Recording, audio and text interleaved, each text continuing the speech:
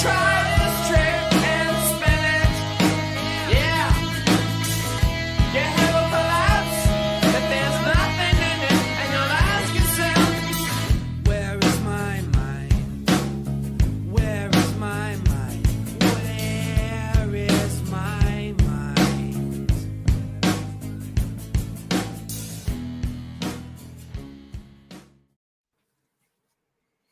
Play it again. It's good stuff, isn't it? Do it again. Do it again. Do the thing again. Do the thing.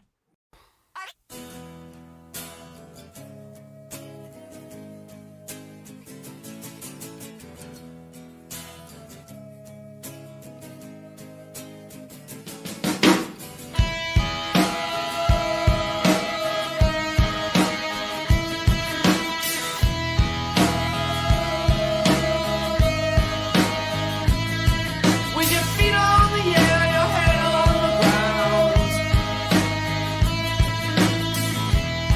Try this trick and spin it. Yeah. Your head will collapse if there's nothing in it, and you'll ask yourself, where is my mind? Where is my mind? Where is my mind?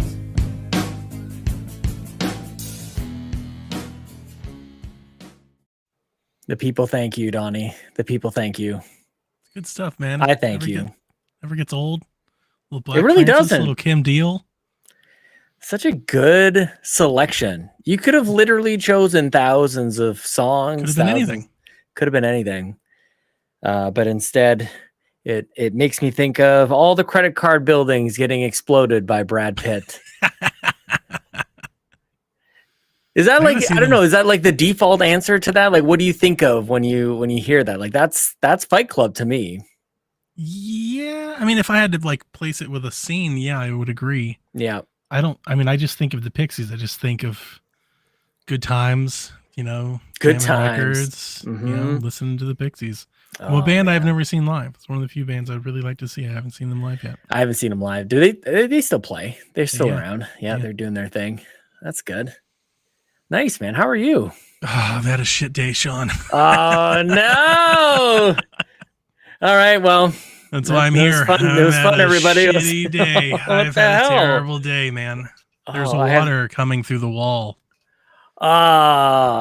upstairs when we were in the kitchen. Oh So, man, I'm We're gonna have to sorry. get somebody to cut the wall open, What the heck? fix the leak. The wall. Yeah, Like sometimes like the ceiling, if like you have a sure.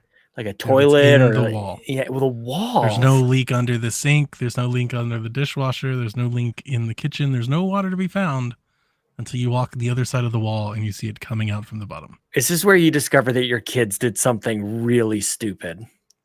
I hope not. I hope not too. What else? What could this possibly be? I But hope that I would be more upset if they did and they just didn't tell me. That's Now what I I've gotta, mean. Like go Mhm. back and try to recreate the scene of the crime. How did this happen?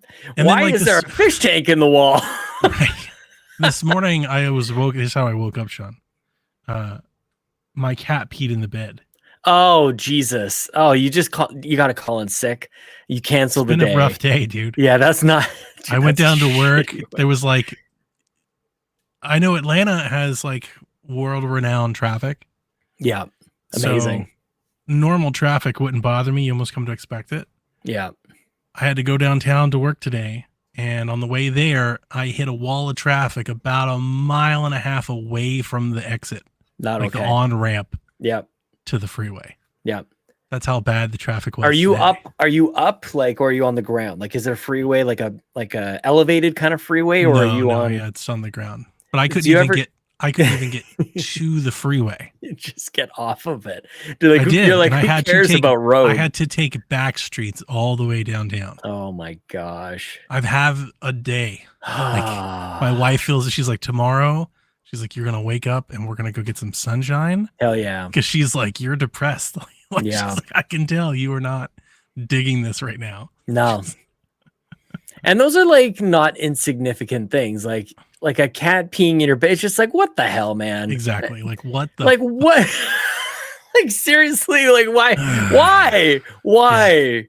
Not fair. Do it to somebody So- else. I'm having a Ah. day, and she was like, maybe Sean and podcasting will cheer you up. And I was like, maybe so. And Maybe if not, so. I went and got lots of alcohol. Hell yeah. So I plan Yeah. I haven't drank all week, and I'm like, nope, I'm drinking tonight. That's for sure. I haven't had a drink in forever. And honestly, I kind of wish you told. I mean, I don't know. Who knows what would have happened? But if you messaged me, look, cat pissed in the bed. I had 6 hours of Water's coming through the traffic. walls. Yeah, exactly. Like, you could even like call it a personal favor. Like, look, do it for me. Just go We're get getting some drunk booze today, and Sean. just do it for me, man. We don't even have anything here. Like, there's nothing. Chelsea's gonna hand me a Diet Coke here eventually, so I'll have a That fresh, works.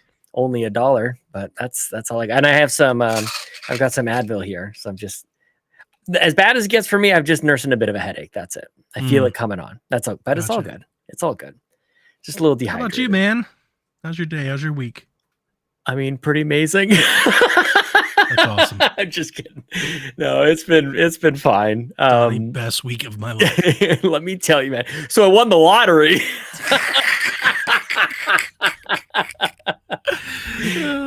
Yeah, I woke Fabulous. up. I just had this feeling, man, and bought a scratch and sniff. But no, pretty average, to be honest with you. I will say, you know what? I don't know. Maybe this is trying to even the scales here a little bit. I thought that I had dried this sweater, and it's not. I put this on Oh, 3 seconds before we came on, and it's dry, like you can see, like it, Ish. but not like. yeah, it's dry-ish. It's ish, yeah. So I'm kind of That's- like, that's tough. if you notice me touching my clothes a lot, I'm just kind of like trying to get Gotcha. used to it because that's not how that's supposed to feel. It's kind of cold. It's kind of moist.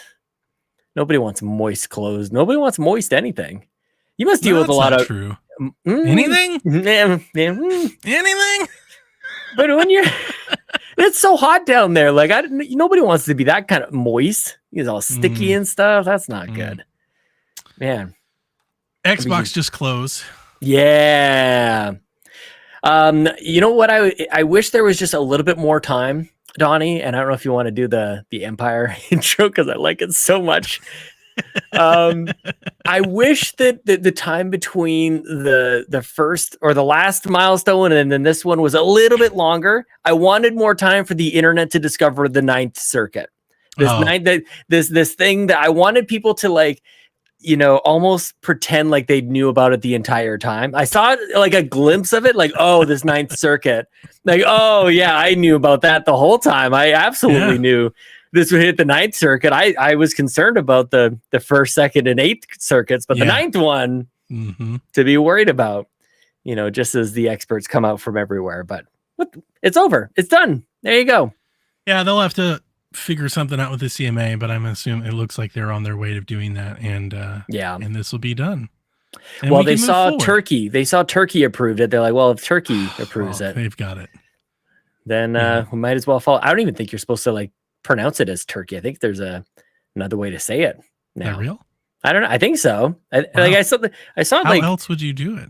I don't know. I think I Turkey? saw Turkey. Maybe the R is Lalonde. silent. Courtney Lalonde.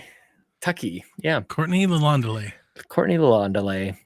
Him and I are going to go see some movies, not together, but same movies next week, I think. Mission Impossible. I see Mission Impossible on Monday, Donnie. I'm pumped. Yeah, you're Love really me. into the Mission Impossible stuff, aren't you? How are you not? How I are never people really have not? been. I have the Oh collection. man. It's Yeah. just not like a franchise that I've really like. It's just, grown on it's me. just not as good as like Bourne or Oh. GoldenEye or like it's just not as good as those, I guess. It's funny that you bring up GoldenEye because I feel like similar time. First movie, first Mission Sure. Impossible, Yeah. GoldenEye.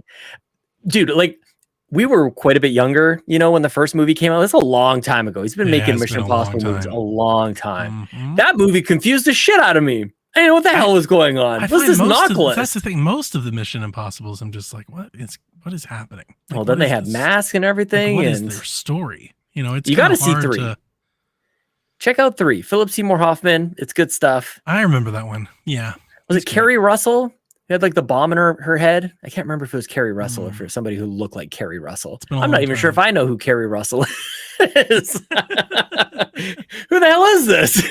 But it's good. You're going to go see Mission Impossible. I'm pumped. And then a week from today, I'm going to see Oppenheimer in IMAX. My man. Now that is what I am fucking pumped, dude. I am so stoked. Oh my God. I haven't been this excited about movies in a long time.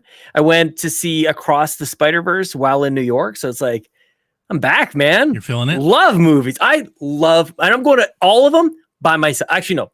I'll be seeing Oppenheimer with Rybo actually in Calgary.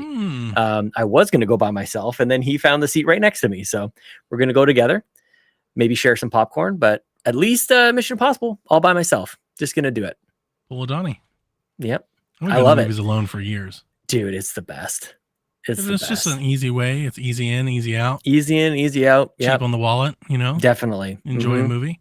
It's incredible. People need to, I wish, like, is there still a stigma to it? Because I don't care enough to even know if that's when a I thing. tell people I go to the movies by myself, so I get all kinds of reactions. Oh, well, you can that are judge not them positive. back. You judge back twice as hard. Most then. of them are like, what? Like they're offended that somebody would go to the movies alone.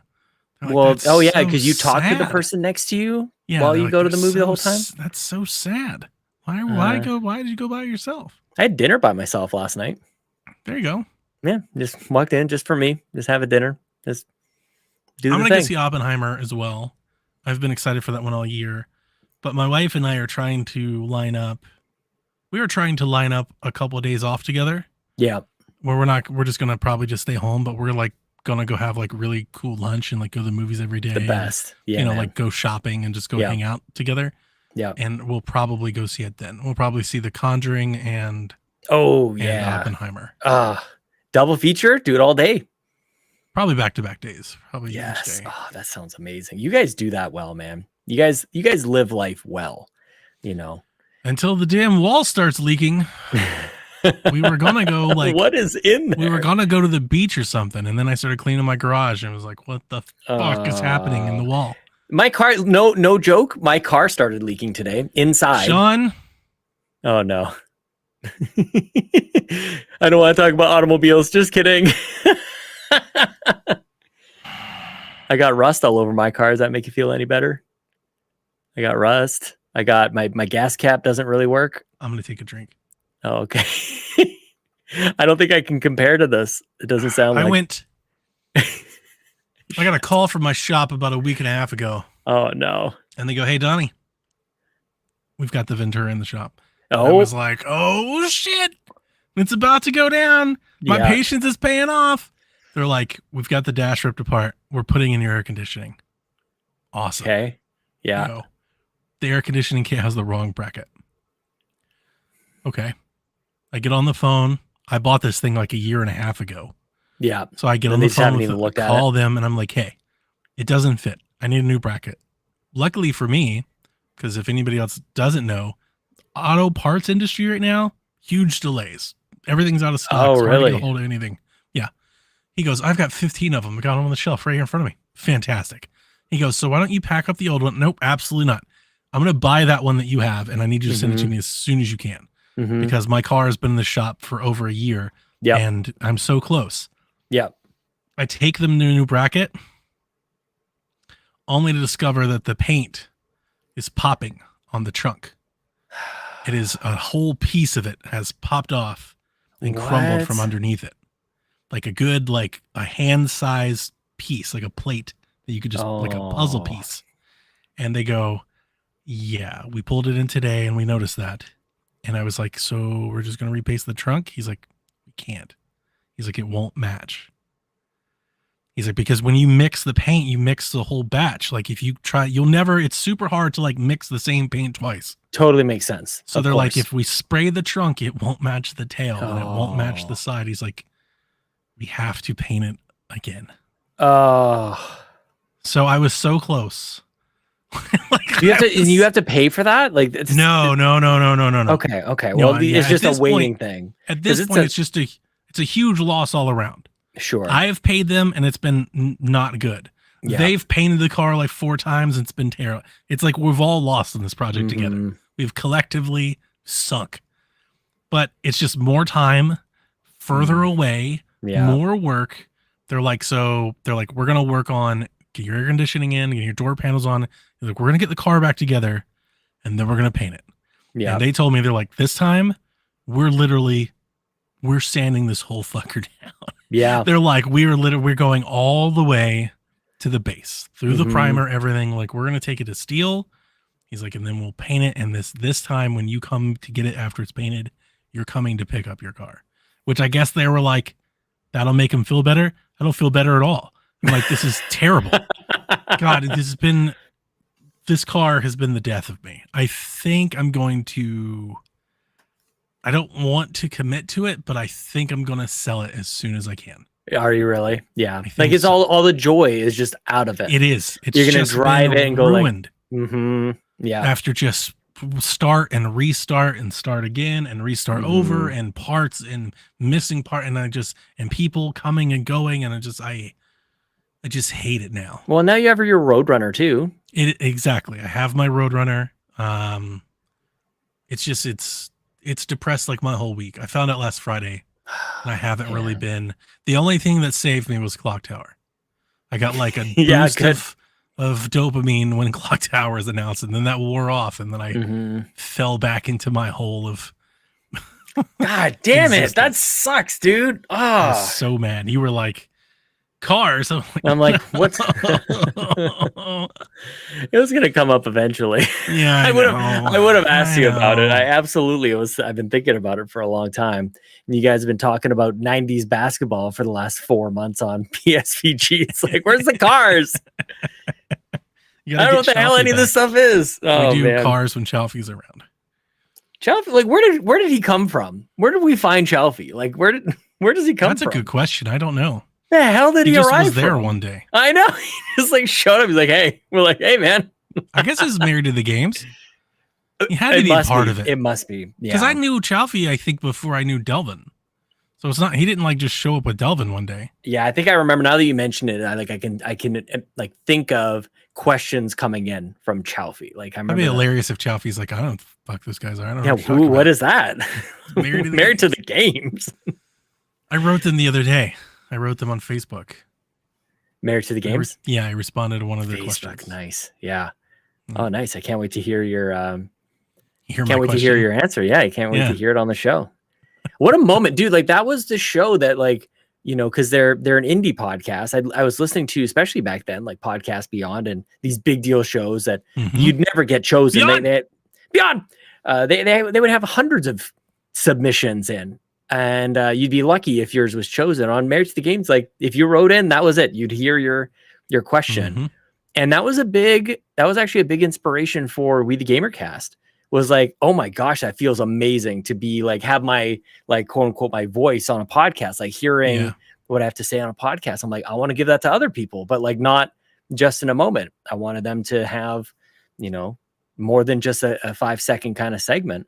And then I learned that everybody that came on the show had their own podcast. So that mission statement went out the window. It's like not a thing.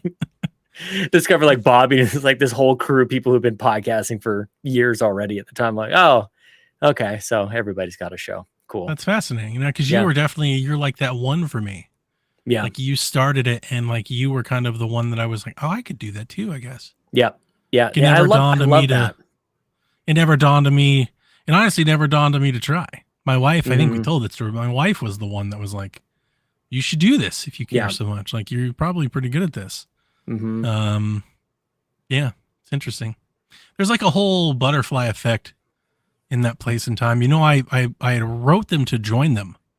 Oh, really? Yeah, and I guess it was at 200. I think is Yeah. the one that I went to. Gabe and I talked about it, and it is. I guess it's Amazing. kind of a funny story. There was a time and place where they like had a blog Mm-hmm. and like the forum, right? The website, Yep, and the blog course. just wasn't very up to date. And I didn't think the website was like particularly like up to snuff. Mm-hmm. And I wrote them one time, maybe about a year before I started PSVG, Yep. maybe a little longer.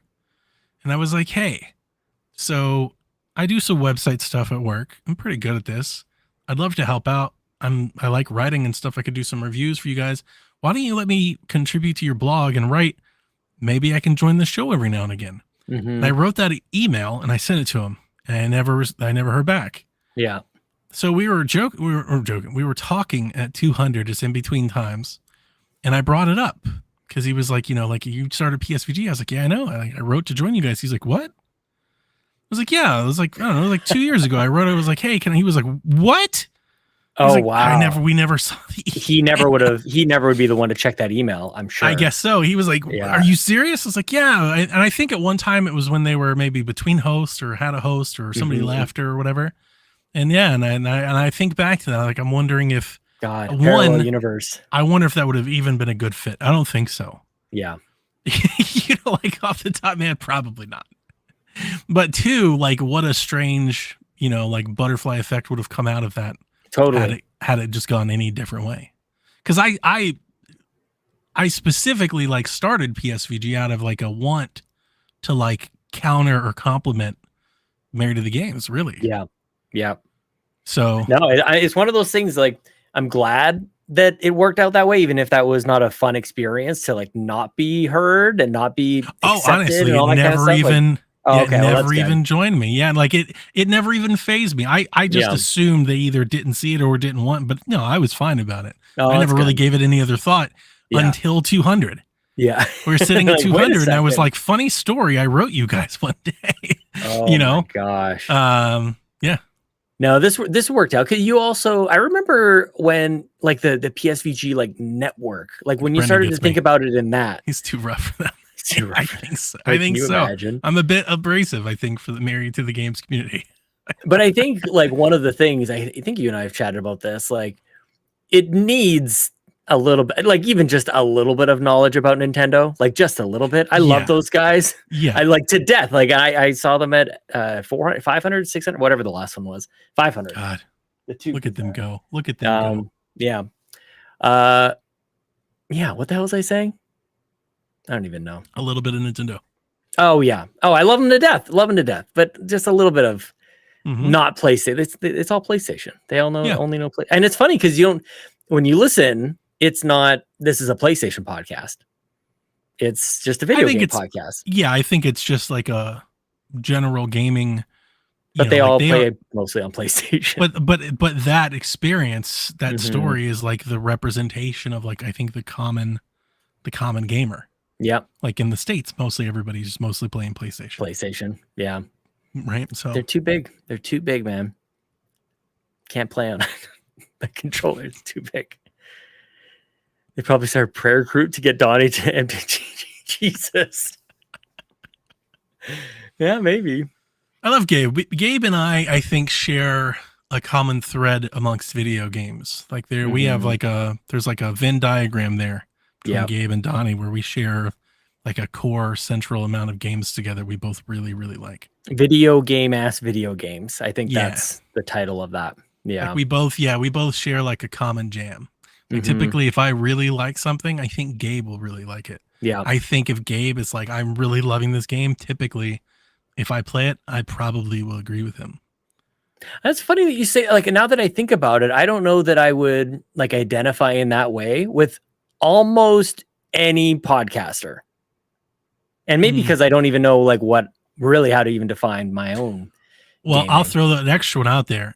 I can't really quantify this anymore because I really haven't heard him do a podcast in like 4 or 5 years. But back in those days, 10 years ago when I was listening to podcasts, I always felt that Greg Miller and I shared a lot of similar games. Yeah. Yep. Yeah. And really they would do the thing like Metal Gear and Mario Golf. And like we were just on kind of a similar wavelength into doing a lot of the same type of stuff. So he was a big reason why I was listening to Beyond. Yeah. I just laughed my ass off at Beyond. I thought it was I think of that show as funny. And I think that it became not as funny. Like it became kind of funny. Yeah, kind of funny, I guess. It's amazing. But I remember thinking like, I'm looking forward to my laugh with Beyond. That's why I was listening. I think that's kind of interesting because you kind of become self-aware, I guess, at a point. And then you become the show that you think you're supposed to be, and you start thinking about it almost too much. And I think that's kind of what happened with Beyond. It's just a time capsule. Yeah. Me. All those shows are just a time capsule of like where video games were at the time. Yeah. Like when I think about it, I think of like the PSN blackout. That's exactly what I think of. Yeah, you know, like Yeah. it wasn't so much that I was into the show or PlayStation. I really wasn't. Yeah. I barely listened to it for any of Oh, that dude, they stuff. influenced me big time. But like, I got a Vita because of that show. Really? Did you? Big time. Oh yeah. No, Well, yeah, I was mean, I always got the it. 3DS person being like, I this asked guy's for it just for my birthday. I've but yeah. missed. I No, was like, even when Colin came on our show years ago, I was like, you were just wrong. Well, You were wrong then. as if he You're hasn't still been told wrong that. now. The Yeah. 3DS was incredible. Yeah. But again, at that time, I was also like, you know, playing Nintendo in a forum, Yeah. talking about how amazing 3DS and Wii U was. So I was that guy. See, I never chose No. one over the other either. Like I had a 3DS and a Vita. Actually, Chelsea got me both of them. Now that I think about it, That is she got me a sweet 3DS wife. for Christmas, and I don't even know if we were married at the time. We wouldn't have been married with the Vita. We would have just been dating. I have never had a significant other ever buy me a video game console. We I might think have been that would be- engaged. That would have been like the sweetest possible gift I think anybody would have ever given me, and it's never happened to me. We're both just total dorks, man. Like, yeah. I probably Like- beat them all to the punch. That's I think- probably a part of it. I think there's a 3DS back there that is a wedding present that I gave to her, like the Yoshi special edition. I think that was one of the wedding presents that I gave to her. Wow. And she got me a day at NASA Space Camp at the Kennedy Space Center in That's so in thoughtful. Florida.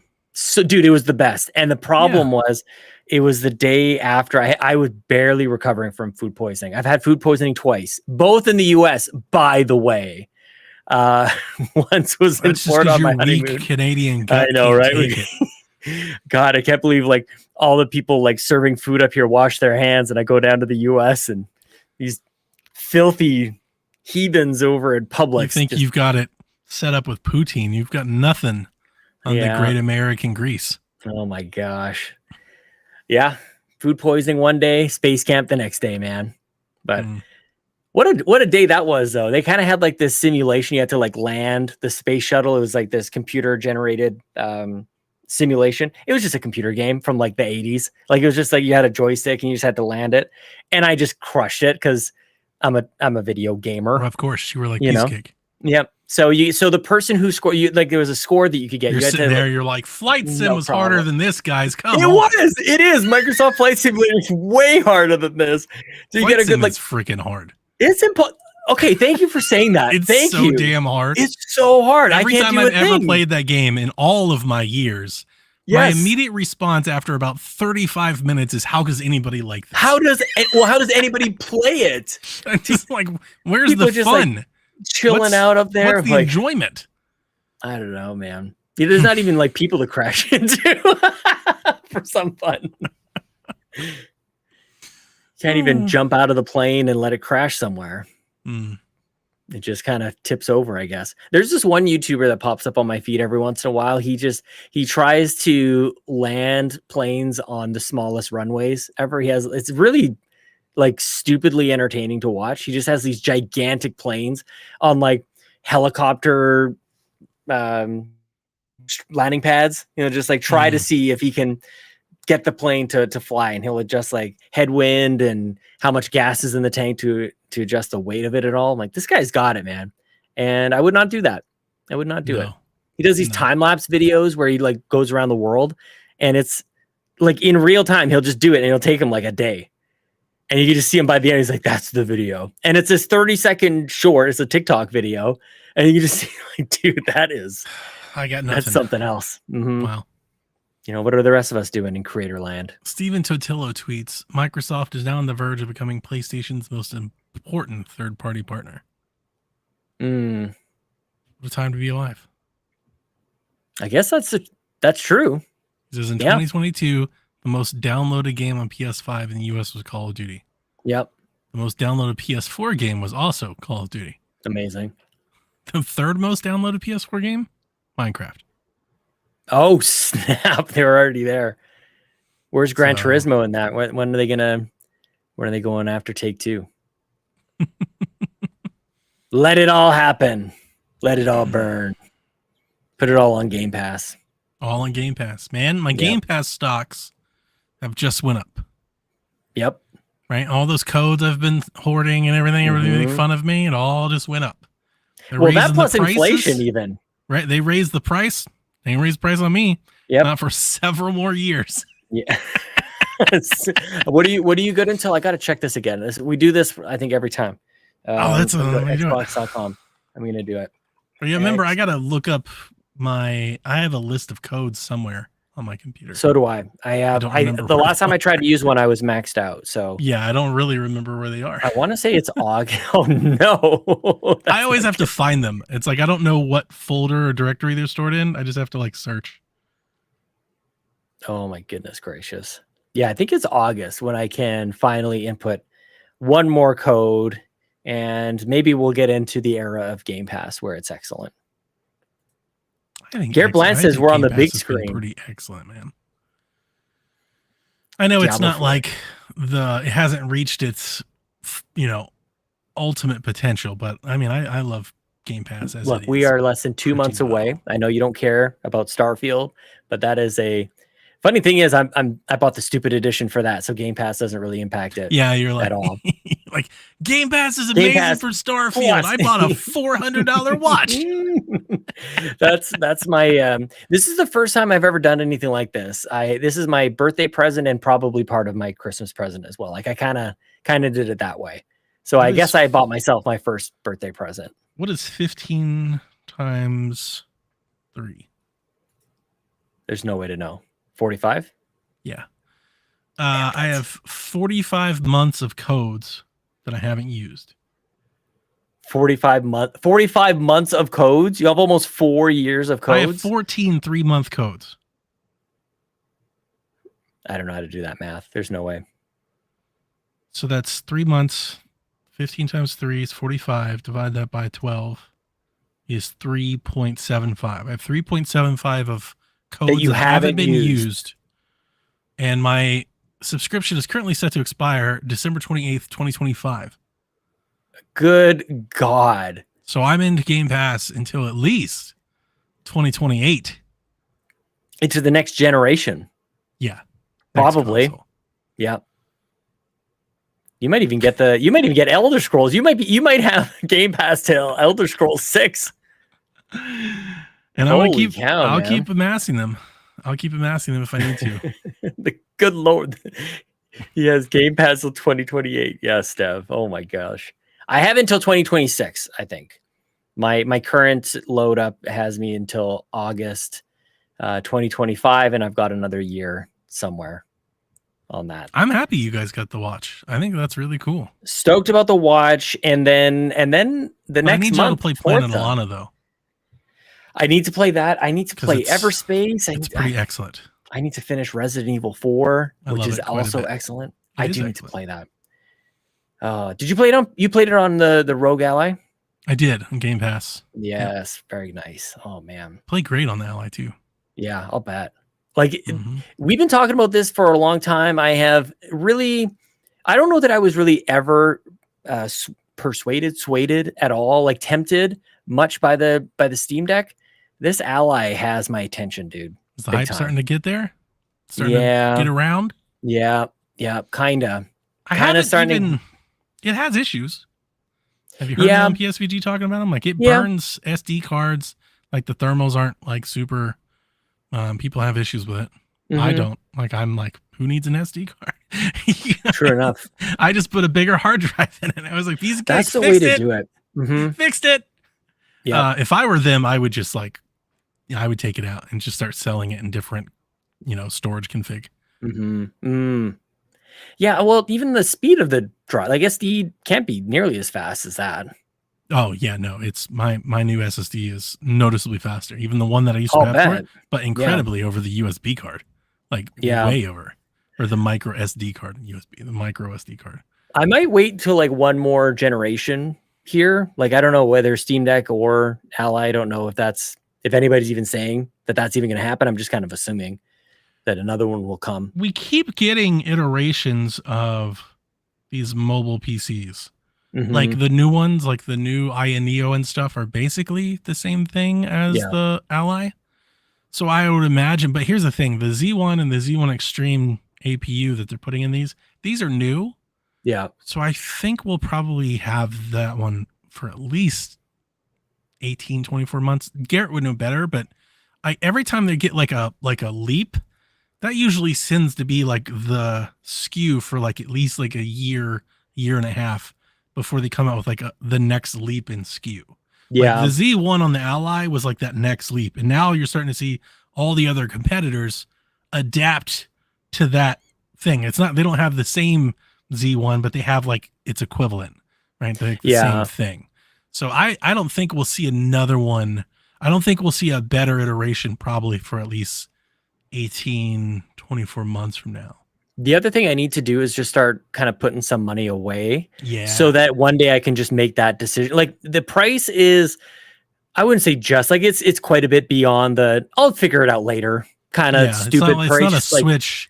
Yeah. And that's the thing that I have been telling people, that people are like, that's really cool, but I don't know. I'm like, well, hold off for the Switch. The Switch 2 might be what you're asking for.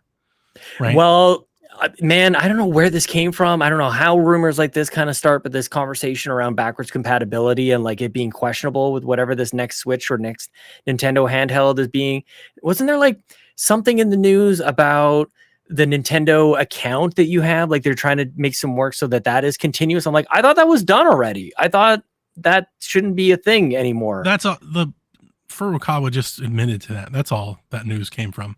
Yeah. It was an investor Q&A, and they were like, yeah, we were going to use the Nintendo account to like onboard people to our new platform. That didn't need to be said, but you know, it's Nintendo, and yeah, they said like the very lowest common denominator answer. And I think people were surprised that was going to happen, but yeah, no, that was guaranteed to happen. But just because they're using your account does not guarantee backwards compatibility. Dude, if it's messy even a little bit, I know I've said things like this before, but damn it, I might be done with Nintendo if they do something crappy like that. I understand that. I just spent a lot of money on games on Nintendo. I'm not believing that it won't be backwards compatible at all, but I think there might be degrees. So, but the real question is this: do they change the physical media at all? Yeah. If they do, then your cartridges may not be backwards compatible. I've been buying a lot of cartridges, dude, on a lot of those big games. If I had to guess, we've had a few questions like this on Shaq over the last year. Like if there was a crazy thing that Nintendo was going to do, like something crazy that would be divisive, what I would answer with is digital only. I'm not saying I don't think they will, but I could see them being like, it's digital only. Anything in your account works, but if you have a Switch game on a cartridge, it doesn't work. Like I could see that being a thing. I could also see, and I don't even, maybe I'll tackle how I would respond to that separately, but it's like maybe a little bit bigger deal than Apple saying you're not getting a headphone jack anymore and just like deciding that for the future. Like after that, you know, Google, I think, had one more year with a headphone jack, and after that, like you just don't, it is you just don't have interesting it anymore. That you say Apple, because Apple has games and apps that just don't work when you move to a certain new level of phone. Like everything is compatible until it isn't. Yeah, right. You know, like this version of the game just doesn't work with your device anymore. That's bizarre because it's not like Android does the same thing. Yeah. I guess I just don't care enough about that to complain about it. Like I bought Grand Theft Auto, and I had a tablet in the last couple of years, and it just didn't work on that tablet. Like it's just not supported on this tablet. Yeah, I like it. Principally, I think it's the same thing, but yeah, I don't have the same library. And they're like, if they pull the PlayStation, it's a hard reset. Yeah. Right. If it's PlayStation 3 to PlayStation 4, it's a hard reset. Yeah. And they start trying to dual release games. I'm not going to say I'm not going to buy it. I will tell you that I'm going to be really angry about it. I'm going to say how angry I am about it. And I'm not going to rebuy games I already own on Switch. Yeah. It's like, funny, I'm not buying Mario Kart 8 again. I'm not buying Smash. I'm not buying Zelda again. Like I'm good. With the Switch, I'm at a place now where the Switch can just kind of, like, honestly, like the 3DS. My 3DS is just kind of archived in place, right? It's set in stone, and it's like, I like it just there. Like, it's there. The way I have it is the way, I don't need it. I'm not looking for a new Switch to, like, I'm going to replay all of play Mario Bros. U again. Like, no, I'm good. I've done that. But if you had it, like, I don't know, I would love to have that available. And I guess the reason I bring it up in the same conversation is like, this just continues to push me back to PC. and like suddenly the investment that everybody brings up, right? Like all the reasons people say I don't want a PC game because it's expensive or it's complicated and blah blah blah. And it's like, dude, those games, I've got Unreal on my computer, and that game came out in 1998. Like it's not a worry anymore. Like that is all sorted out. And I like have spent the last number of years, as many others have, like you spend money on, especially on the digital storefront, for games to be locked digitally to a console. I think like for me just doesn't land. Like I understand 3DS games totally makes sense. I'm with you. I don't think they can do that. I think it'll be a tough sell if they're like, you can't play Castle Crashers on your new Switch because you have to buy it again. I don't think that doesn't work. This is me. Like I had like buyer's remorse almost instantly. I spent just a stupid amount of money on the Nintendo eShop. I'm like, yeah, let's be silly. I'm like, what am I doing? Like, there's no guarantee that that's gonna go for. I have dead cells on my Switch. I'm like, why did I do that? And I think that if I had an Ally, this is part of why I'm starting to think about it in this way. I'm like, if I just had one, I would be buying those non-Nintendo games on that. That's what I'm doing. But instead I'm buying it on Switch. You're literally just describing to me like what I've just done in the last 2 years. Dude, like trust me, I think about this often where I'm like, fuck, Donnie was ahead of the game like a year. Like on all of this stuff. I'm losing track of this stuff. Where it's just like Donnie says a thing. Games nobody understands them. I don't buy, if I buy something on Switch, it's either a dual purchase, like I'm buying it twice, or I got like a deal on it in some way. But if I'm playing like an indie game or a third party game or something, chances are I'm playing on the Ally. I bought Oxenfree 2 on Switch just because it had a promo at the time that saved me. Oh, for the pre-order? Yeah, for the pre-order. Yeah. Plus, I was like, Oxenfree will play fine on Switch. Like I can play Oxenfree on the Switch. You can select for sure. But like Clock Tower, when Clock Tower comes out, well, that's probably a bad example. I'm going to buy all versions of Clock Tower. Think of a better. What's an upcoming indie game? Cookie Cutter is the game that we saw from E3 this year, or Game Fest, or whatever it's called. I'm going to buy Cookie Cutter on the Ally. Yeah. Like I'm not even considering a Switch copy. Gory, Cuddly Carnage, like that crazy cat game I'm excited about. I'm going to buy it on Steam. Most everything I'm buying these days, like 90% of my purchases are coming primarily on Steam. How many, did we talk about this before? How many games you got on Steam, do you think? Hundreds? Is there a way to count them? Like, is there a total, like when you look at the library, like does it say how many there are? I'm gonna fire it up here anyway.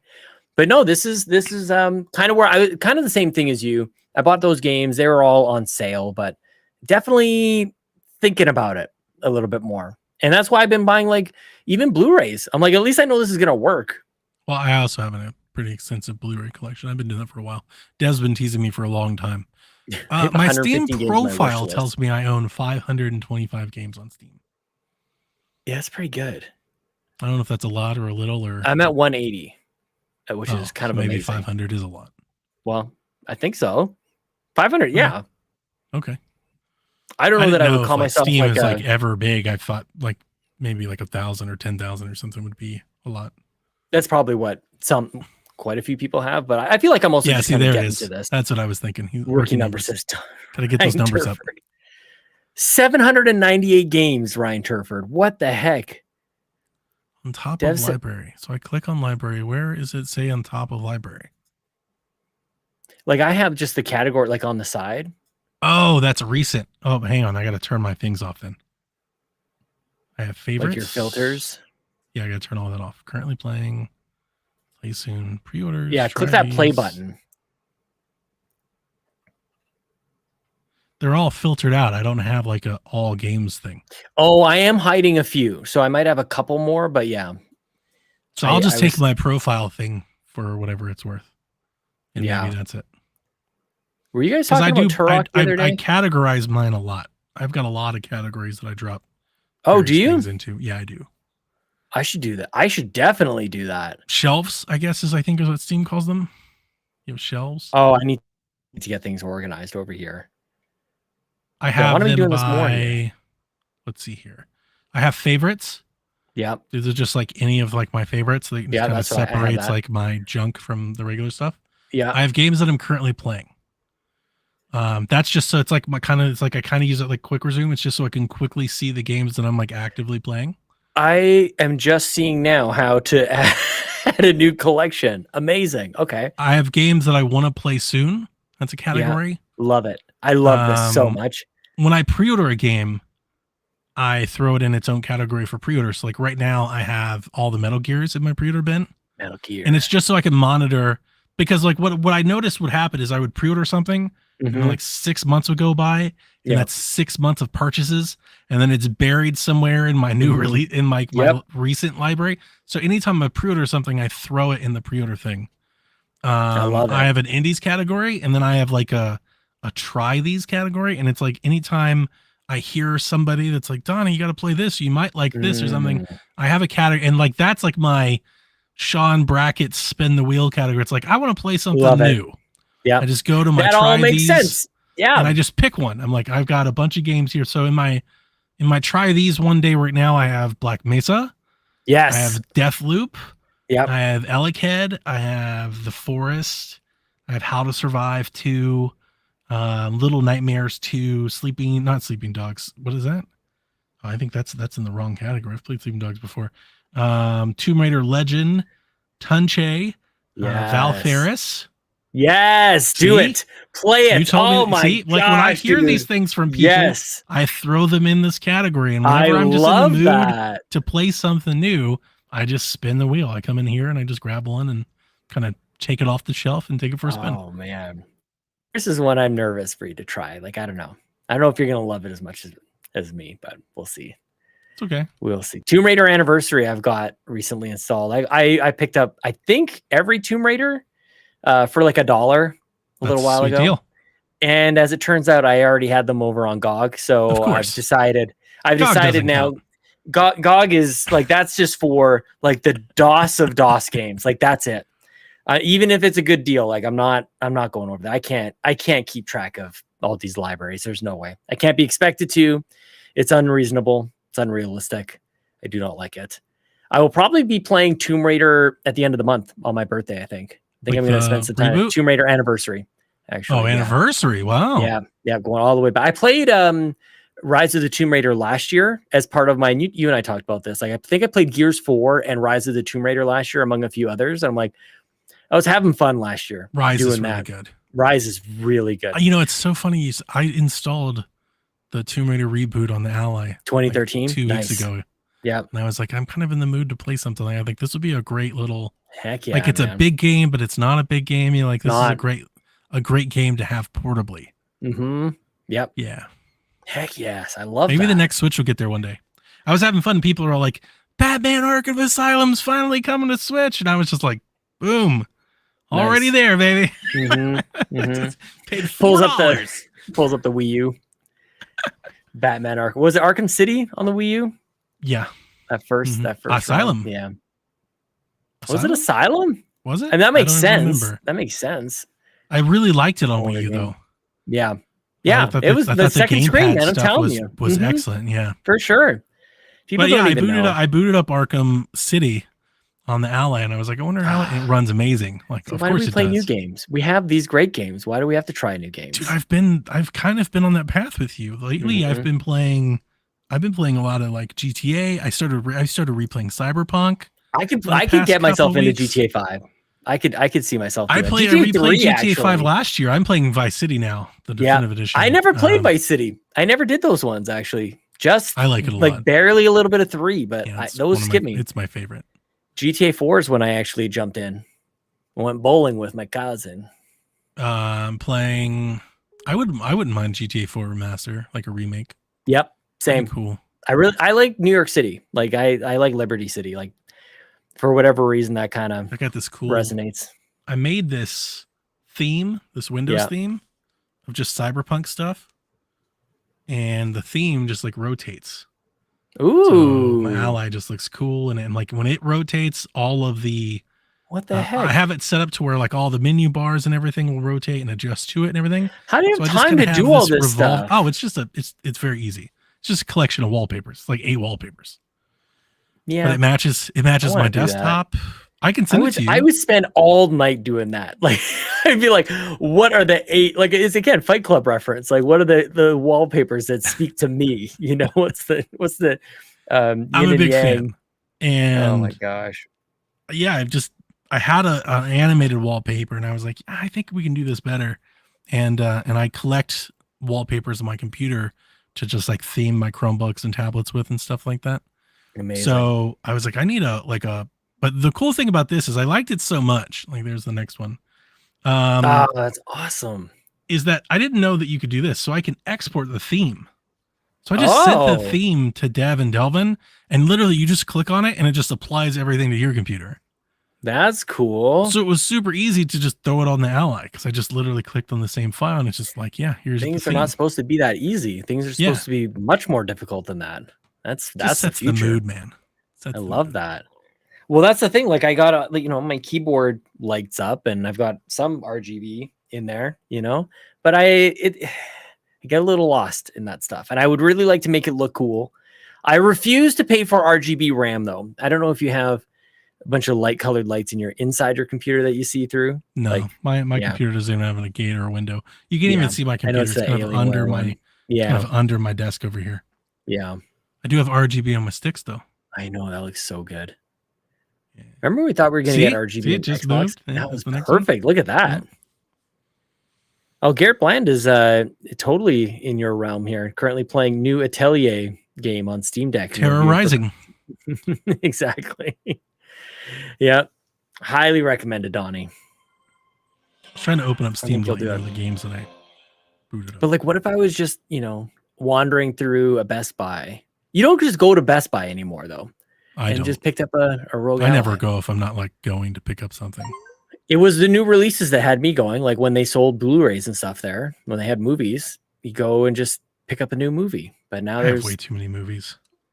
I gotta call some, I think. I have been slowly but surely, but I like I've got Last of Us, I've got Warhammer, Cyberpunk, GTA, Doom, and here's the game I was remembering. I installed Tomb Raider, I installed Spec Ops: The Line, and I installed Far Cry New Dawn. Dude, that game is really fun. It is really fun. And I was like, I have already replayed 5 3 times over. That's crazy. Far Cry 3 Remastered isn't on Steam, right? I have no idea. I think it's console. I think you have to have the gold. It's like the gold edition only. Maybe it's the Ubisoft Connect. Searching. Ooh, maybe. There's also an Xbox sale on right now that I was going to check out. So I wanted to to try and play some Far Cry on the go. And I was like, well, I have never replayed New Dawn. I've only ever played that one time. So I was like, maybe I'll give it a try. I hated the ending, but the game was fun. Yeah, the ending was pretty weak. The two of them, like the sisters. Pretty lame. Yeah. I feel like I didn't realize I had killed one. Like, it was like this big firefight, and I look over, I'm like, oh, she died? She's dead, I guess. All right, sorry about that. I just didn't like what they did with the Seed family and stuff in New Dawn. Yeah. I was like, really? I love this game so much, and this is what you're doing? It's just weak.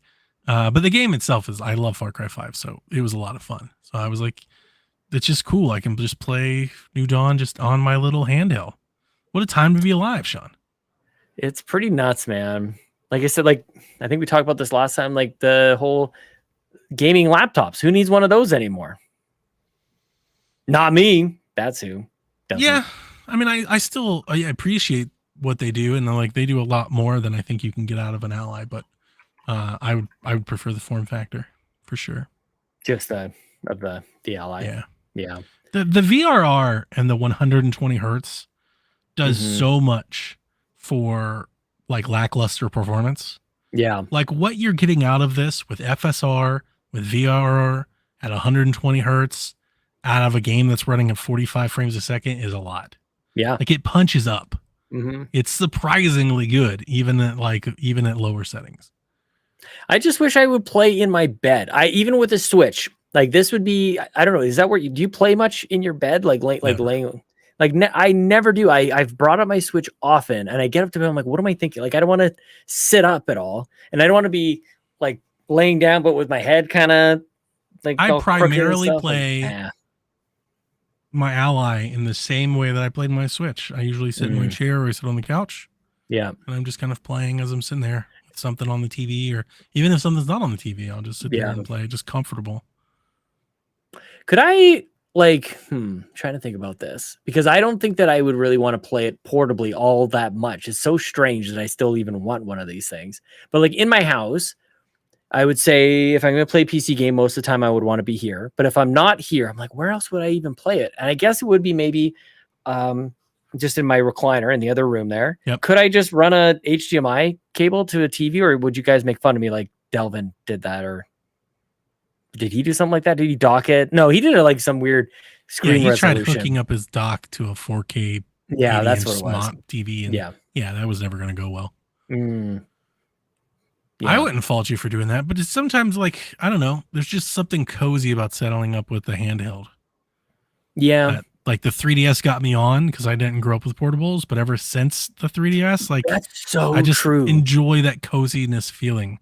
Like can I play New Dawn on my Xbox on my TV? Sure. Yeah. Like, but I don't always think about it or even want to. Yeah. You know? Oh, that's interesting. I don't know why I don't think about that with my Switch, because as soon as you said like, you know, like kind of cozy 3DS, totally get it. I had absolutely had that experience. I do not do that with my Switch, and I don't know why. Maybe that's the most time I play my Switch almost exclusively handheld these days. Dev says I'll make fun of you, but you can just get a dock. Dev makes fun of everybody for everything. What the hell, of man? course, he just hates everything. He's just You're too tall to play basketball. Like, you've got a dock. We get it, man. Calm down. Yeah, no, my Switch is just a handheld at this point. I have docks. They're even hooked up. I just never use them. I played about 2.5 hours of Oxenfree, and I haven't docked it at all. Oxenfree 2? Yeah. Are you liking it? Not really. Yeah. Did you like the first one? I did. A lot? Yeah. I liked it. Yeah. Yep. Same. I wouldn't say a lot. I liked it. It's fair. Pretty this different. One so far it's okay. It's more of the same. Which I don't know. Like, I don't know. There's a part of me that's just like, maybe I'm just not in the mood for this right now. Totally. But I'm just kind of bored. Yep. Like I'm just kind of bored. I was playing it yesterday and I was just like, it's just playing it is just like making me grumpy. I'm just kind of bored. I don't like really want to be doing it. Like I'm doing it because I have a podcast to talk about it. Yep. If there was no podcast, I wouldn't be playing it. Yeah. Or I would have stopped playing it. I think I would have bought it anyway, but I would have stopped playing it. I liked the first one just fine. And I don't know, a lot of people get like, I think to your if you point, haven't like, noticed, it's the best or ever. The Metacritic score is coming down. Coming down. So the under. It's coming down. Yeah, I would have been with you. Absolutely would have been with you. Getting my point. Under 80. That's incredible, dude. Well, that could be under dispute, perhaps, because it wasn't when we recorded PSVG. But that was just when it just came out. I'm with you. Trust me, I'm on your side. I'm on your side. You don't have to convince me. You got to let the votes come in first. Dev wanted to stop the vote.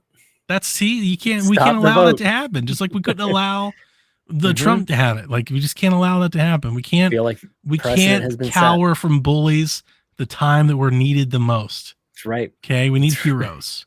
People willing to stand up for what's right. Yeah. Did you ever get a ruling on that? Did Rudays say anything in the Discord? He'll tell us later. He just I think he just likes leaving us in. Oh, that's perfect. In purgatory. He's just like, nah. He's like, I'll let you know. I think he said next week, like on the show. Okay. So before the next week's show, he'll let us know. There'll be an appeal and everything. Yeah. You guys will have your 9th circuit, your 10th circuit, whatever the hell. It's back to the 9th circuit. I like it. Well, we're not going to have any more of that to talk about. So I'm on the right side of history. I think I'm with you. I am absolutely with you. But at a certain point, like a decision does have to be made. But is it the same day that the reviews go out? Like everybody knows they fluctuate. Yeah, that ain't right. Definitely not. Yep. If it was like Monday, Wednesday, I'd totally be fine with it. Yeah, but not. Yeah, it's pretty different. And here's the thing: like the reviews were also like trickling out. It wasn't like they all hit at 8 a.m. Yeah. Like even throughout the day, those numbers were changing and they're still changing because they all haven't been published and stuff. I love how locked in everyone is on this too. Like if you listen to PSVG, you're checking this as well. Like John 32 coming in here and just like, by the way, By here the it way, is. we looked up, we ran the numbers. Yeah. We're crunching the numbers. Mhm. Yeah. I love it, man. Like that's something special you have. Like people jump in. It's such a good segment too. Like it's such a good idea. The Over under. Especially We're when he just picks ripping the off. lines like this. It's Like, so yeah, we're good. just ripping off ESPN and stuff at this point. Good. Dude, rip Just like off PTI. more non-gaming stuff and bring it into gaming. Like, It does make for some fun conversation, especially when the lines are set well. yeah. You know, when Yeah. the lines are set well, when he asked this question, I was like, I think you nailed it. Yeah. I was like, this is exactly where the line's going to be drawn. How the Like, hell do you do that? Yeah, he really did. This was special. It was good. Mhm. Yeah, man. It's pretty intense. But, everybody's getting practice at it, which is nice. I love it. Mhm. I want to steal it so bad, but everybody needs their root days. You can't just have your own set a line and try to guess it. You need somebody setting good lines. Mhm. And we only got one. It's amazing. Trying to think, like, I guess I don't really listen to too much other like non-gaming podcasts. I listen to like Star Talk every once in a while, but I mostly What's listen Star to Talk? it's Neil deGrasse Tyson. It's space. Oh, okay. Yeah. Yeah. It's just like black holes and stuff. And I'm like, That's cool. yeah. I'll hear the same thing every other week. And I'm like, yeah, I still like that. Like, Nice. I know most of what they're gonna say. Have we learned like, it's anything so new cool. about black holes? No, I don't know. I don't think Okay. so. You still fall in, We've never sent anything into a black hole that we could measure anything. No, nothing We can comes out. send shit to Mars and all that, but we can't send anything into. Is that the same? The black holes it? and I don't Mars? No. I think black holes are like the not even light escapes. But we know where they are, right? We know where several Yep. exist. Yeah. So why don't we taking send pictures something of to them? it? I don't know. That's a good question. I think they're really far away. Oh, okay. Like the Voyager Like thing further that they than Mars away. Oh yeah, like Oh, yeah. okay. Oh yeah, That'd way be why. outside. I don't Yeah. know. Yeah. You're my space guy. I got a guy for Oh. that. I don't know. I would love You'd to have to do. tell me. Like it actually upsets me that we haven't gone anywhere else, and that it's practically impossible to do it. I do feel like it we bothers should me. know what black holes do already. I think we know. Like I think at least the math, anyways. Do we? And taking those pictures that we don't have of know. black We holes. don't know what happens if you go into it. No, not really. Right. Like some people are like you go back in time. Other people are like you're going to be pulled into like spaghetti molecules. Yep. You know, like That is what happens. They know. Those They know are very that will different happen. outcomes. Like nobody really knows. If those I are mean, your you're- outcomes, you will be ripped to shreds. it's like but either like you're going to be your- separated at the molecular level, Mm. or you're going to wake up in 1608. Like it's like what You'll be are we dead. doing here? You'll be dead, but your material and the data that you carry with you may be transferred to some new parallel universe or something. That's possible, but they're too far away. They're too far away, and there's light can't escape them, which I think is fascinating. There's one at the center of the galaxy. Of every galaxy is a supermassive black hole at the center of every galaxy, and everything's spinning around this thing, which is nuts. Did you know that there's also we're going to crash into the Andromeda galaxy at some point, Donnie? Did you know that? And you love this. I think it's fascinating. You love Yeah. space. Like all you want to do is to go explore space. I want to explore space. I am You know that obsessed. space is trying to kill you at every moment. Well, we're here. We're on It's this like rock. the cruelest hurtling around environment. space. It's the cruelest environment known to man. Do you Space. realize how close to It's that the environment absence we of are? environment. We are so close to it. Yeah, It's but we have several look straight shields. up. We have several shields. It is not that far. It's like a short We have drive. atmosphere shields. We have gravity holding. We have so many Yeah, like we have things magnetic shields. You're right. stopping us from getting there. I know, Like, and they're they're not like, that far up. They're like, you don't want to go out there, and then we have fucking people like Sean. They're like, but I want to do it anyway. Sign me up. Sign me up. Let me look out the window. We're extreme. We love While Sean we White. do it. Yes, please. No it- different than the submarine people. Yeah. I mean, kind of different. You can't even open. You can't even like open. You know, like if your visor cracks, you're instantly dead. That isn't even instant. You'd probably have a better death in the submarine than Yeah, you would in space. that's what I'm saying. Like it's Yeah. crushingly cruel. Yeah, like space. people who have found themselves in vacuums for a short period of time say that they feel and taste like the saliva boiling on their tongue. Like that's a thing. Like, like your face. Good just Lord. like, Tim Pollins says you missed your calling as an astronaut, dude. They, we were the age when This is you House were a kid. Canada's space program. We have an arm. We have the robotic arm on the Space station. You guys don't make fun of us. Come on, man. Much more atmosphere. We sent up a commander. For the What is your International space program? Station. What's your space agency's name? The Canada Space Agency. Of course it is. Of course it is. Yeah, the CSA. This is the thing that I've learned. Canadians are such literal people. Yeah. They're just very literal people. Oh my god, that's so funny. Oh, John 32 says we hitch a ride on the U.S. shuttles. We actually used to hitch a ride on the Soyuz. You're closer to them anyway. I mean, winter's basically the same across the board. You know, so. if the water separates just enough, you can just walk over. Pretty much, just a land you're bridge right shows there. up every Yeah. every Christmas. And walk over. We bring maple syrup and poutine, and they chase us out of there. Yeah, in Russia, shuttle rides you. Jesus. But doesn't it make you like you don't know for sure if there's life on any of those other planets? Like, what if there is? They just said like the other day there's like this weird gas that's happening in Venus. Venus is supposed to be completely inhospitable. Like it's not possible. If there is, I don't want to know any part of it. I don't want any part of it. They would kick our ass. The Venusians would kick our ass. If there's something living there, it is so hot. It melts lead in 5 minutes. It's so hot. So there. why do we want to know if anything's living there? We don't want any part of that. You don't want to discover that? You don't. Why? Think that You just said they kill us all. They'd just be tougher than us. It'd be like And you're Dragon like, Ball. "Hi, You need to what go a to God Canadian mode or thing to do. something. Man. Hi." Hey. Oh my And gosh. as you get pierced with lead boiling punches. Oh my gosh. Yeah, I can't believe this doesn't spark any sort of wonder in your mind. There's these oceans under an ice covered moon out there, and like probably the water underneath has life in it. Like you just need to go and drill it. Like there's only so much you can do by taking pictures of these things far off in space. You need to go there, man. You need to go what? find out. Find out. Why? I don't To what know. You end? just To what go benefit? see.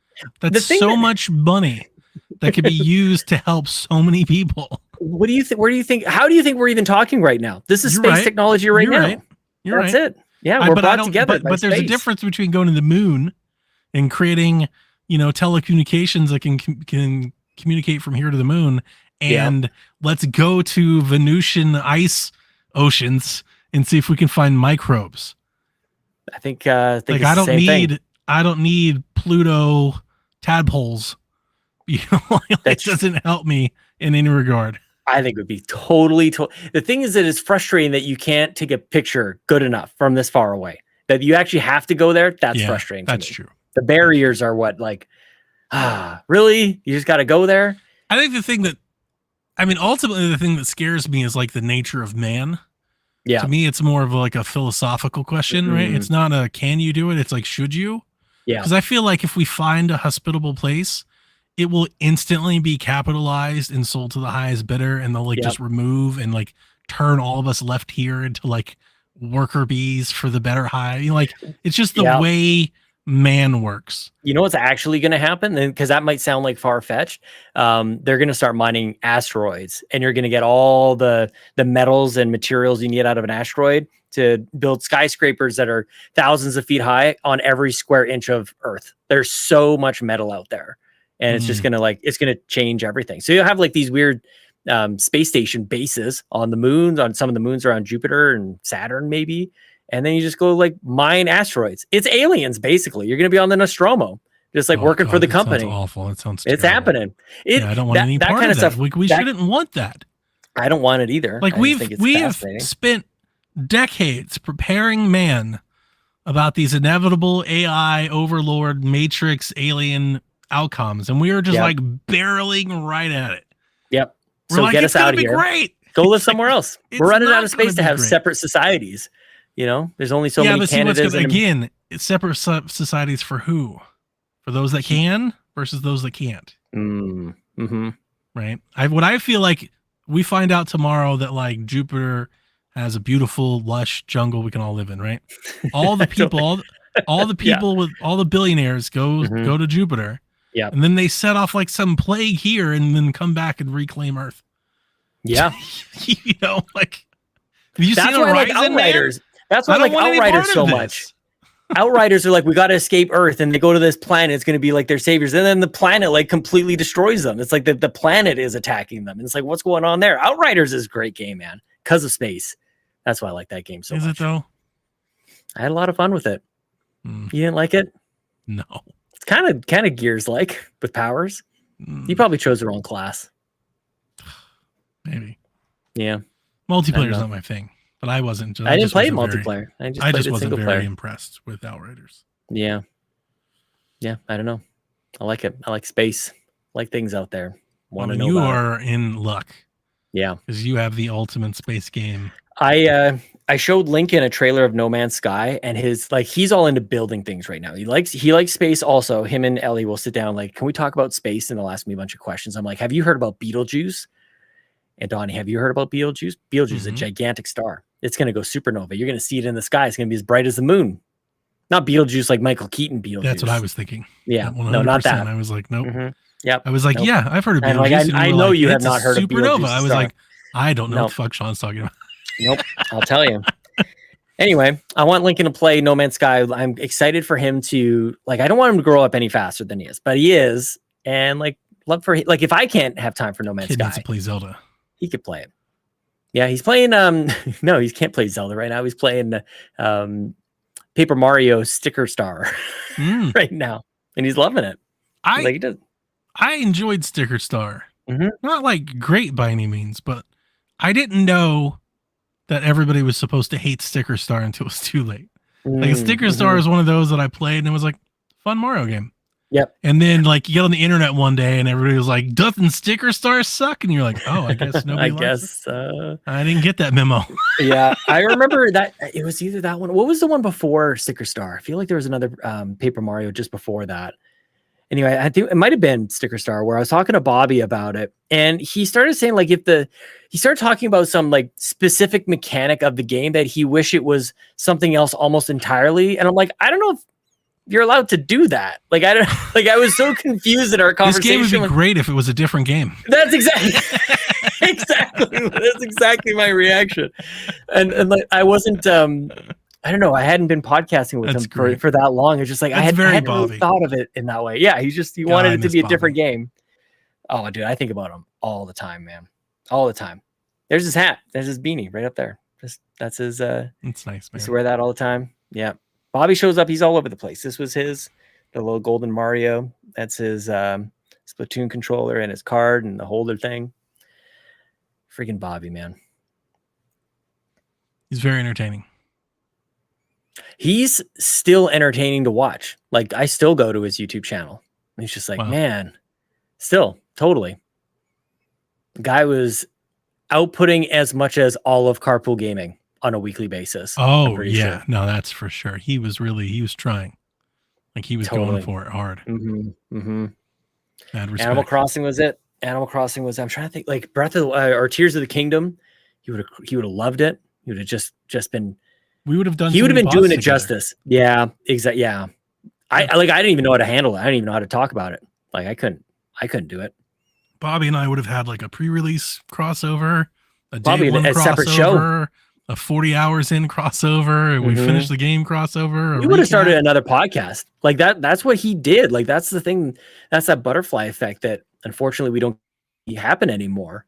But Bobby would set up shows surrounding games. He I did think that people do all the that. time. That's a thing. Maybe not in our orbit as much, but certainly that No, is a yeah, thing. not in our channels. No, Yeah. he was that guy that was doing that. But I think in the bigger channels, when bigger games come out, they spin off game Mhm. dedicated shows, fireside chats, and stuff like that. That happens. Yeah, I was I think I don't know. Starfield will probably get its own podcast from somebody. It's funny that you say Last that. of Us had its own podcast. I I hadn't think even that's a been thing thinking that's about happening. this stuff. People are doing that. Horizon had one. I'm sure it had, somebody's doing it. The thing about Bobby though is it always came from such a genuine place for him. Even though he was working towards his goal and his dream, he would start up these shows because he was just that passionate about Splatoon. Oh yeah. Doing Yeah. straight Yeah, no, podcasts it and wasn't stuff like that. facetious. Right. It wasn't trend chasing. No, he Yeah. wouldn't do it for anything. He'd do it for Yep. something that he wanted to do it for. Mhm. For sure. Yeah, what a guy, man. Holy cow. I would never ever associate Bobby with that kind of thing. He wasn't Nope. that YouTuber chasing the metrics type of thing. No, he was trying to Not at figure all. out to do something different always. Yeah. And the sad part is people kind of like made fun of him for a little while for it. It's like, oh, Bobby started another podcast. It's like, you try it. You try coming up with another idea and sticking with it. Yeah, we used I to don't know. get some of that too. Yeah. Yeah. I think that's just a natural thing. I don't know if it's still I wonder if that's a thing, like kind of newer channels and the communities around newer channels kind of go through, because like I don't see or hear any of that. Maybe I've just self-selected who I even talk to anymore. It's like, who cares if anybody's saying stuff about it? It's like I don't hear it. I only hear the good stuff. Oh, in that regard, yeah, I just think PSVG's like light is kind of burned out. I don't think we're really like getting attention anymore. I think we just kind of have an audience, like a small audience, and like that's just kind of us now. But I was just thinking before that, outside of like the feedback thing of it, I was thinking about like spitting off different, like a common thing now for YouTubers is like they create different channels Yeah. for different stuff. Right. And I definitely could have seen Bobby like venturing down that path as well. Totally. Right? Well, that He could was have the had, like, Nintendo. Nintendo Guru channel, and then he could have had like a Splatoon channel, and like there was a different way of doing like what Bobby was doing at the time. Yeah. Yeah. I guess Bobby could have done it. I mean, that's the thing about him. He's just like you, actually, and Delvin. Like, could talk about anything. Always. Like when him and Delvin got together, talk about wrestling or boxing and stuff. Like that was always super fun. Didn't they have No, you do strong style. Like what did they do? No, me and Delvin did strong. So me and Bobby talked wrestling on several occasions as well. Do I need to pay attention to wrestling right now? Is it like do we care about wrestling right now? No. We've had like the Bloodline. There's a story that's been going on in WWE for like 2 years now, and it's kind of reaching its end. It's like slowly inching it towards the end. Yeah. So what you'll want to do is you want to wait for after the SummerSlam, because then they'll probably start to build to Mania, which I believe will be like Cody Rhodes' attempt to dethrone Roman Reigns, and that you're going to want to pay attention to, because they're probably, you never know, they're probably going to pull the trigger on that finally. Roman Reigns has been champion for like 4 years. Yeah. He has not, like, he's had the belts forever. So them turning it over, that'll be a big moment. Do you ever watch it with anybody, like watch along or anything on Discord or anything like that? Because like trying to figure out how, that was my heyday of watching with a bunch of friends. Same. And just like having that, like, so I don't know. My I don't foster know. home, we used to watch it all together. Me and the kids and the foster dad, we would all watch it together. Yeah, it's just it's not that popular anymore. Yeah. Also, I mean, I had a lot of fun in the last few years watching it with Jack and the family. Yeah. But they all aged out of it. They don't care anymore. Did they? Yeah. And there's so much wrestling content. There's like 5 shows a week. Yeah. Like, to keep up on every angle, it's like a 15-hour a week job. Yeah. So I can't even do Big Brother anymore. I am primarily watching in like clips and highlights and like staying like vaguely aware via podcasts. Right. So I'll kind of tune in and see a match and see a story and see a clip or a TikTok, and then like have a podcast fill me in, just because I just can't watch that much television. I don't have that kind of time. It's kind of me with just sports in general. I mean, really just hockey. Like, I don't really sit and watch a 3-hour hockey game much ever. But I think that's kind of an issue that all sports are kind of going through. It's just television in general. Sports are like the last bastion for cable programming. No doubt. That's why they get paid so much money, because they're like the only thing that really demands viewership. But even that viewership is waning in younger demographics. Yeah. Because we were watching it in clips and on Twitter and in socials and on Facebook and in videos and YouTube and stuff like that. So I think that's why you're seeing a lot of sports leagues trying to find ways to enhance and get value out of fantasy and betting and sports. Like they're trying to find other sources of revenue, because they all realize eventually the TV money is going to kick the can. That's crazy. It probably in our lifetime. Really. Definitely. And they'll just go from one, like everything else, they'll go from one cable to a different, right? Like instead of being able to, they'll go from CNBC to Netflix, or they'll go from, NBC to Peacock. Well, can't you watch HBO. NFL on Twitch on Thursdays or something? Amazon has Thursday night games. You can watch them on Amazon. I think they stream them on Twitch. Oh, is that what it? Oh, Yep. okay. YouTube TV bought NFL Sunday Ticket. Sunday Ticket, dude. That's crazy. Yep. So that's on YouTube, and I don't think that's going to go very well for them for a while. Oh, really? Just people aren't. I used just don't to think looking there? people aren't used to buying like TV through Mhm. YouTube. I'm excited to see. I'm intrigued to see how many people switch. I don't think a whole lot of people will. Like a whole lot. They're gonna have to spend. I mean, that's the whole thing. When you change behavior, you're gonna have to spend a lot of money to get people to do I it. hate the YouTube TV experience, so maybe that's my Oh, bias really? speaking. I mean, I've never really enjoyed it. I've The never app and even stuff, tried it's it. It's not very good. For me, it just makes sense though that it's YouTube. Like that's, I don't know. Like I might be totally way out to I think lunch it would on make this. more sense if it was YouTube, if it was literally just on YouTube. Like if it were me and I was running YouTube, I'd be like, okay, here's what we're going to do. We're going to get the NFL license and we're just going to stream the games on YouTube. And we are going to get so much ad revenue from the Oh, I see billions what of you're people that saying. are watching this because we've Right. given them access to it, but they're not. Running It's the YouTube same TV, product. You Mm. got to subscribe to YouTube. So it's just another cable provider. Oh, I'm realizing in this moment, I know as much about YouTube TV as you do about space. Space. I think. Yeah. Yeah. No, Okay, YouTube so what TV is is a this? separate thing you got to buy, and it's not cheap. It's like $80 a month.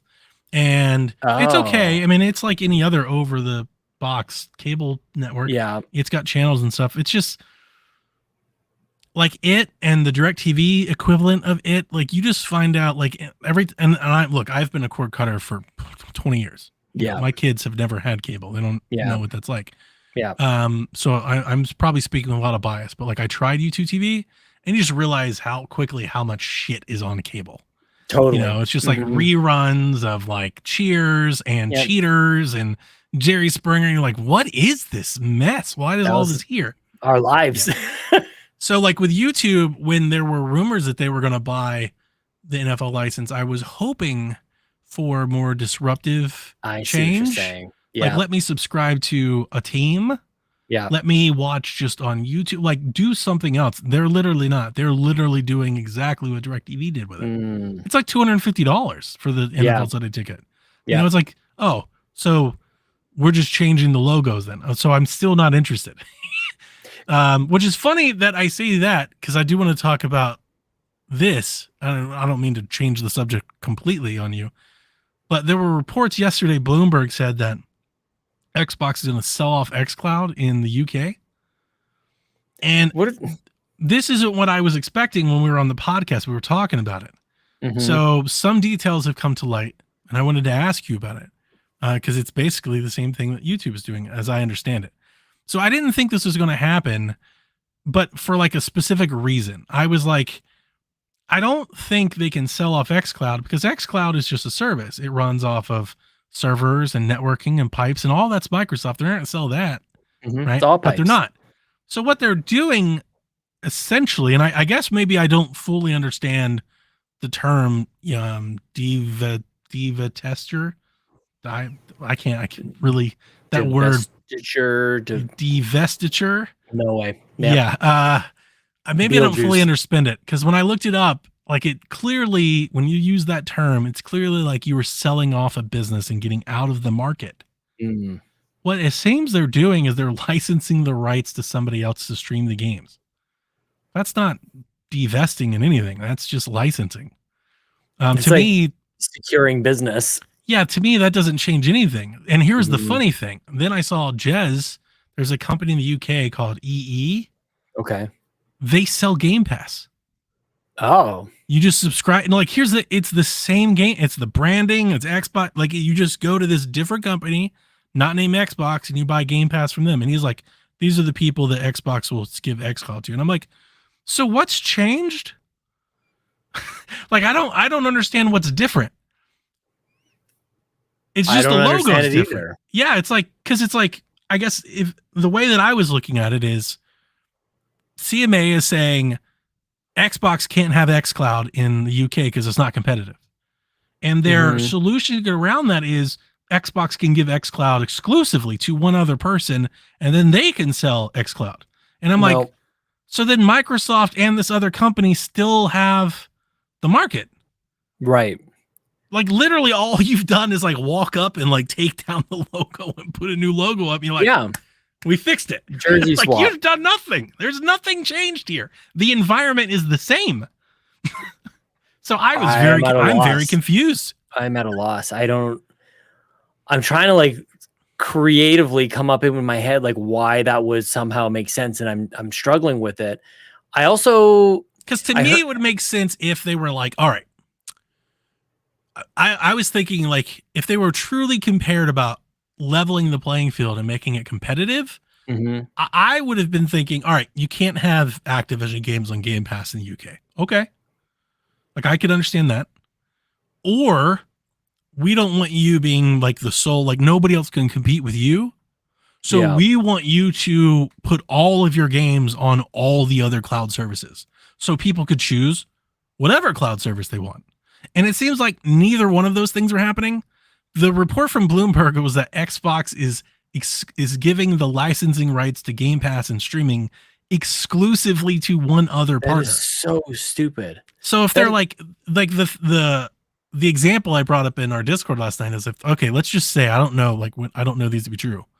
Let's say there's 5 companies in the UK that have a streaming service, right? After this divestiture, whatever, I swear to you, this really bothers me. After this thing, there will still be 5 companies offering cloud streaming, and there will be 1 offering Game Pass. Like that's the same thing. I like pulled up the article. It's the same picture. I can't read this article because I have to subscribe to Bloomberg. Is that the deal? Is there like an IGN version of this that I could like read, even to see the word that you were trying to pronounce? I'm going to listen to it. That could involve selling off divestiture. Divestiture. Divestiture. I think you're right. Divestiture. Divestiture. I think you're right. That's a mouthful. So yeah, it looks like they're going to do that. So in the UK, you won't be able to subscribe to Game Pass through Microsoft, but you will through like their subsidiary, and somehow that's more competitive than just letting you buy it from Microsoft. What the hell? People make fun of Canada, man. I was like, that doesn't check out with me at all. That seems strange. That could involve selling off the cloud-based market rights for a game in the UK to a telecommunications, gaming, or internet-based computing company. So the people who asked not to be identified discussing confidential plan, blah, blah, blah, blah. Currently unclear how Microsoft will legally be able to close the deal by Tuesday without breaching UK laws and incurring large fines from the competitions. Okay, this doesn't tell me anything. Who knows, dude? So again, let's say today there's 5 cloud companies. One of them is Microsoft, and they have Game Pass. A month from now in the UK, there'll be 5 cloud companies. One of them will have Game Pass. It's like there's no difference in competitiveness in my much more Game Pass. Yes, Dev. The way that I see it, that's my motto. That's what I put on my damn tombstone. If you much more Game Pass. Yeah. Along with some of the unused codes that you never got to. I'll do like on Twitter. I'll have like missing characters that you have question marks. And they'll spell something amazing. You'll have like a nice Riddler puzzle. Yeah. It just it kind of it perplexes me a bit. Like whatever that, like how the hell the UK. It feels like they're going way out of their way to be like, see, we won, and it's like you've done nothing. The UK, yeah. It's like, see what we did, and it's like, yeah, but if you really look into it, it's like, well, you didn't do anything. Mm-hmm. They're like, but we said we did. Oh man, that's really what it feels like. If this comes to true, who knows? I was starting to hear things too about the Activision deal and how Activision will just continue to run as Activision for I expect that will be the case. Yeah, and that's going to be a bummer for a lot of people. They're going to have a hard pill to swallow that. Why do you think that? I'm waiting for the shoe to drop after the deal goes through. Again, I don't know if it's going to happen. No, I'm expecting like Kotick to have like a 3-year extension or something. Oh yeah. And P3 like what? Mm-hmm. Yeah, it's kind of funny. Yeah, people are pretty attached to the demise of him, which I understand. Of course, it's warranted, but Yeah, like I get it. I'm not saying that you it's shouldn't, not going but to like happen. it's just a lot of mental energy to The only thing dedicate that to gives it. me some hope is that I guess if under Xbox they're not beholden to the shareholders and the profit margins. So like maybe Mhm. he's like, my time here is done and I can just go now. But I kind of feel like it won't. Like I just have this sinking feeling he's going to be like, you still need somebody to help you run Activision. That's what And I'm he- wondering. and he's right. They do Right. need somebody to run Activision. Well, Like it's Phil funny. can't run it. Matt Booty Right. can't run it. They're running their own gigantic core, you Mhm. know? So like they do need somebody to do it. And who better than him? I'm sure a lot of people better than him, but again, in the success metric of Mhm. proficiency, like he's done it the best. That's all See, I'm and saying. we It's not a dodged vote of this confidence on- for me. I want to be clear. No, It's not a vote of confidence for me. yeah. Feel free to drop all the disclaimers because, like, Yeah, I'm just trying to think of like how executives would look at it. They'd be like, why not him? Because they're Yeah. not on Twitter and they don't care about the things we care about. Totally. Well, and that's to what everybody does care about. That is unfortunate. That too bad. He wasn't held accountable for the things. I feel like that's obvious. I don't know that, like, why it even just has to be said. But there's the other side of the coin that it, unfortunately, like, is more the capitalistic side. Is He's very he's the successful. guy who made it a company worth purchasing for $69 billion. Yeah. Right. Like, what happened was awful. I just want to be clear. That's all terrible. But also, Activision, before he took that spot, not doing so hot. And uniquely qualified. Apparently. But he's done it. I mean, like, you can't just be like, we'll just grab somebody from Microsoft and now they're in charge of Activision. Oh, for sure. Like, if anything, if sure. you're going to get rid of them, I think you'd promote from within. You need somebody that knows Activision. They still Mhm. have headquarters and buildings and spaces of employees, and you need to know how to maneuver Yeah. that entity, right? Mhm. Like, you just can't hire somebody. Yeah. That doesn't work that way. I wonder, like, how soon you have things like we've seen Xbox Plus Bethesda showcases. Like, at what point do you ever see Xbox Plus Activision? I absolutely think that showcases? Activision will fold into like the Xbox like summer game Mhm. show. Yeah. Yeah. That whole like we do our own thing whenever I think that will probably go away. Because Mm, Xbox is gonna want that rub. They're gonna want that. yeah. Like they'll probably still do their own like Call of Duty show, but they're Right. gonna want that trailer. They're gonna want that presence for sure. Yeah, man. 100%. Like, it's kind of wild to think about. We laugh Even about just the marketing how- rights. We laugh about how we laugh. I like it. The internet hates at how Microsoft is like, here's an expansion for Sea of Thieves, and here's the latest thing coming to Grounded. You Mhm. wait. You're gonna see so much Call of Duty and Overwatch, and you'll be seeing the same shit over and over and over. We already again. have seen Overwatch over Yeah. and over again at Xbox, It's gonna which is keep happening. amazing. It's gonna keep happening. Yeah, you're right. Yeah. Yeah, I don't know. Like, Here's the latest expansion coming to Diablo 5. You know, like that's gonna keep happening. yeah. But it's I imagine it will be helpful for Xbox. Yeah, at the that's very a good thing. least. Yeah. Yeah. But I think But- you know how it's all of all things. The first time they do it, people are like, "This is awesome." The 8th Mhm. time they do it, they're like, we're gonna see the YouTubers like, "I don't want to hear them say Call of Duty at this show," and it's like, I guarantee you they're gonna say Call of Duty. Like, I love it every time Xbox has a show. They're like, "Stop talking about Sea of Thieves." It's like Sea of Thieves is their most like successful game in like 20 years. They're gonna Mhm. keep talking about it. I know Yeah. you don't like it, and I don't like it either. They're gonna keep talking about it. Like that's not gonna stop happening. I don't know that I heard too much complaint. Like, the thing about the Sea of Thieves updates is they're genuinely interesting, I think. Usually, Like yeah. the Pirates of the Caribbean one, I think, was good, and the what the hell was the last one? Monkey Island. Monkey Island. Like, and not everybody's a Monkey Island fan, but I'm like, that's kind of.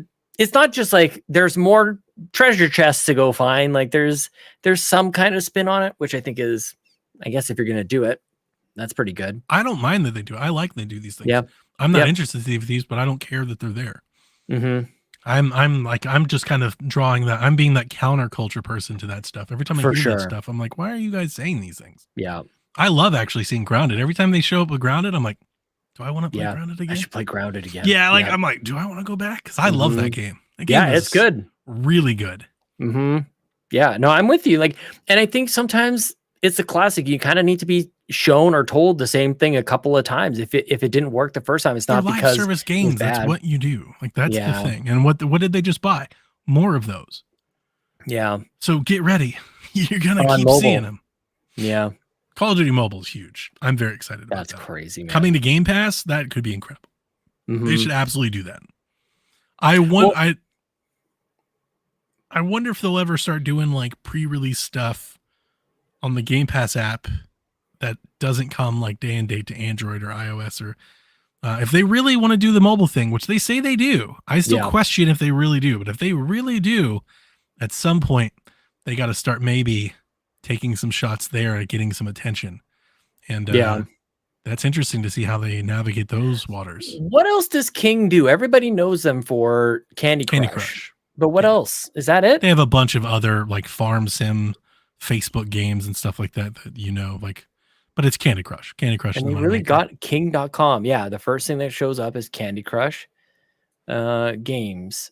They've got like match 3 games and farm Bunch games of Candy and little sim Crush, games, Farm but it's- Heroes, Pet Rescue, There you go, Bubble Farm Witch Heroes. 3. Yeah, very cutesy. Interesting. but I mean, actually, they not make really the money. that interesting. Yeah, we can stop fighting about it at the very least, and we'll just, I guess, be mad that it happened for anybody who's not on that Not side. me. I'm I so see, happy. I see the people. Yeah, I just whatever, man. I'm just glad it means to me. I'm just glad that there's still like seems like it's what Xbox needs to even be around. And I like Xbox. I've liked Xbox from the very first one. It seemed like if this deal didn't go through, I don't know, man. Like I feel like there wasn't much more of a runway for them. Yeah, I don't want to oversell it that hard. I'm probably And I'm saying more- like tomorrow. It's not, yeah, next that's day. it. That's it. Like yeah, they're very profitable. They're making Mhm. hundreds of millions of dollars. So like the business is good, yeah, but the business isn't competing on the stage that warrants like the investment that they're putting into it. right. And that would mean at some point in the future, they would probably sell it. Mhm. And the reason that you're seeing this infrastructure, I mean, think heavens for Phil Spencer. Because if not for him, I think they would have already done it. Agreed. They wouldn't have Yep. gone in this hard. The reason they've gone in this hard is that Phil and his team have adapted a model that they can sell to Microsoft. Mhm. They're like, look, okay, we get it. We're not doing great. It's not selling well. We're not selling a lot of hardware. So let's change. What if we take games, right? And we put it on a subscription service, but like even outside of Game Pass, like just think more globally, holistically. We use games to attract people to our other services and we cross sell. That's really what they're doing. Mhm. Let's build a gaming infrastructure that relies on Azure so that we Yeah. can keep moving Azure and making that the important thing. And it has traffic, which is very important because more people are using Amazon Web Services than Azure. I know Yeah. gamers don't care about that, but Microsoft does. Like that's a big Mhm. thing. So having people playing games using that ups the traffic, that helps Microsoft sell Azure to other people. Yeah. Right. So there's like a backdoor business thing, corporation thing that's happening because of this new approach. Yeah. Also, we're treating games more like we treat Windows, right? We're not too much worried about the hardware. We're going to treat it more like we just want all of our games everywhere. We want everybody playing. We're going to adapt to PC. These are very Windows, Microsoft-esque like things. That's where they got the investment to buy Ninja Theory and Undead and $70 billion for That's Activision. amazing. Ninja Theory was like $117 million or something. pennies. Saying this to Ryan, like people don't you think about what a billion is. It's Yeah. 1,000 millions. It's so many. 1,000 millions. That's 10 times the Ninja Theories is 1 billion. What? Yeah, I feel like people don't understand that for the most So part. if they had never pivoted to do these sorts of things to Microsoft-inize Xbox, I think Xbox would have been sold off to somebody else. Well, the funny thing is, it always has been Microsoft sized to a certain degree. Like it's the fact that we have consoles that are Windows based now is because it was of at the Xbox. beginning, but then Microsoft changed. Right. No, Over they changed time, Nintendo. Microsoft changed, and now Mhm. Xbox had to come back to change with Microsoft. I see Right. what Because you mean. Microsoft got out of that They've been out of that business for years. Mm, They're not I really don't- doing that anymore. Dude, they were hyping Skype on the Xbox One with Kinect pretty Yeah, I hard. remember. Dude. Yeah. They're like, look, Yeah, we're what a gonna waste of money. that and that's time how that they were was. connecting those dots. It wasn't smart, it wasn't good or compelling, but like that was the version of that. Or Snap, like you had Windows features in So Xbox One OS. ultimately, without Phil doing that, and Xbox Remember, being like on that media same player? Oh my gosh, sorry. Yeah. It's just like No, you're good. these things are like popping up in my Without head. Phil's pivoting Xbox and adapting it to a more modern Microsoft and being able to sell it to the leadership, to like, hey, we're going to do the things that you know that we do, Yeah. and we're going to change the business. We're no You would longer just trying have to be. PlayStation. We're not trying to be PlayStation.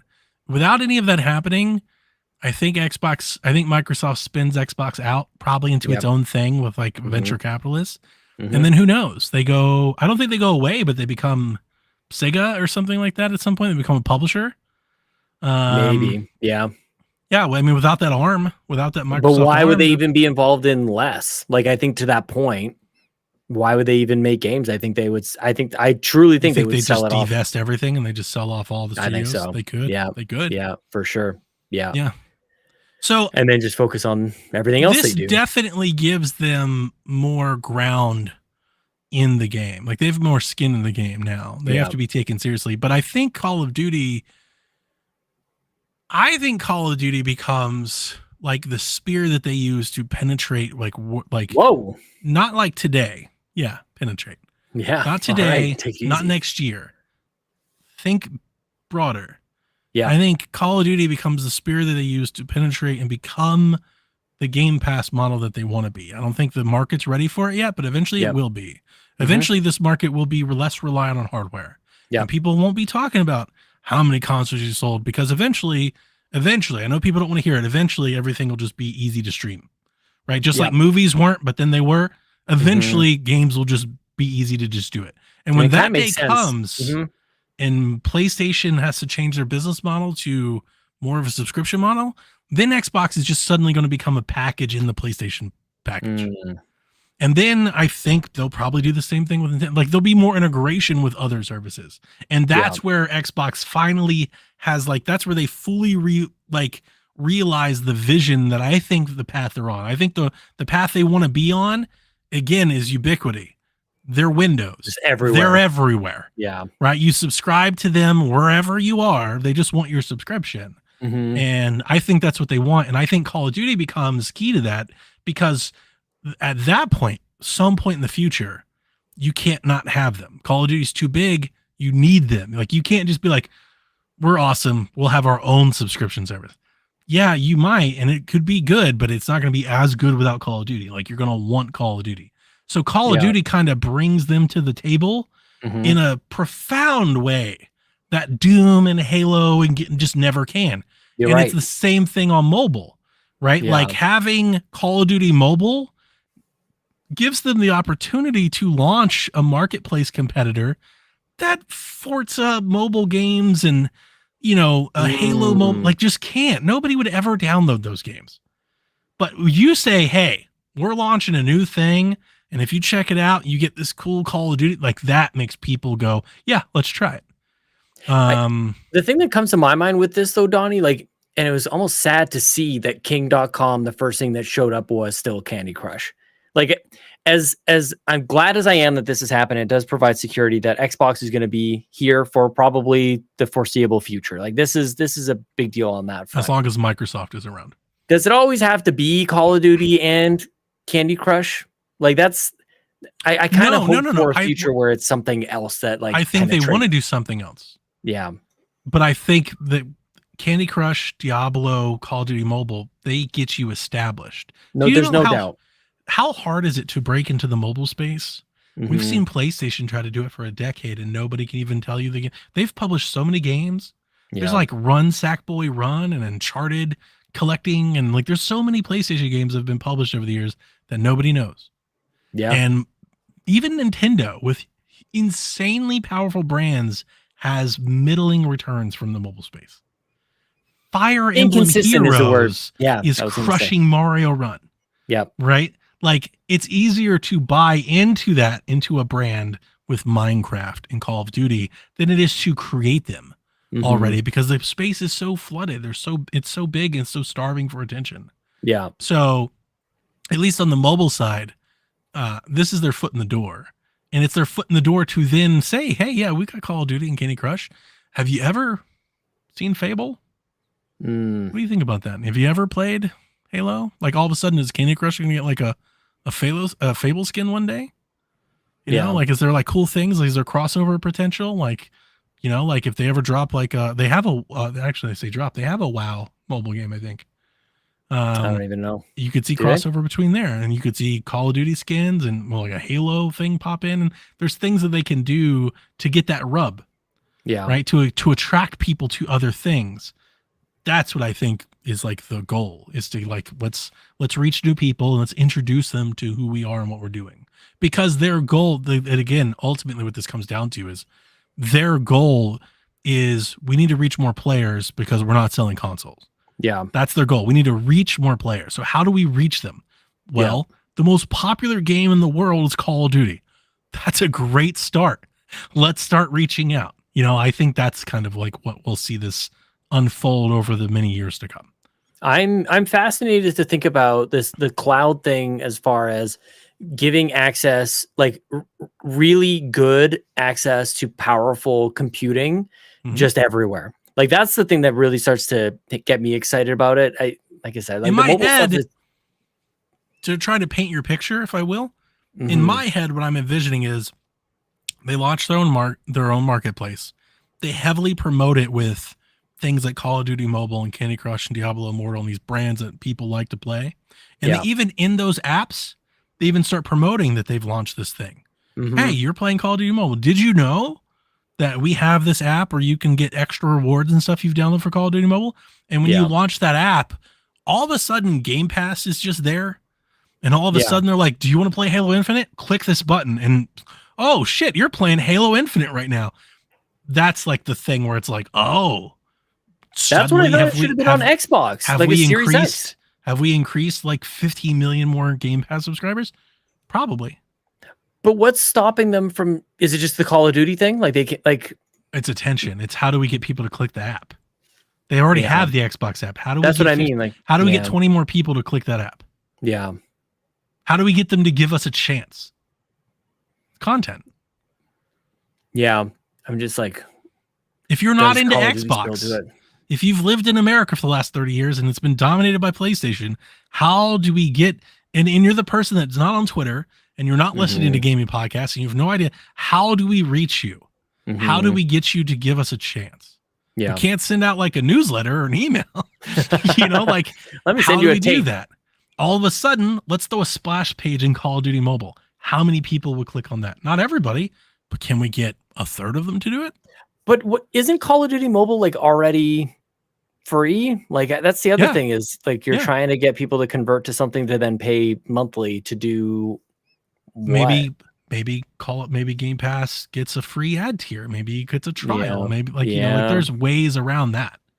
Yeah. You don't have to, give us $10 a month. You don't have to do that right away. Yeah. What you can do is, let's say you boot up, all right, you've got your tablet. All right, let me get my iPad. I got my iPad. Yeah. And I'm playing Call of Duty Mobile and I'm having a great time. And then all of a sudden I go, hey, I haven't played Call of Duty Mobile in a long time. Let's say, I don't know what the cooldown is. Like, hey, you get an extra 10 strike calls if you check out the thing and you click it. And when you click it, let's say just a bunch of games pop up. Oh, there's dude, like there's 100 games and you're like, do you want to play any of these? Yeah. It's like, here's 30 days free of Game Pass. Play there you Halo go. Infinite. So, and you could hear me like, I'm like, wow, that's not it. That's it. That's it. It's the mobile, the cooldown, the checkout, like the ads that are built into the experience on a mobile game. Like, I'm thinking about Candy Crush right now. Like, get a bunch of extra lives. 100%. You want to keep playing Candy Crush? Check out Game Pass today. Totally. Yeah. And I don't even know if they're going to call it Game Pass. Like, I'm not sure if Game Pass isn't being woven into a bigger Xbox or a bigger Microsoft platform that is targeted for this mobile thing. But I think I know we talked about this on PSVG, so for the listeners of Sweet Hangs that didn't listen to it, you may want to rewind the tape and go check that out. I'm telling you, like, that Netflix thing is for real. Yeah. And it's not because they're going to make Halo. That's not the reason why. It's for real because they're like, hey, do you like Teenage Mutant Turtles? Like, yeah. Open up Netflix that you already have and play the game. That's like a marketing. That's such power in publishing. The Witcher. That's What what if they could do The Microsoft like. Witcher? I think that's like this mobile Mhm. play. I think is aimed at that. It's like, how do we reach more people? Like we Mhm. don't have a Netflix. We can't put it like in a Windows update. We're not gonna get Like, and if everybody only, like, what hates if it when we do that. Sony doesn't have its own Netflix. Like HBO's got a thing. Like, wouldn't that they be don't. incredible? Exactly. Like that, they've got everything else but that. They've got the And- games, they've got the movies. If I could put a cherry on top of this, I think what sold this, if I had Phil and I could sit down and interview him, the thing that I would really ask for and press for is I think this move to gaming, to adopt it, to put 70 billion into it, I think this comes from, all right, we didn't jump on phones. You took the words right out of my mouth. We didn't Mhm. we didn't jump on Android. Yep. We didn't make a YouTube. Yep. Like, what is our thing? Like, Yep. we do Windows for now.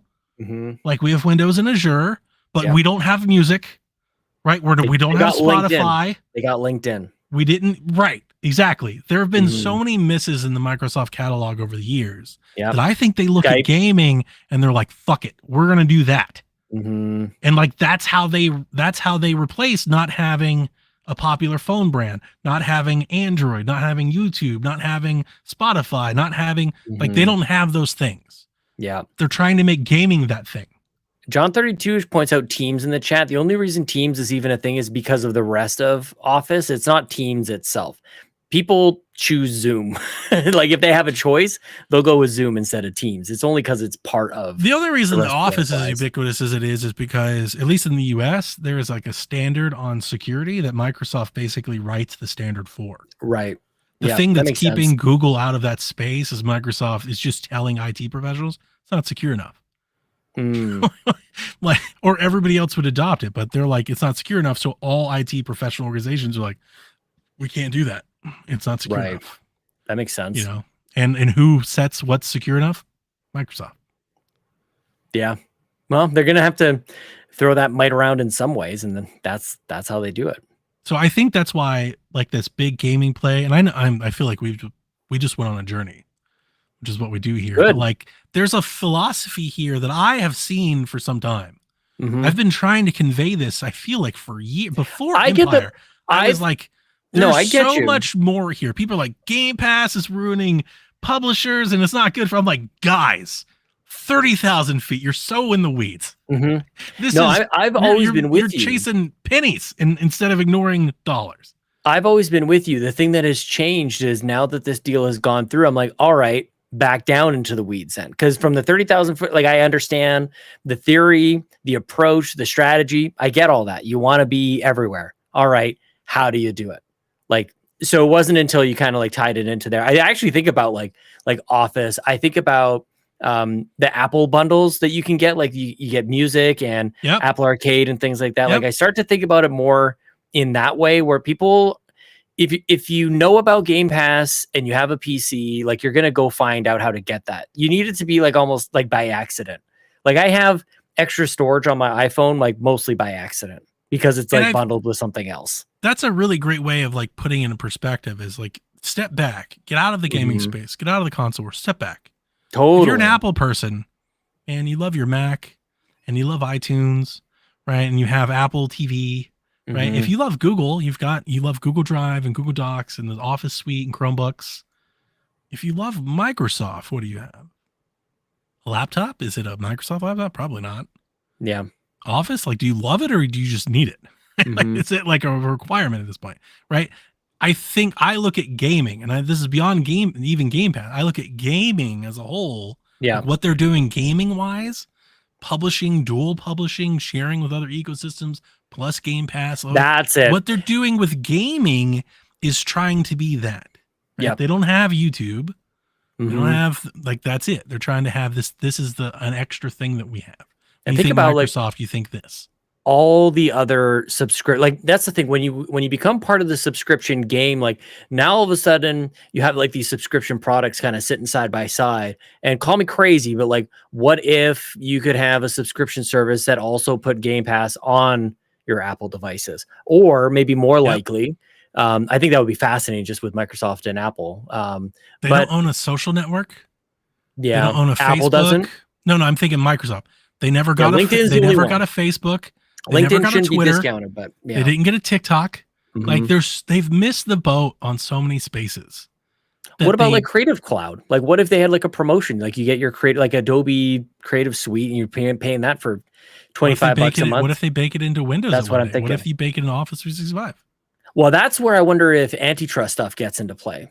If that's too much, I don't know. Like, because they got in trouble for. I don't think so. I mean, look, I don't understand exactly how the whole Internet Explorer Like thing happened, but how they're would like, that you be can't do that. antitrust when like Google has like YouTube Premium, or like you don't get ads, but you also get free music and you also I don't get know. free storage, and Amazon, if you're a Prime member, you get free shipping, free music, free movies, free like you get all these I things. know. See, like Microsoft doesn't have a Prime, right? Yeah. So I see this as like a bigger play towards that. This is where it's starting to come to. You know, they're not like for me. and I know we say it, and I feel like gamers probably are like, yeah, you're dismissing it because Xbox in third place. When I say that they're not talking about consoles sold, like I mean it. No, I I'm don't with think that's what this is I'm about definitely at with all. you. I think that the thing that the corner that we've turned, I think, is, and the thing that was always sticking to me was you could buy Game Pass right now on PCs everywhere. It's not compelling enough. I don't know if just adding content is enough. My thing, to your point, is ubiquity and the just stupid convenience. Like I said, you almost have to accidentally get it.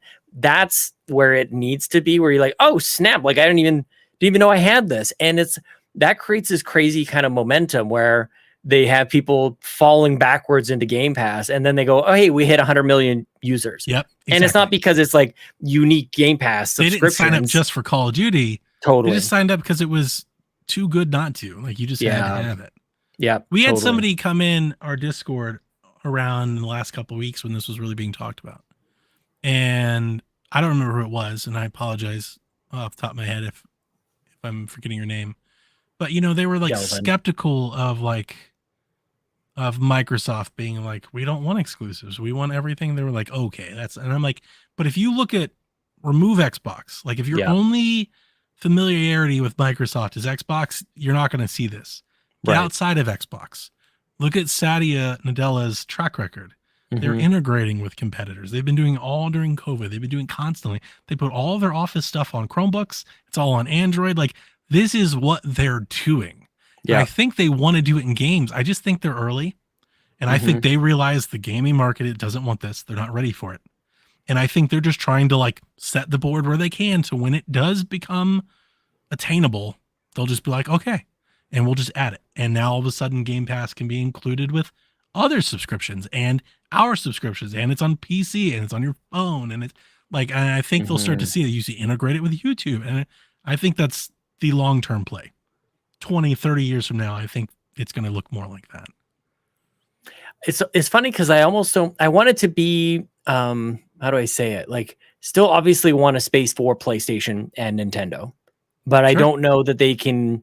Maybe this is where the FTC like failed to convince is maybe one day like they're not necessarily upset. I think with the purchase, it's like the strategy that they've discovered and that is like clear. Let's keep talking more philosophically then, because I think one of the assumptions that I'm making about this grand plan that I'm portraying is I think the video game business will be less dedicated about hardware in the years to come. Yeah. We'll find out within the next couple of years. I'm not saying in the near future, but I think 20 years from now, do I think they'll still sell consoles? Probably. Do I think most people play games on console? I would say probably not. I think that you're probably right, but for some reason I still I feel like we've been saying that for so long. Like it was like something else was supposed to come along to take people away from consoles. I would tell you now, like consoles have been like less needed than ever. you still need a device of some kind, but like, does it have to be a console? No. Well, everybody's got a PC. Why can't they just play Call of Duty on Even PC? outside of PC, like you can do everything. So it's just a matter of technology reaching the point, right? Mm. Again, I think the technology does nothing but advance. The technology is going to get there, right? So they just have to, when that time comes, I think Nintendo and PlayStation's business model will have to change. Will have to adapt. Their business model Probably. today doesn't work, I think, in the future of gaming and content delivery, because that's really what it is. It's not going to be consoles, it'll be content delivery. Mm-hmm. And what I expect, and maybe people don't want to don't want to hear this, is I expect when that day comes that they will probably put their content delivery in other packages. Right. Yeah. Right. They'll probably be included in Apple or Amazon or whatever the thing is whenever that future gets here. Right. But like, I don't think in a console-less world that like the PlayStation business model as it is like works. I don't think it works. They have to tie into another business model. And I don't think their other business model is, okay, we'll just do the same thing we're doing, but without the console. That doesn't work. Because then why are all the third party, why is everybody else still publishing? Why are you getting 30% of what everybody else is doing? That doesn't make any sense. You're not providing the platform, right? Like think about, look at it like E3, right? Everybody did E3 forever, spent hundreds of $1,000s for a stage show. And then what happened? Everybody was like, but we don't need to do this anymore. Right. We can just do this on YouTube. We can do the videos, right? And that became the thing. There's no argument from me as far as like, this is business 101. Like you have to adjust and change and evolve or you'll be left in it. Like that's not rocket science. I think at in all. people's minds, they're thinking, okay, Donnie, video games become like streaming one day. I still think we'll have 3 very dominant streaming platforms, Microsoft, PlayStation, Nintendo, and I don't. Yeah, what I'm trying to think that reconcile in my works. mind is the idea of, the people out there who just want the best of the best and they will pay for the PC gamers out there. But eventually, I guess what you're saying is that cloud gaming is going to be so powerful that isn't going to matter. Or what I actually think maybe I think it's more accurate statement, more convenient, where you just don't even care. It's not a power thing; it's a convenient thing.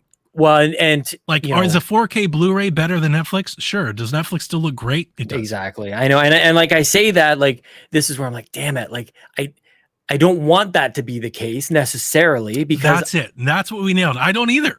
I know. Like, I'm not saying this is what I want. That's not what I'm saying at all. I'm saying this is the inevitability. Like, this is where it's going to go. See, so that's a black hole, by the way. That's what a black hole is. So you cross the event horizon and you will go to the middle. There's no other path in your future than to go to the middle. That's a black hole, is that inevitability about it. But yeah, like it's this, I guess why it kind of gets me in the feels is that convenience, regardless of quality, will always win over. Always. Because we're lazy. It's not, or we're time constrained. Maybe is a better way to say it. Let's separate the we. There are those of us that love this. We have our own podcast. We have these brands. We buy t-shirts. We've got pictures. We love it. We're going to want to love it as much as we can. Right. It's no different than people that are collecting vinyl. Is that the easiest, best way? Is that how most people listen to music? Absolutely not. Yeah. If you really love it, is that what you're doing? Probably. Yeah. Well, I'm buying 4K Blu-ray. Exactly. When the day comes, and it's not that far away, but when the day comes where you can just like, hey, you can play you can play Skyrim, just like click the button on your TV and just works. When it just works, game over. Yeah. Yep. No, you're right. No different than music, no different than TV, no different than any other media. When it just works, game over. Yeah. Right now, it's still kind of clunky and you got to sync that it doesn't just work. But there will be a day where it does just work. It's pretty close. The infrastructure will be there and it will just work. And then when it just works, the casual person that's like, wait a minute, I got to spend $500 on a console when I can just play it on Netflix. That's where it's over. Fire up xCloud on my phone right now. Like, that's when it's over. That's game over. Yeah. Like when somebody's like, oh, I can play Call of Duty on Netflix. I don't have to buy the game. I don't have to buy a console. I don't buy a controller. I can just play it. Yeah. That's it. Game over. Your body is the controller. What if you had that? What if you had a camera watching your body? Started on AR and VR and like what the future of that could be. Imagine you just put on the glasses and you are Call of Duty. Oh my you know? gosh. Yeah. What was it called in Star Trek? The virtual reality room that they had? The holodeck? Yeah. I wouldn't know. I've never watched Star Trek. Oh man. Even as soon as I said, I'm like, what am I talking to Donnie about Star Trek? I was like, what is wow, happening here? He's dude? asking me about More of like more asking myself. I'm prompting a question because I couldn't think of it. You ever Is that common knowledge? What'd you call it? the holodeck? I think it's The I don't know if it's holodeck? common knowledge. It's common-ish. Okay. It's common-ish. I'd really like to get xCloud on my phone going here. Do you ever do xCloud on your phone? Or more, you have an Ally, No, so but yeah, let me tell you about this. The xCloud on the Ally is incredible. yeah. Again, it's the refresh rate. Yeah. The refresh rate hides so much of the latency. I was playing Gears 4 when I first got it. It was like I was running Gears 4 natively. That's like crazy. I could not tell the difference. Like when we were talking about it just works on the Ally, xCloud just works. And I'm not being a shill out there, anybody you're listening to Carpool. I have talked shit on xCloud for years because xCloud has sucked. It has not been what I've called a good gaming experience. I played on the Ally and I was like, holy shit. I was like blown away. I was like, wow, this is incredible. Why don't they just call it xCloud, by the way? Yeah, I don't know. Like, There's probably some Xbox reason. Cloud Gaming, like, good God, man. Because they want people to say Xbox. They want that name, that brand recognition. Like, well, that's what Apple's doing now too. It's not I anything anymore. It's No, all Apple Watch, TV. Apple TV. Yeah. I just fired it up on my browser here. Like, I guess I still probably couldn't. Subconscious conditioning. Yeah, that's stupid. Just iTunes is cool. Yeah. But even probably like do I'm too. looking at this, I'm like, I don't know why I'm even looking at it because I don't need necessarily the convenience. You know, this game is available on xCloud. I can download it. It'll take 20 minutes tops, maybe 15, 10, and I'll just play it on my PC for now. But maybe one day, I don't know. Maybe it's just not for me. Maybe it's for everybody else who doesn't have a PC. Or in 4 years, and I have to think about if I really want to keep dumping money into this thing. I'll do the exact same cycle I did with PC back in the 90s, where I do it for a couple of years, and I'm stoked I've got a good PC, and then that next upgrade, I'm like, that's $800 that I don't know if I want to get a new GPU, or if everything kind of like compounds up, where it's not just the GPU, it's also a motherboard and also RAM. Like you hit a limit at a certain point when you're upgrading your PC. Where for me, the reason I've been able to stick with at least maintaining my rig for as long as I have is because my CPU is good enough. But at a certain point, it won't be good enough, and it will require not just a new CPU; it'll require a new motherboard, which will require new RAM. So it's like a new computer, right? Yeah, which isn't a single component upgrade. I don't know if this helps or if this is on the same path, but the way that I've thought about it with my Ally, like I'm not looking for an upgrade anytime soon. Yeah, like what I've considered is okay. At 720p, I could run most games at 60. Yeah. When that eventually when that isn't the case, then I can run most things probably at 30. When that isn't the case, then I'm going to become more reliant on streaming. Right. In indies. So I'm looking at streaming to kind of fix that. So like in my head with the Ally that I currently have, I'm not looking for another Ally for like 5 or 6 years at least. Right. Like when they come out with an Ally 2 and the Z2 chip, that's or whatever, like a I'm not console. going to like upgrade because I'm like, okay, I'll just like, for me, portability changes things. For me, portability, totally fine to accept 30 frames a second. Dude, I'm playing it on a little portable screen. Like, I'm not going to be asking for the moon and the stars on a portable. Like, I understand there's trade-offs. Yeah. Cloud, and especially how good the cloud has been on this device because of FSR, because of VRR, because of the refresh rate, cloud becomes a bridge to, okay, I can't run, I'll say Starfield. I can't run Starfield like locally, right? But I can stream it though. Yeah. Like I can stream, and GeForce Now is really nice on the Ally as well. Forza so I think as I play more games on Ally over the years, I think I'll probably start to adapt and adopt more cloud on the heavier stuff, on the bigger stuff. This is you as an early adopter too, by the way. Like this is what you do. Like you're just like, I'll try the new tech. Just try it out. Yeah. I definitely will. I've been searching for something like the Ally for a couple years now. Yeah. You know, I tried the Steam Deck, I tried the G Cloud, I was into the Razer Edge. I've been Mhm. following all of these Yeah, things, you're right. looking for this. Yep. Like when I got this, I've played this. It was love at first sight. I have played this so much, like almost That's every day. awesome. Like even when I had love the that. issue, this thing fried my SD card. There's so many people on Reddit that are super mad about that. Yeah. I was like, okay, lesson learned. I need a bigger hard drive. Like, and I contacted I Asus. love it. I let them know. I was like, hey, just let you know, you guys fried my thing. And they're like, send it back to us. I was like, no, I'm good. Like, I don't want to get rid of it. I don't want to be without it for an extended period of time. I'm still playing it every day. Yeah, like, nah, that's awesome. I'm good. Like the SD card could just like, it could smoke when I play. And I'd be like, nah, we're good. I don't want to get rid of it. And it's the only thing that's getting corrupted of any way. Like it's just the SD card that's getting. It's the SD card, yeah. That's fascinating. Like it's and it's a heat issue. It heat pipes right out on top of it. Weird. I can't believe. Just a design flaw. Yeah.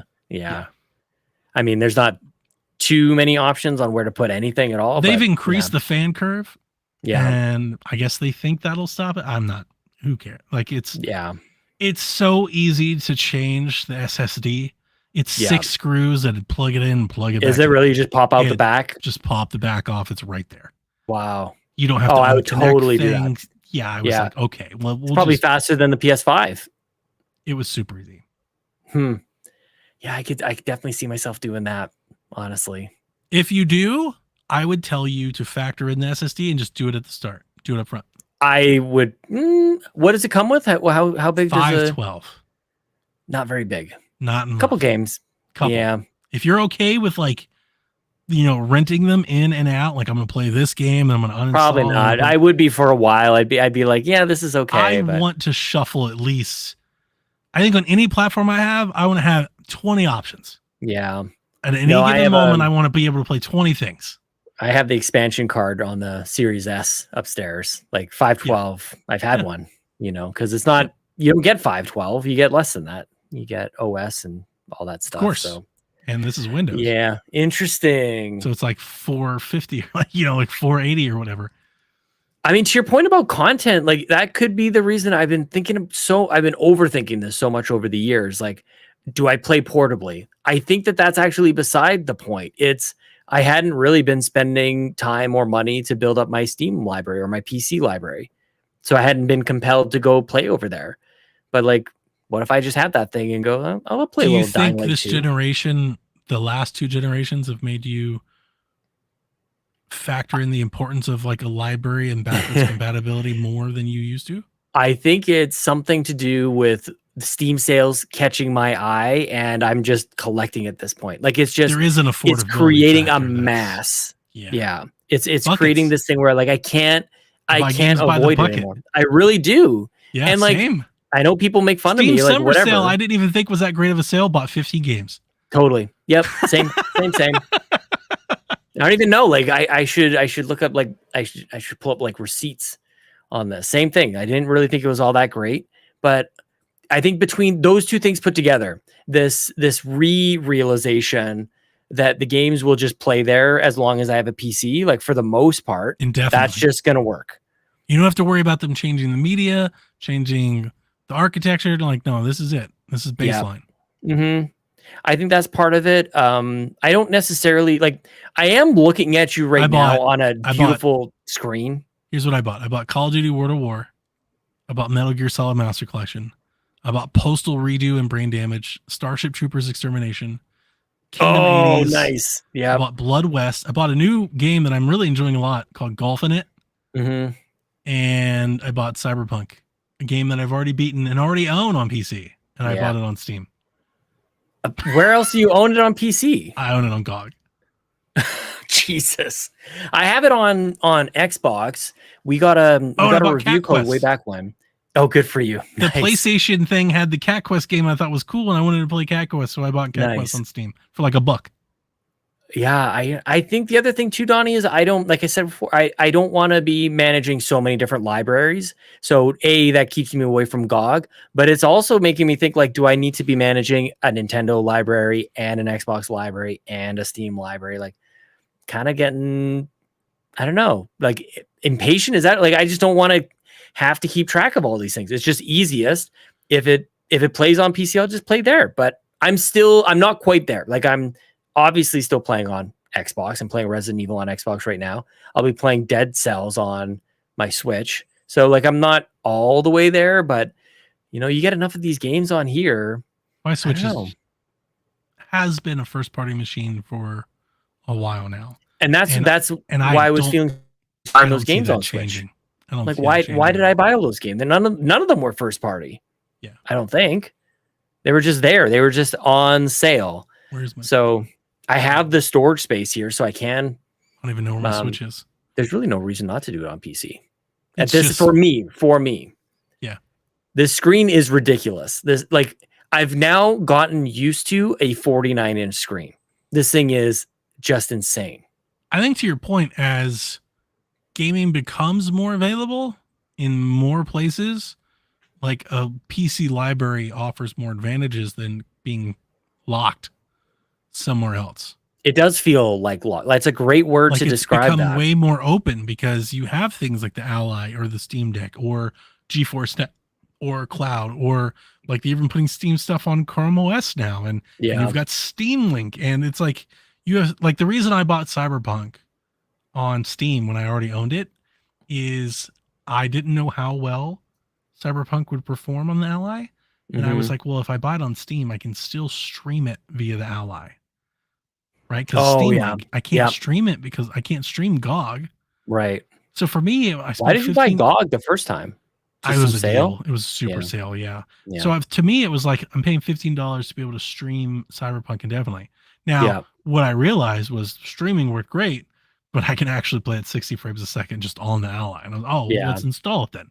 You know, but that's why I bought. Again, it was just taking advantage of another option, another avenue, and I had an avenue with Steam I didn't have somewhere else.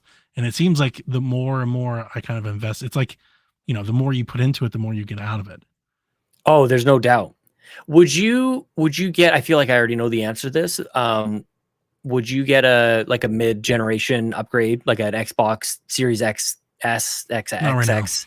No. Like zero chance, like no matter what it The is. only Like way is you there a would get me to version? buy another Xbox if it's like a Fable edition. I would buy it Oh, specifically okay. because it was painted pretty. Same thing. It's like same specs and everything. Like Same thing. It could be the yeah, same. you wouldn't Xbox. need it. I would. Okay, I'll put it. I'll go even further. If Xbox came out with the Series X Plus, Yeah, and then they came out with just the Series X but Fable edition, I'd buy that one. you'd buy that even over the. Oh wow. Okay. Yeah. Yeah, that really hammers home the point. Yeah. Like price point doesn't matter. Like, I don't play on my console anymore. Yeah. Yeah. Like you're all the way. This is the thing. So this is the conversation we're having today, July 14th, 2023. We'll fast forward like probably like 3 years, still having sweet hangs. And I'll be like, you know what, Donnie? I don't play on my console anymore. And you're like, no shit. Like I've been doing this for a decade at this point. You know, I'll Blame Dying finally. Light 2. Dying Light 2 Yeah. was the straw that broke the camel's back.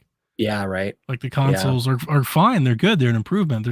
They weren't good enough. Like it's not enough of what I wanted. I don't mind my Xbox. I like it. I still Mhm. play. I've been playing NBA 2K for the last couple weeks. I play it on Xbox. Yeah. Honestly, this is a terrible reason because the game file is so big. It's like 200 gigs, Yeah. right? So I'd rather put that on my Xbox than my PC or my Ally. That's hilarious when you start thinking about your consoles just as like extra space. Like Kinda. it's like an extra closet you've It's got a- somewhere. I guess I'll It's keep a it in there. glorified streaming box at this point. It's been that Mhm. way for a while. It's like my Xbox is what I use to play my Blu-rays on. It's what I Yeah. used to watch HBO Oh, on. that's so funny you should say that. You I know. think I might need another Blu-ray player somewhere down here. And it's all because I'm getting these stupid games from the library. So my one disc drive down here is my Xbox. It's really a shame that we don't have like a Series S with a Blu-ray in it. totally. You know? Yeah. Yeah, I need another because I don't want to take out the disc to watch a movie. So I just leave the Resident Evil disc in there, and I'm like, I guess I'm not watching a movie. And I'm not that to the point about convenience and laziness. I'm like, am I seriously like, do I need to go? You can't even buy another one. You can't buy another 4K Blu-ray player. Like that's what I would need because I'm buying all these 4K Blu-rays at this point. Yep. I buy most of my horror movies. My Maybe I just need. Do I need a collection second? of Maybe I need a 4K. PlayStation down here. Maybe that's what I need. Ooh. I'm open to PlayStation ownership again one day. It would be helpful if they had the thing that's holding me back. It's not. I make jokes, and it's not because I hate PlayStation. I don't hate PlayStation. There's just nothing really on the roadmap that's like really exciting me. That's why I don't have a PlayStation. I would look at maybe not to the same extent, but like I don't think that I'm playing on PC because I want to play the next latest PC game. Aside from the fact that Starfield I'll probably be playing on PC, but I'm buying a bunch of old games. But I would want like a PlayStation down here to play all the games that I've missed so far. Like that's just the lens I'm even looking at games through right now. See, the only game that I'm thinking about that fits that criteria for me is Ragnarok. There's one game I feel like I missed, and I'm happy to wait on it. Like it will come to PC, and I'm happy to wait. I think that's kind of where I've made up my mind. I don't need to play it. No, I'm literally thinking about PlayStation for an extra Blu-ray player down here. Like that's it. There's nothing on their roadmap that's announced that I'm like, I really wish I could play that. Spidey 2? No, not even a little bit. I'm not that into Spider-Man. I've never had that. Spider-Man 2 is a game that if they were to announce like you with Fable, like if they had a Spider-Man console, like I had a Spider-Man, the PS4 Pro, I'd think about it. I would think about it. It's very popular. We probably have to do something. Like, I might even have to sell something off at that point. Like, I don't know. We probably have like a slim PS4 or something, but they're very expensive, and they only got more expensive recently. I would need something like really, and I'm not even sure. Like I was going to say Uncharted, but like if it's not Naughty Dog doing Uncharted, like do I have to? Probably not. I could probably wait on it to come to PC as well. It would have to be like Origins thing. It would have to be like Infamous Collection. I'd have to play it. Like I'd have to. Oh, really? Yeah. You know, like I can't not do that. You know, there's just not anything that they're doing. Like it's so much superhero stuff. They're like, we've got Wolverine, we've got Spider-Man. It's just, I'm down for it's not my thing. And like, I know you're not, but if you project forward, they're like, and we've got Ghost, and it's like, yeah, I wasn't that into Ghost either. You know, so it's really that. It's nothing. It's not really anything personal. Yeah. About PlayStation. It's just like there's just not a whole lot on the roadmap that I'm like, man, I can't wait to play it. So when you break it down like that, that's probably how some people feel about pretty much any console that they're not purchasing. You know, it's just the Venn diagram. Feel that way about Xbox. Sure. Yeah. Yeah. which is fair. I don't know. Like it's an interesting thing to think about the next 12 months. If you think that the game releases are actually going to happen, if you think Hellblade is actually happening in 2024, you know, those types of things. Hellblade what does would be the one? Like, yeah, like I'm, you know, yeah, me. You're down. Yeah, totally stoked for Hellblade. I need but I don't know if anybody's done this. Donnie. I need a watch. I need a Hellblade watch edition. I like keep the stupid edition. Like how you are with the watch. That's how I will be for Hellblade. Good. 100%. Awesome. I want to look at what does the next hypothetical 12 months look like for Xbox and PlayStation. And I think you probably already done this. You do a good job of like keeping this visual in your mind. Like that's how your mind is already made up as far as like, do you need a PlayStation for the next 12? Like, you know what this is.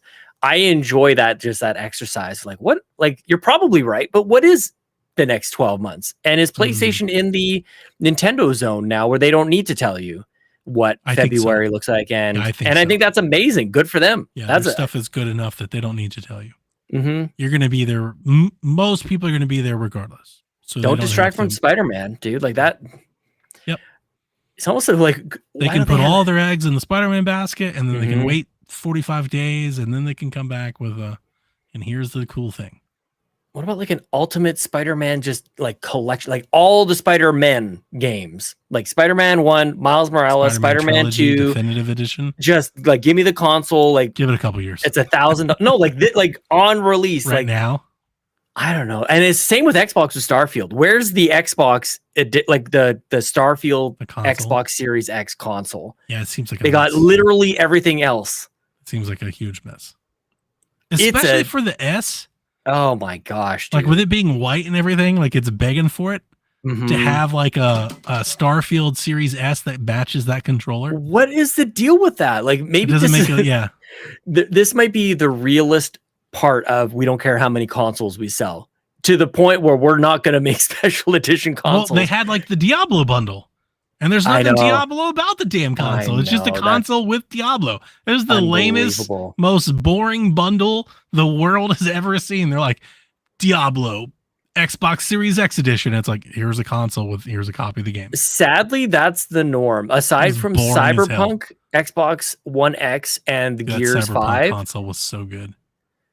that's it though. Like they did that a lot. They would just and even if you bought the whatever edition, like the game that's bundled in, it was just like this package wrapper over top of the regular box. There was so little special about it.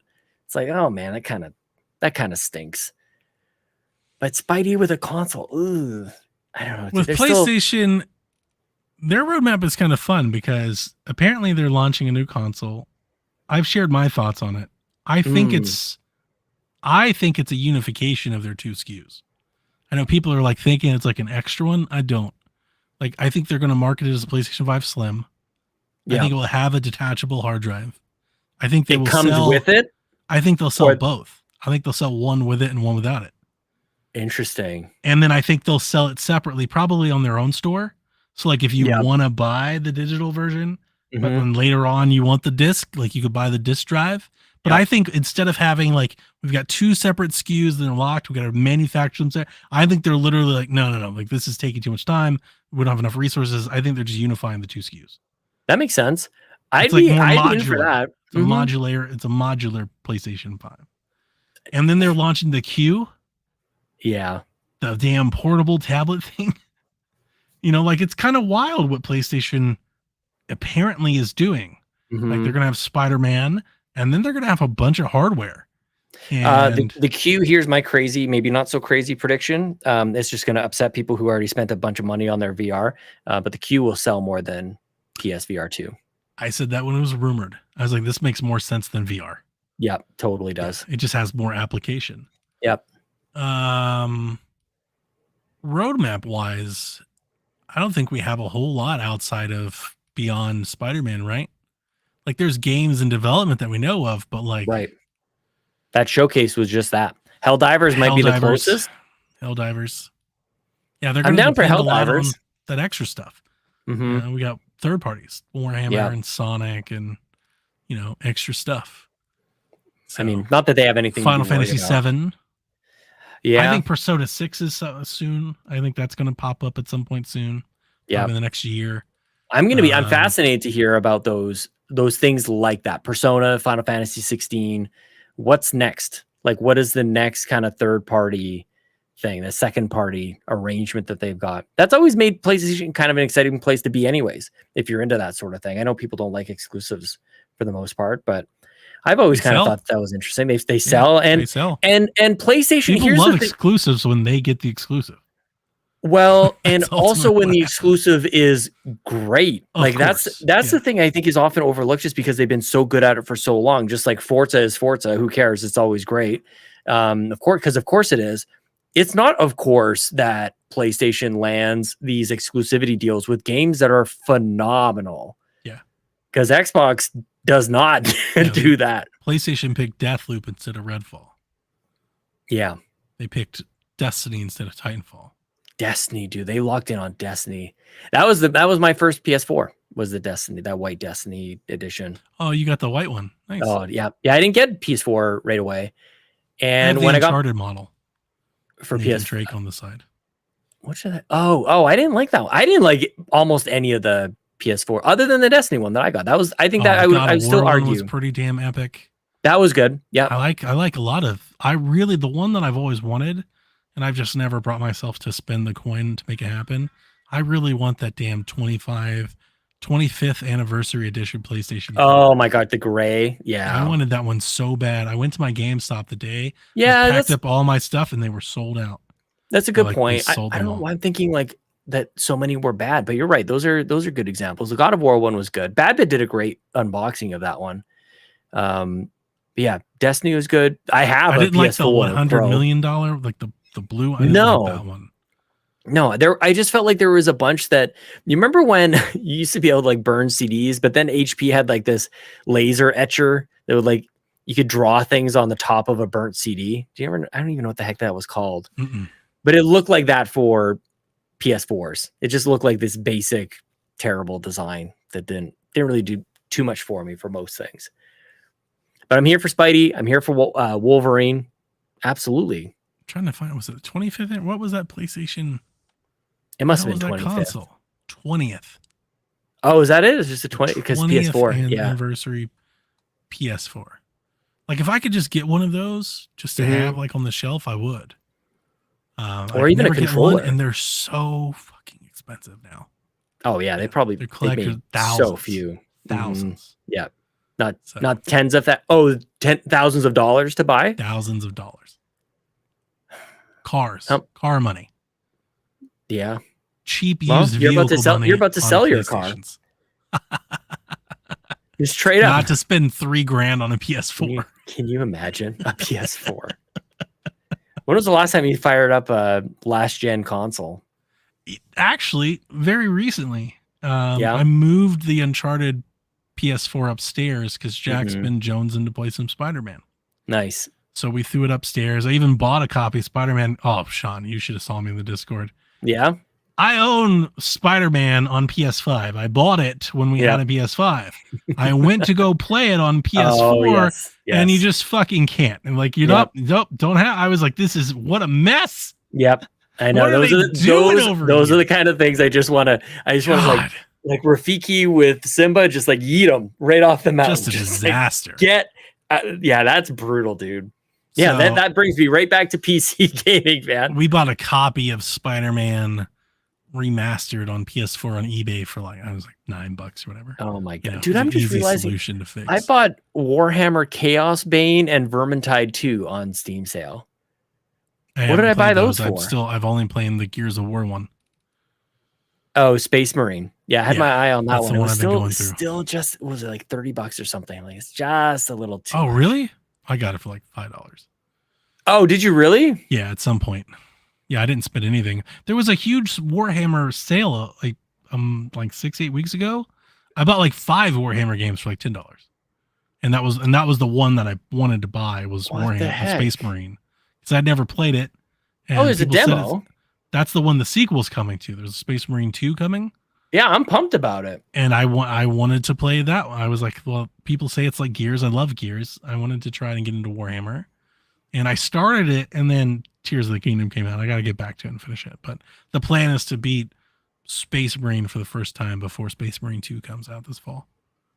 I don't know if I'm going to beat day one on Space Marine, though. That's the Exo Primal came out today. Why aren't you playing Exo Primal, Donnie? yeah, I'm not. Exosuits, dinosaurs. Come And on, multiplayer stuff. I'm such a. man. Yeah, I know. I feel like it's like a lame thing to say, but I'm just not that into multiplayer. Feel like you just got to give it a try, man. I have. I don't know. It's just like when I say it on the podcast, it just feels like uncool. Like, oh god, here's Donnie again, just being too cool to play multiplayer. No, that's not how I think about it. I just wish I know that we would have fun playing games together. Like that's the thing. I just know we would. Yeah, I enjoy playing game when you're playing something I'm playing. I enjoy hanging Yeah. out with you while we play. And I just feel like I don't know why. I never grew up playing multiplayer. I think that's one major difference. A lot of people grew up with siblings and Yeah. friends and they play together. Gaming has always been a solo activity. So like I don't really want to open up, but even more than that, I don't like playing games at like other people's pace. Bothers Yeah. me. I Yeah. want to play the game at my own pace. I want to It's- do what I want to do. That's a very very real selfish thing. over it. Mhm. know? I don't know. I think it's tough for things to line like many things to line up, like timing wise, and Even skill even set outside of and- the like that's its own thing, scheduling and all that. Yes, but more Yeah. than that, it's like I want to go see what's around that tree. No, I think you're you're right many of the times to avoid multiplayer because lots of times it's like, man, this is a pain in the ass, dude. Like I remember Chelsea and I, for some reason, we're like, okay, we're gonna get into Monster Hunter. We're getting Monster Hunter World, and we bought it like pretty early on. We paid full price for it, and we struggled like nobody's business to like play together. Like we just couldn't do it. Like how do you like? And it's and they lost us basically. Like I think that's my thing. I get it. So many people, right? We've talked about this. So many people my age grew up and they talk about amazing LAN parties and Call of Duty Mhm. all night long, and I never had that. Oh, I didn't play man. Halo. I played Fable, right? Yeah. I didn't play Call of Duty Online and Zombies. I played the campaigns. I played Zelda. I'm just such a, That only like a makes people who have solo experienced gamer. it want to give it to you more than like you don't even know what you're missing. Like once you go Probably. LAN, you don't go back. You know what I'm saying? Like you Maybe. but it won't happen. And It's a I huge like I said, I turnoff. get It's it. like right there with like Mhm. roguelike. They're like a squad bait. I'm like, never mind. Mm. It could be the greatest thing So I've you seen. I'm pick like, your fuck it, card and forget about it. out. Yeah. Yeah. Yeah. I'm trying to like there's not too many categories of games that I know there's always at least one example. I'm like, oh, okay, that I'd do that. I would play that on whatever turn-based game or even there's probably And a that's the crazy card-based thing game, is I play you know? so many things. I'm almost open to anything Yep. but that. Ah. See, the But thing that. is like the thing is like obviously we've been chatting for like what 5 minutes or 2.5 hours. I'm not sure which. Sure. Like it's fun to hang out with you. Like so let's could be playing a play game. games. Well, you I know? just bought Starship Troopers Extraction. Me and Dude. Josh bought it. We're gonna play Yes. it together at some Oh, point whenever we line Josh. up to play. But here's how Josh this is the works. best. I'll tell you how Josh. this works because we've done this a couple times over the years. I will play it with Josh one time. Yeah. We will play together one time for 4 or 5 hours, and then we will never. That's it. But how much was it? How much did you spend on it? $15. Worth it Worth it. for the one Exactly. night. Absolutely worth it. Yeah, Yep. definitely. We played Warzone one night on my birthday. Mhm. We all downloaded Warzone. We played Warzone for 6. I never played Warzone again. See, the funny thing is like that my whole value evaluation of games is totally warped because it's like I feel like it's worth it spending money on games I never play. So if I spend $15 on a game I play once with somebody, like that's way better than 90% of my collection. I'm on the positive end of this investment. I'm in the green, baby. I'm in the green. Exactly. Like totally nailed it. And some people might look at that and go like, oh, what a waste. I only played What it a once. waste I'm like, of money. compared to what? Compared to all these I other like games. what we do more Mhm. than that. I honestly do. I've done this with Jason over the years. I do it with you often. I Yeah. like when I see friends that Do are it with online and Jason too. I'll just pop into the Discord and just hang out. Yeah. You're playing your game, I'm playing my game. Like again, it's the pacing. I Yep. don't feel like I have to keep up with the group. I don't feel like I'm holding the group Oh, back. that reminds me. Yeah. That's the thing. Like there's only a select few games, it's probably like half a dozen or so that where that almost matters zero. It's like these very, very rare cases where if you're not holding anybody back. Like I guess Mario Kart's a good example of that. And there's Mario games Kart. like That's that. why it's so good. Mm-hmm.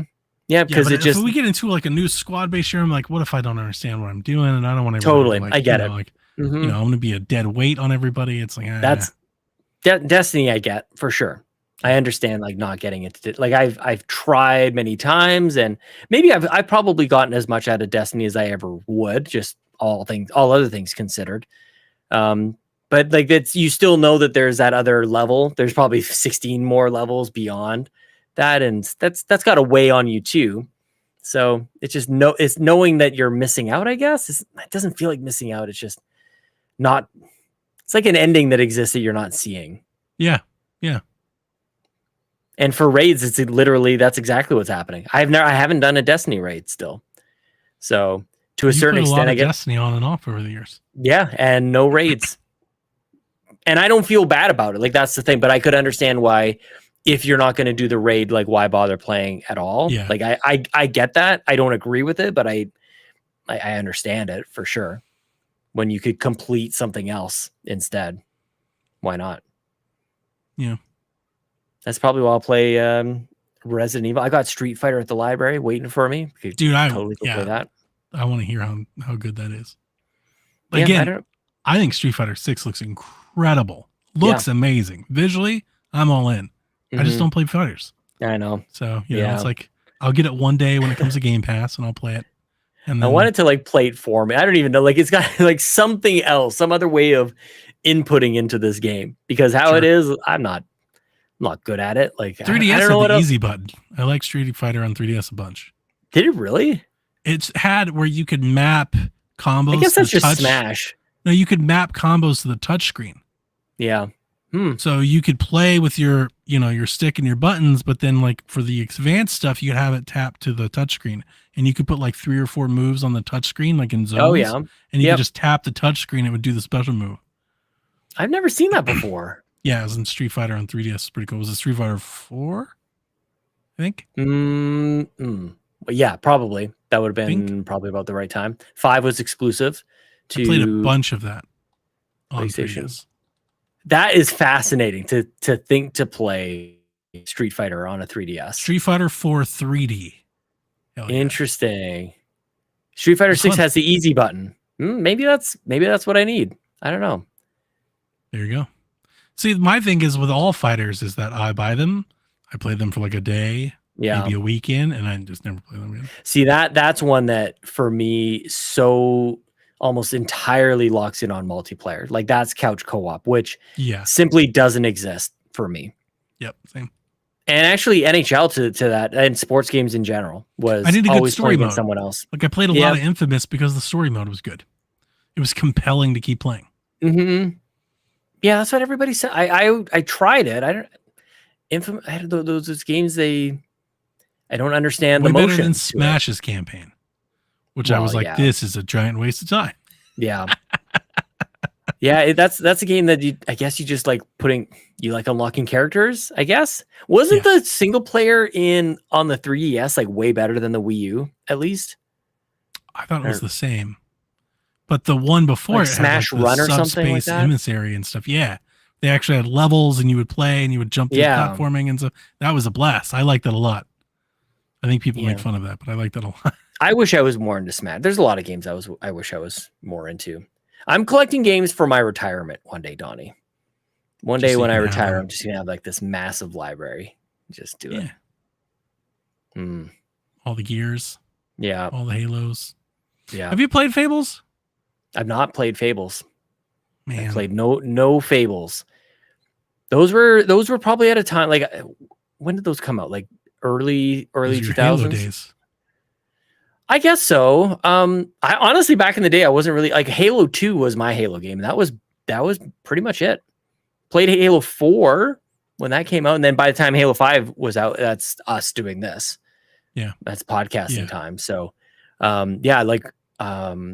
didn't play Halo 1 originally until after 2 came out. Talk about Fable a bunch, so I was like, those are my college years. Fable. It's kind of how that worked out. Like between I graduated high school in 2002, so I don't think I started university or college until 2003 or 4. I took some time off. So between then and 2000, I graduated university in 2008. So there's a number of years there. Fable 2 is 2008. Yep. Fable 3 was 2009. And then by then I wouldn't have never played 1. Yeah. So those years were you can pick not so much. Probably the most notable in that time was probably like Fallout 3 was when I was there when it came out, and I played it on the wrong system, by the way. I played it on PlayStation 3 because I thought it would have I thought the power on the PlayStation was better. I bought into it big time. And of course, and Fallout it's gotta be more powerful. It costs more. That's exactly what I thought. Clearly, it's got a Blu-ray in it. It's got a Blu-ray in it. Yeah. You have to install it, so that makes it better. Oh my gosh. Yeah, no, it wasn't. That was definitely the wrong choice. But that was probably I wasn't playing too much when the games came out. Call of Duty, NHL with buddies. That was basically it. But I got Fable on the original Xbox because somebody told me it was like Zelda. Yeah, and it kind of was. I never liked the original Fable a lot. I played it, but I was it never really. I was honestly just hit or miss. I was neutral on it. I was indifferent to like Fable. I was neutral on like gaming, honestly. Like that's something I don't really talk about all that much. I didn't really embrace my full nerd until after I graduated university. So probably not until like 2010 is probably when that kind of really kick back into high gear. So I've never really even thought about it this way. So it's probably sometime between like 1998, 99, maybe 2000 when I was like gaming. Graduated high school and kind of still played games, but not in like this, not in the way that we do now, and came back to the fold 2012, which totally aligns with That's when I all met of Chelsea. Fable. Yeah. Yeah.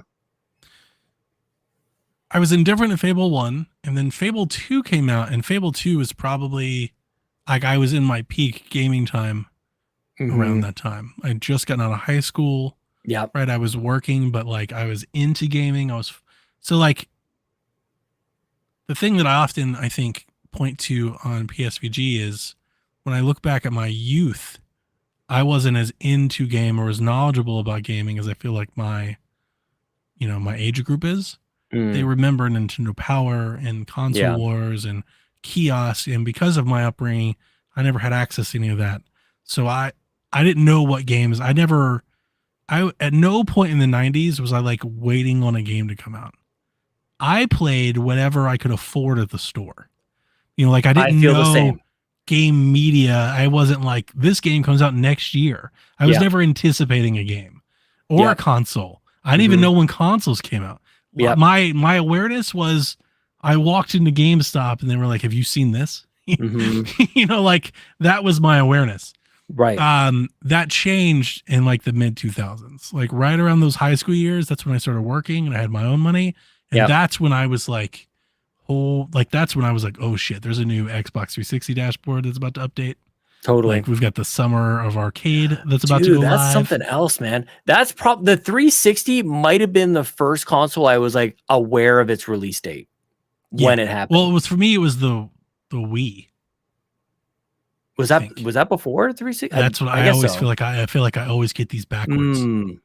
Yeah, maybe it was the Wii. The Wii would have been whatever was first, because I was highly aware. I know I always get these backwards, but I don't even think I was aware with it. I think it's because the Wii, my memory of buying the Wii is like so much more. I don't know. Yeah. Like I was there on opening day. We sold exactly. The line was longer. It was a bigger deal. Yeah. Like I just walked in and got my 360, but the Wii was a big deal. Yeah. No, the Wii takes over because it wasn't. This is so stupid. It wasn't until I saw somebody with a 360. The Wii was in 2006. I knew that. When did Xbox? It was the wireless controller with the 360 that won me over. I'm like, oh snap! You turn it on, like from here. I feel the like Xbox came out the year before. Yeah, that tracks. Yeah. And I got my 360 not on launch day, but like that Christmas. I got my 360. It was I was early on 360. It was definitely not launch day because I saw. And then I was launch day on Wii. Yeah, I'm trying to think. We couldn't even get one. The way I got a Wii was a mom returned hers. It was about a week or two. So because we were not allowed to buy it as staff at the store, they said you can't buy it. What I did for customers only. I got my first credit card and I bought 2 of them. Wow. And I sold one to pay for mine. Oh yeah. It was the very first credit card I ever had. Mm-hmm. My uncle co-signed me to get a credit card, and I bought 2 Wiis. And you're making moves. I waited in line, and I bought 2 Wiis, and I sold one for like $500 to pay for the one that I purchased. That's crazy. You probably could have got more, honestly, at that time. I remember too, because the guy that I sold it to was in line with me, and he didn't get it, and I gave him my number, and he was like, "I'll buy it from me." He literally showed up when I went to pick mine up, and I just gave it to him in the store. They were like, "Here's your Wii," and I was like, "And here's your Wii." Oh my gosh, dude! I still remember to this day that mom bringing that Wii back in. Like, a return when you work in retail, like what's happening from the moment that person walks through the door. The doors slide open. I'm like, that's a Wii. That's she's returning that thing, and I'm like, that sucker is mine. Like, there's no rules on that. That thing's gonna go. Oh, I got it cheaper because she returned it. Nice. Yeah. So I didn't even pay. Oh man, that's a great memory actually. So I played Fable, was kind of indifferent to it. Yeah. But because I played Fable, was aware of when Fable 2 was getting marketed. And this is the time where I was paying attention to Gamescom and IGN's and not IGN, but Game Informer and show. So when Fable 2, I was like, oh, this looks a lot better. This is more my jam. And Sean, I love Fable 2. Like, I was like, oh, fuck, this is my game. I love Fable. And then they came out with Fable 3 years later. And this is where I depart from the rest of the Fable community. I love 3. It's my favorite. Everybody hates 3. And I loved 3. 3 was like I was day one. I came home and played it that night. I had a friend of mine that came over with me, and we played it. Like, we didn't play it together, but like he just hung out with me while I played it because he also was into Fable. And yeah, I loved Fable, and I love Fable 3, and most people hate Fable 3, but I was just checking to see if I could play Fable on PC, and you cannot. you can stream it. Oh, snap. You can stream it. Would on I do XCOM. that? Would I do that? I don't know. Why if I wouldn't you would. play it on your console? It's all X-back compat and No, enhanced and all that's that. I will. Like now that I've discovered this, but if I could You get don't it have on to, nice but I was just widescreen- wondering if, like, does the new Fable excite you at all? Definitely. Yeah, no, Okay. I was definitely won over by that. And it's not like I just missed it is the best way I would describe it. I Sure. have not avoided Fable, especially the wonder- anniversary. Yeah. I kind of want to know like what you would think of Fable, to be honest with you. Mm. It's not a franchise for everybody. It's got like crass humor and fart Yeah. jokes and dumb things, but there are also touching parts. I love the morality system. You can marry people. The reason that I think Fable 3 hooked me in a way that other people didn't is, I've said this over the years, like I get oddly hooked by like light city building, like progression, like Mhm. loops. And in Fable 3, like you can take over the town and buy up all the stuff. And then the end game, like you're preparing for war, you have to raise like a war, like army chest and raise. So I was like all into like this, like min maxing. I'm sure everybody else was like, this is busy work. This sucks. I was like, this is crack. And I need my hit, It's just like, let me get some of this every day. So, yeah, I love that part of it. I don't think the new Fable will do any of that, but I kind of wish it would. Well, that's kind of what I'm thinking about. Like, it's an era of games when people talk about like, what is your favorite console? Everybody will say, Super Nintendo, PlayStation 1, like all these kind of things. Dude, like games on 360, that's a great time. I love gaming. my 360. Yeah, absolutely. Definitely. Like those games were bigger than the Xbox could allow for, but not so I like love the whole era. tripping over itself. That's We what I'm just trying had to this say. question on PSVG. Mm-hmm. Like if I had to pick my favorite era, like one era, that would be That's the right. Wii 360 PS3 era. Yep. I loved all three of those consoles. I'm like, wait, Dead Space was 360, wasn't it? Mm-hmm. So Dead Space and Resident Evil. Yep. I mean, Resident Resident Evil Evil was 4. GameCube actually, but Played I Resident played Evil it on 4. Wii. I played Resident Evil 4 on Wii. Like the games I'm playing this year, Yeah. Like, Yeah. the remastered ones from incredible. that generation. Mm-hmm. So good because I just play them, and I know that everybody else understands. I know even you, like we talked about this last time, Tears of the Kingdom. I'm like, maybe I just I'll stick in 2006 to 2012. That's Sure. my I get that. I that's my actually get that. Yeah. yeah. That era is set the foundation for what video games have been since then. Yeah. Oh, for sure. And They've bigger, all just better. adapted all of that. Like it Mhm. wasn't like that until that era. There Yeah. was no live until that era. Which is funny because There was like no obviously- PSN until that era. I There don't was want people to motion controls misunderstand, until though. that era. Mhm. Virtual console. Like there's so many things that like I that era know. did. You're just waiting for like what is that? And do you know it when it's happening, or do you not know? And you look back and go, "Oh snap, this is a moment."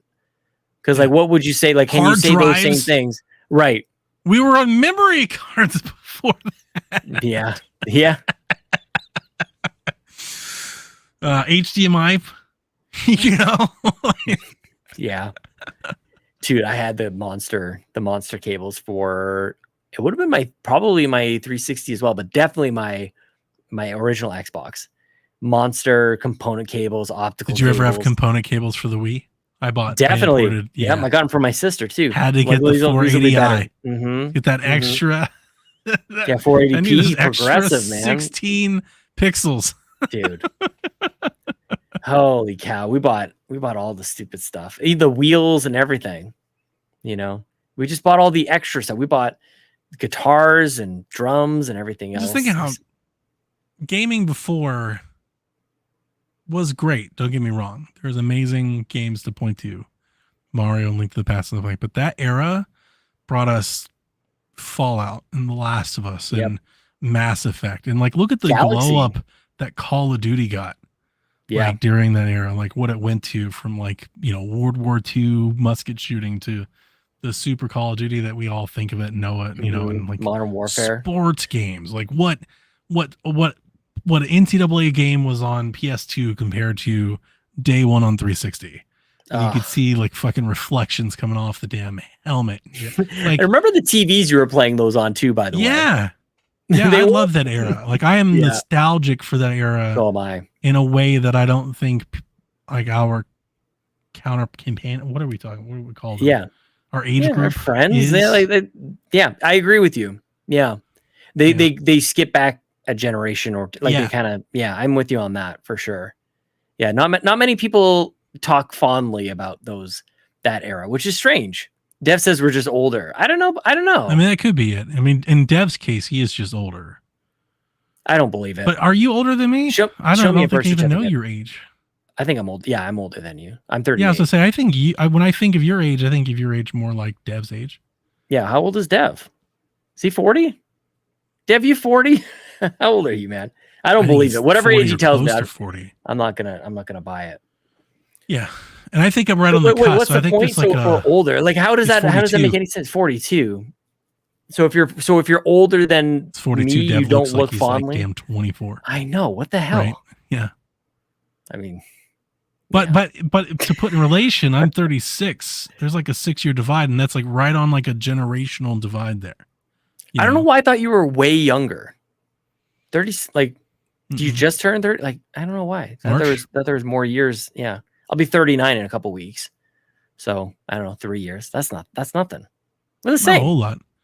But when it's because your kids are way older. That's the thing. But here's the thing. But when you go back in time and you put me in place, right? In 1996, I was 9.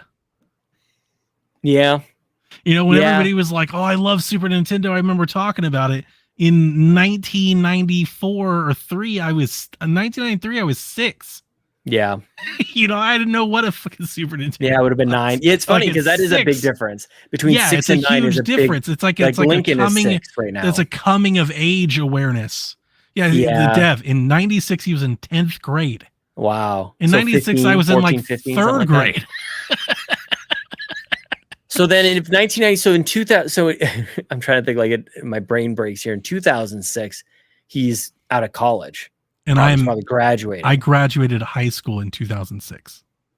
So does that mean you still don't have that good experience playing on 360 or PS3, playing Modern Warfare for the first time, going like, the ship is sinking. Like, this is the greatest first level I've ever played. Dev definitely had those experiences. I just think between Dev and I personally, I just think his fondness for that older 90s generation is so much stronger than mine because we were just way different ages. I guess so. Yeah. I mean, this is. And it also didn't help that, like, with my upbringing, I just didn't have the financial access to any of that stuff either until later.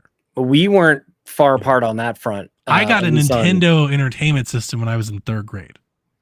Yeah, that's what I remember. So that would have put me right around like 95, 96. I had an NES. I think most people were like, this old trash. Yeah. I was buying games for like a couple bucks in pawn shops. Yeah.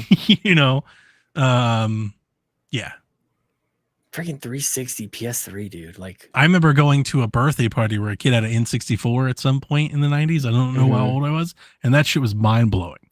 Oh, yeah. I was like, what? Yeah. What are you? And I think I spent hours just running around the castle in Mario 64. Of course. I don't think you even did a level. Don't even do anything. Just like, you could just swim. Like, oh shit, you could just run the camera around. Yeah. It's like, I didn't even know you could do that. Like, what? Yeah. Yeah. Triple jump. That's why I try to, when we describe and talk about these things, that's why I try to like describe like awareness. I knew video games existed. Did I know it was coming out next year? Or I had no idea. Yeah. I didn't know what winter Christmas game was. I don't even know if that was just you, though, Donnie. I feel like that was a thing. Like Sonic, when Sonic was released, that was a huge deal because they released it worldwide the same day. Like that wasn't a thing before, and that, I don't know if it was, if all games did that immediately afterwards. So there's like this good period of time when like you just didn't know it was going to come out. Dev says 2006, I was already married. I graduated high school in 2006.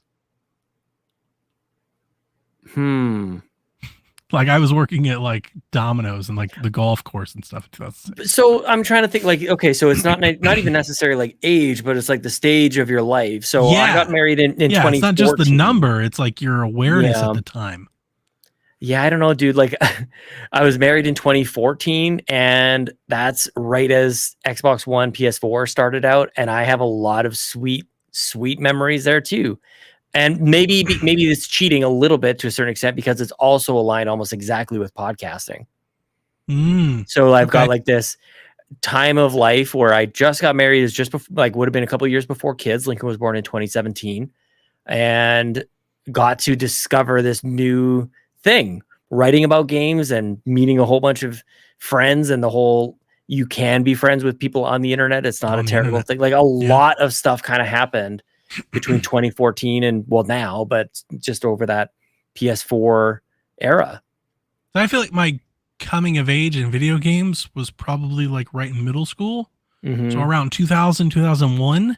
Yeah. That's when I became aware of like video game publications, websites, news, what the big game that was coming Mhm. out was going to be. That's when I started to get nerdy about it.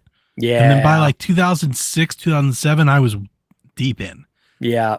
I'm buying day one consoles. I'm buying new Mhm. releases. I'm playing the fucking Conduit on Wii. Talking about Oh how my great gosh, the yes, graphics were and how yes, everybody needed to shut up about the Wii's, graphics and lack of an HDMI cable. Like I was finding forums. Like that's when I got going. I played Far Cry for like maybe 5 minutes on the Wii. I thought something was wrong with it. Like I unplugged it and plugged it back in. Like I power cycled the Wii because I was playing Far Cry. And I'm like, what is? It was awful. I thought it was broken. that's a legitimate I was so story. nerdy about the Wii. I have so many fond memories about the Wii. I must have been. If people thought I was obnoxious about the Wii U, Oh my god! I was 10 times worse about Same the Wii. here. Same here. I remember playing Medal of Honor on my Wii whenever it came out. I wanted to say close to launch. It's one of my earlier memories. But playing with the Wii Zapper, yeah. like just fucking arcade light gun at home. Hell yeah. And I remember like you could rotate the and it would zoom in on the scope. So good. And I was like, this is the coolest shit the world has ever seen. I know, but everybody was slamming it. Everybody I was was like, busy. why Like, isn't everybody talking about how great Medal of Honor is on the Wii? it's because the thing is, like, in some cases, that motion control was great. Smooth moves, amazing. Like like Resident So Evil 4, good. I think was So really good. Red Steel. To this day, I still tell people the Resident Evil 4 is best. It was at the time it was best played on Wii. I have no doubt. I only played it on Wii, but I would have like I played it on GameCube, but I finished it on Wii. Oh, so like when I good. think of my memories playing Resident Evil 4 and loving it, I didn't love it until I played it on Wii. Yeah. Oh my goodness, dude. What was the other? Red Steel. Talk about a game that needs to come Steel. back. Red Steel was awesome. It. Yep. Yeah, dude. It can still work. If Ubisoft did Red Steel in like Oculus, I'd buy an Oculus. Are you fucking kidding me? Oh, that sounds that's awesome. a great idea. That's a lot of games could probably have come out from the Wii days onto VR. Yeah. The motion controls, the Wii U, that's all VR. Like that's all the same thing. It's all the same Dev, no one is surprised that you didn't understand the appeal of the Wii. Of the Wii, yeah. He probably looked at it and he saw the output and he was like, what is this shit? 480i. Dude, I had a Wii collection. I played Guitar Hero on Wii. Same. I played Rock Band on Wii. Oh, snap. Did you Mad really? World on Wii. I found No More Heroes, obviously, on Wii. One of my favorite games. Like, I love the Wii because I felt like you want to know the ultimate like Wii shill that I can give you? I finished Xenoblade Chronicles and used to stand and tell people how great it was on Wii. Because I loved my Wii so much that back then I was even playing JRPGs. I was like, it's so big, the world is so grand, you've got to play Xenoblade Chronicles. Now people are like, hey, don't you play this? Absolutely not. Yeah. But back on Wii, I did. Maybe. On the Wii, I did. We played Ultimate Alliance on the Wii, which was motion controlled. It's a button masher, by the way. So you're just moving your hands in precarious motions. Italian Wars. Yeah. I love the Wii. What a fucking console, man. I'm with you. That's what I was saying on the Nintendo Drive. I'm going to have to bust out my Wii. I'm going to have to do it. I think I'm gonna have to do it. Like, and we didn't even talk about the magic that was Wii Sports. Wii Sports Resort, banger. I hate using that word, but Wii Sports Resort had no business being that damn good. It was so good. It had you remember the game? It has 50 games. There's so many games. You play basketball, you do the sword fighting, you do Pilot Wings, you play golf. Golf's got 4 different core. It felt huge at the time. You're talking about the Nintendo Switch Sports, right? That's the one you're talking about? No, definitely not. No, the game that has 4 games. Wii Sports Resort had I don't know how many games. I'm going to look it up now. Wii Sports Resort at the time felt huge. I'm trying to think. I want to guess. I feel like it's going to be 14 games. Okay. Price is right. Let me guess. Let me look them up. I can only remember the tile screen. It's going to be 8 games. 1, 2, 3, 4, 5, 6, 7, 8, 9, 10, 11, 12, 13, 14, 15. Look at me. Not Spot bad. on. Good All job. right. All But right. Nailed it. From Wii Sports that had what? Bowling, golf, Boxing. I already said bowling. Baseball. Did it have baseball in the Baseball. original one? Yeah. Baseball, guess so. bowling, golf, boxing, Tennis. tennis. 5. Yeah. Right. So you get 5. And I loved Wii Sports. I thought Wii Sports was amazing. I was like, Totally. this is an incredible video game. I can't believe they threw it in the box for free. I know. And then you get Wii Sports Resort and it blows the shit out of the water. It's got its own thing. You remember it had archery and basketball, and it had you could bike riding. You could do the thing. I was like, this is incredible. Yeah, man. Oh man. Wii Sports Resort was amazing. What a great sequel. I just want to do that. Even though it's not, man, I think I might have to set up the Wii. Maybe one of the best sequels of all time. Hot take. Interesting. I have no idea if I can quantify that, but maybe one of the best sequels ever made. I feel like people really have to think about that. You know why? It's the series has never even come close to being as great as it was when Wii Sports Resort came out. They have tried and failed multiple times. I gotta give Mass Effect close. 2. I know you hate Mass Effect. Failed spectacularly from even touching Wii Sports Resort. Kind of Mass Effect as well. So good. Dev, if that's what you think, that's all that matters. There's something that happens when Donnie says such a statement in such a confident way. You're like, maybe it is. Maybe it is the best sequel ever. I don't know. I'm having a hard time thinking about it. I didn't say the best. I said one of the best sequels of all time. Yeah, no, I think that'd be hard to argue for sure. What happened to our background? It says Sweet Hangs. It's okay. Mine went blue for a minute. I had a blue screen and then it came back. Let me pull up. What does it say on weird. Twitch? I don't know. Melon was dropping us. I saw that. I rewatched the show. I always feel late to Empire. I always feel late to Drive. Oh, I usually listen to podcasts. I try to watch you guys live. It just doesn't really work.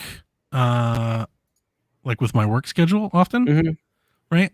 But I go into your Discord and people have already discussed the episode. It's crazy, man. And I'm like, I haven't listened yet. Yeah. Yeah. There's a and then I don't get to watch it until the next day, at noon. And I'm just I'm fucking behind the world at this point. I might as well be in a third world country on Xbox Drive, standing. I'm so behind it. I feel so late. I want to come back and talk. Hey Ryan, you said this on the and it just feels so old by the time I even listen to it. I'm like, I can't bring it up. They're already talking about news stories that happened today. It's funny when you guys go live, and even though it's the same day as the Xbox Drive, we do it at around noon my time, and then you guys go live later on that night. I'm always like, oh, it's Wednesday already, and I should have that moment because of my own show. I should have oh yeah, look at that, PSVG is live. I know it. I understand. I don't know. It still kind of breaks my brain a little bit, but I kind of enjoy that about myself. That's my my early onset dementia. Just kind of it's still in the enjoyable stage. So kind of gives me these nice surprises every once in a while. But eventually, I won't recognize my children.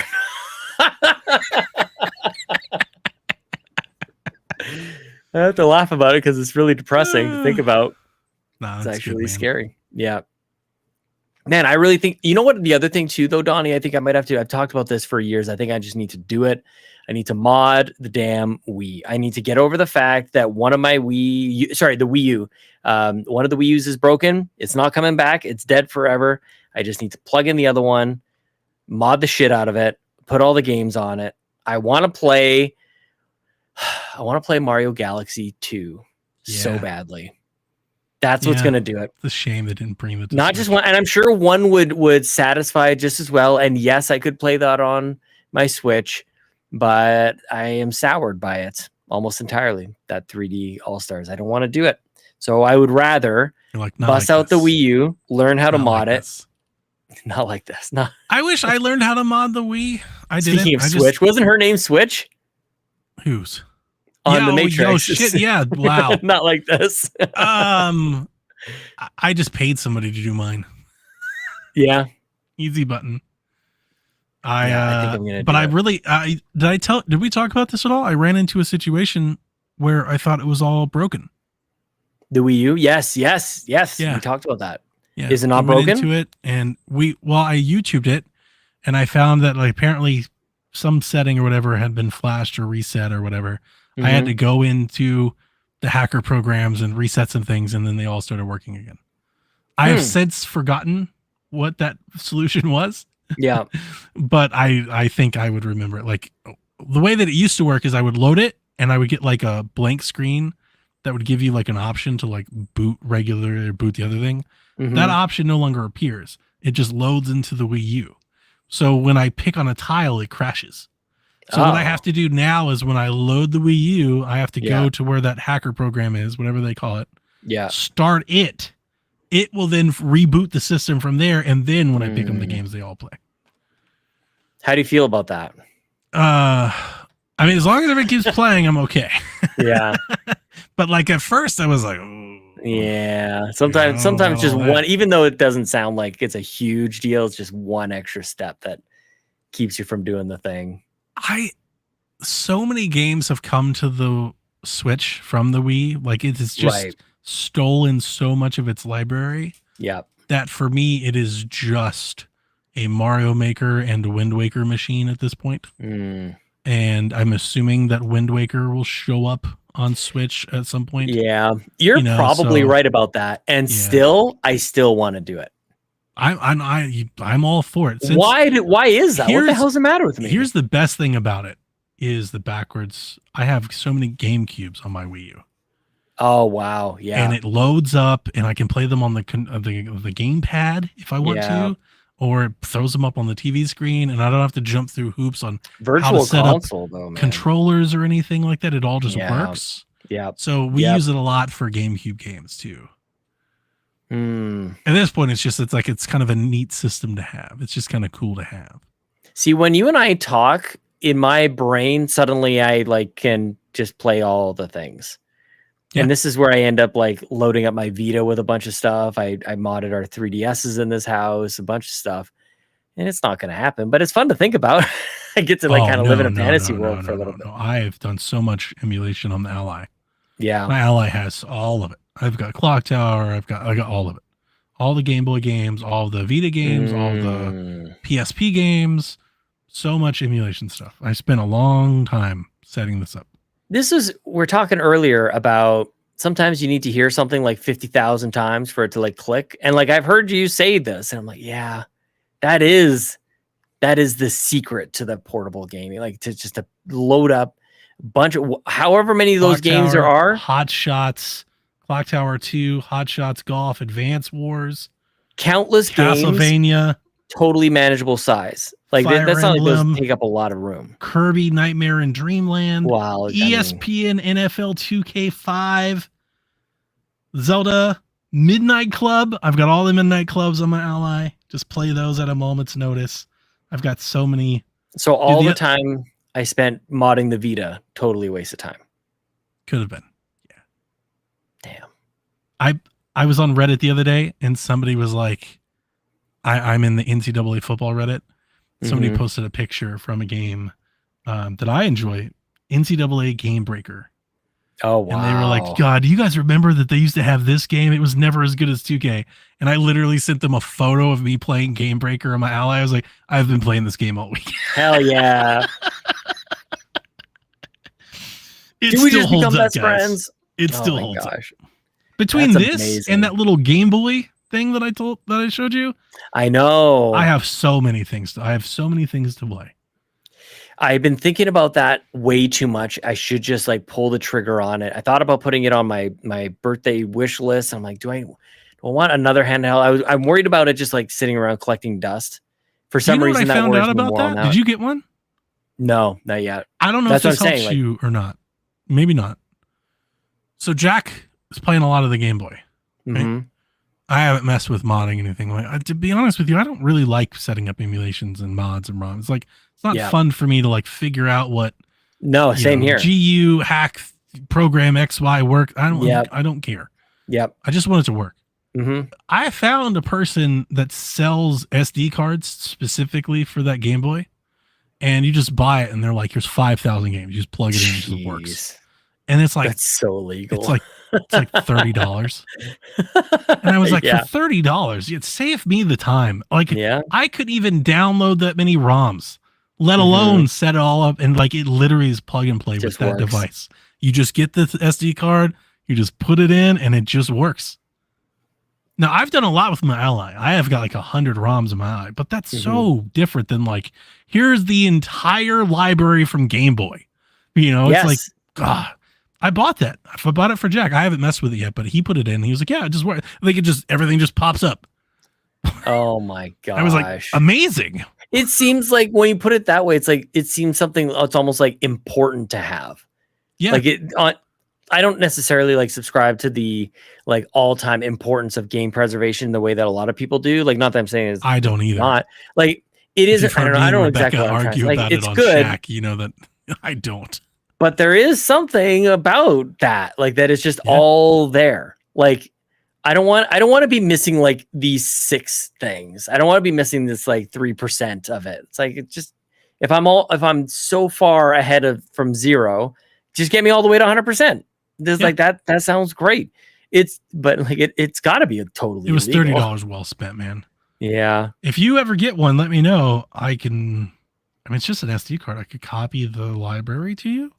I could just put it like Yeah. on OneDrive, and you could just download it to an SD card. Like, Oh, that's there's now, nothing now we're installed on now it we're because talking. there's nothing installed on it. It's just an SD card. So I think you could just copy the library to an SD card and plug What it was in it yours. called? The and it'll work. RGXX or something like that? What was it? Yeah, I don't know. Yeah, RG35XX. Ambernick. Ambernick, yeah. I think is whoever. That page is not on. Hang on a second. RG35XX. It was just so easy. I was like, yeah, here's the money. Like, please send me one. Like, this Yeah, is these are pretty like, sweet. what was it, like $100? Does that sound about right? For the device? Yeah. No, I was in for like, Canadian maybe. Yeah, no, I got mine for like $70. Oh, okay. Gosh, that's a crazy. I think on $20 Prime Day it was sucks. like $40. No.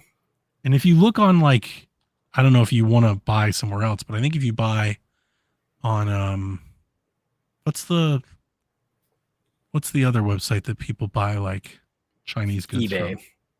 No, not eBay. Play what's the Asia? other one? No. Oh God, what's the one that like? Where's Garrett when you need him?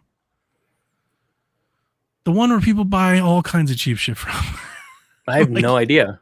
Oh, it's killing me. I can't think of the name.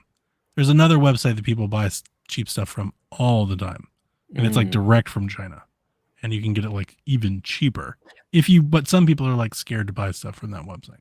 This is my parents have kind of gotten to the point where they're just like, just send us ideas for what you want for your birthday. And this, like, I could just send them this and that would would be show what I up. would get. Yeah. That's a sweet think. deal.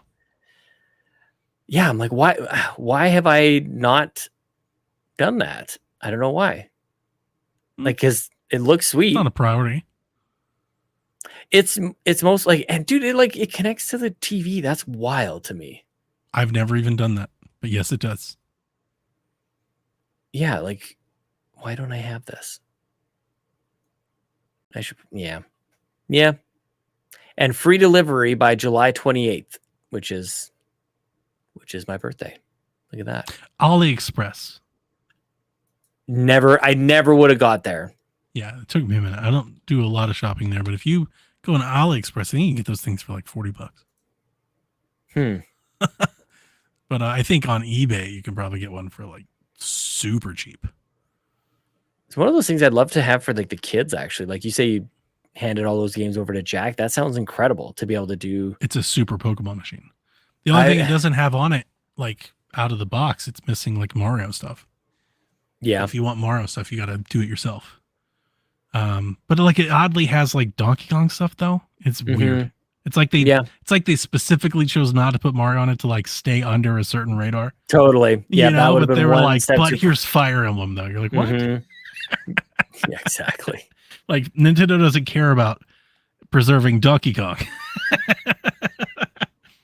They won't prosecute you for Donkey Kong. They will if you put Mario on some shit. Maybe part of maybe I need to up my ROM game on my PC.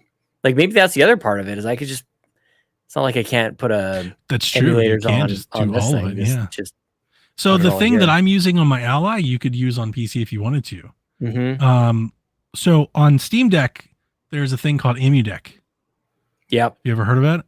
No, but I think I've heard you guys talk about it. But So outside of that, EmuDeck is a program you run that like automatically sets everything up for you. They have a Patreon because they are beginning to set up EmuDeck for PC. So the Patreon is $2 or $3 a month. Yeah. They have it set up now where you can get EmuDeck through PC if you subscribe to their Patreon. And when you're setting it up, it asks you like, what are you setting this up on? And it's like, I'm setting up on an Ally or a Steam Deck or an Aya Neo, whatever, or just my PC or a laptop.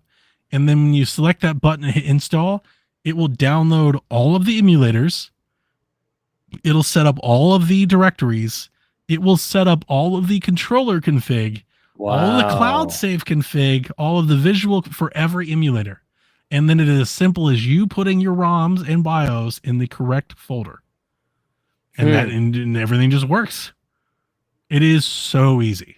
It's incredibly easy. Best $3 I had ever spent trying to emulate anything. That's And it? That's all that took? Funny thing, I haven't even tried to put it on my PC. For whatever reason, I don't ever want to like play a Game Boy game on my PC. That makes sense. No, You know, that like, totally makes sense. It never like it even dawns on me to even try.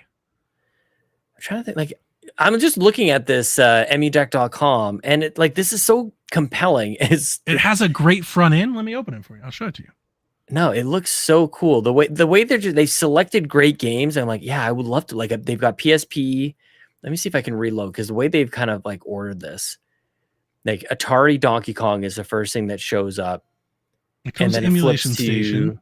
A Link Between Worlds. Oh my gosh! Like now you're like Oh yeah. Neo Geo Pocket Metal Slug. What a great collection of games! There's Nintendo Emulation 64 Station. Rogue Squadron, Watch this thing.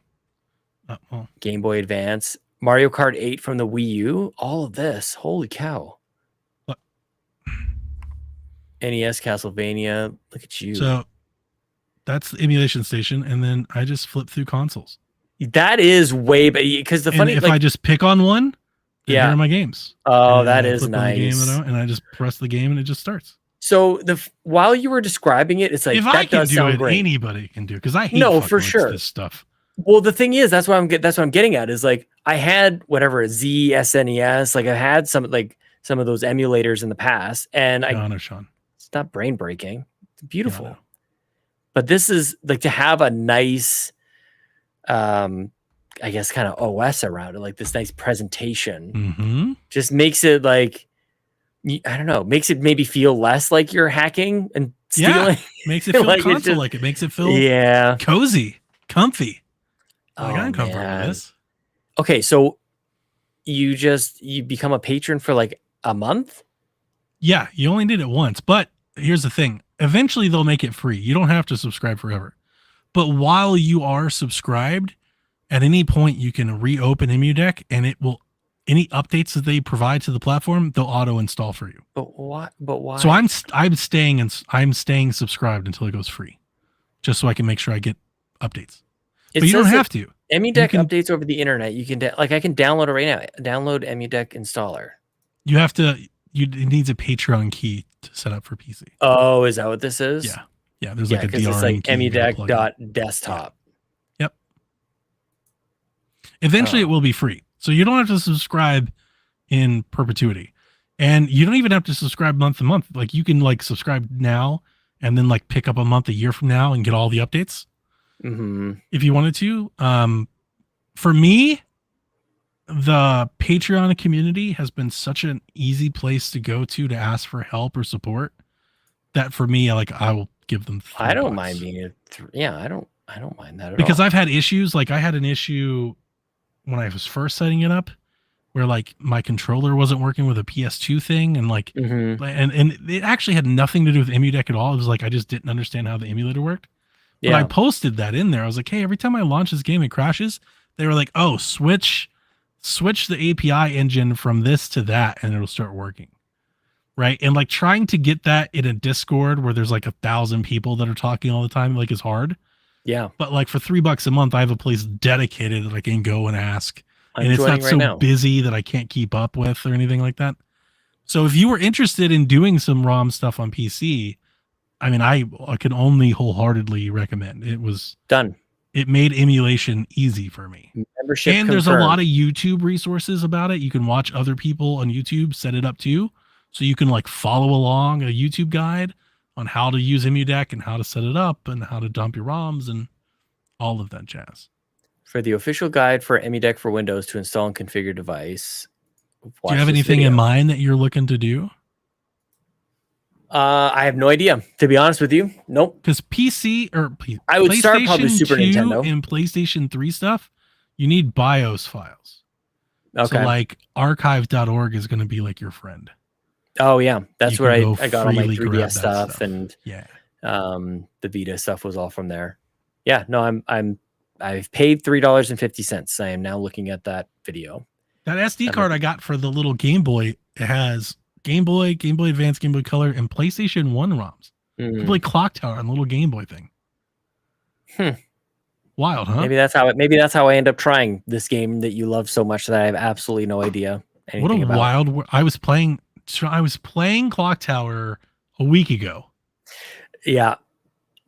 I'm just thinking about how I have this PC, this monitor, this, I can have these wonderful experiences, and I'm going to go play Clock Tower. Clock Tower, Don't play play Donkey it. Kong. Have you ever played anything like Clock Tower? I personally would think in my head, I'm like, I don't think Sean would like Clock Tower. I don't know if that's right or wrong, but I just don't think I've heard you say, like, have you played any like point and click type of survival horror games?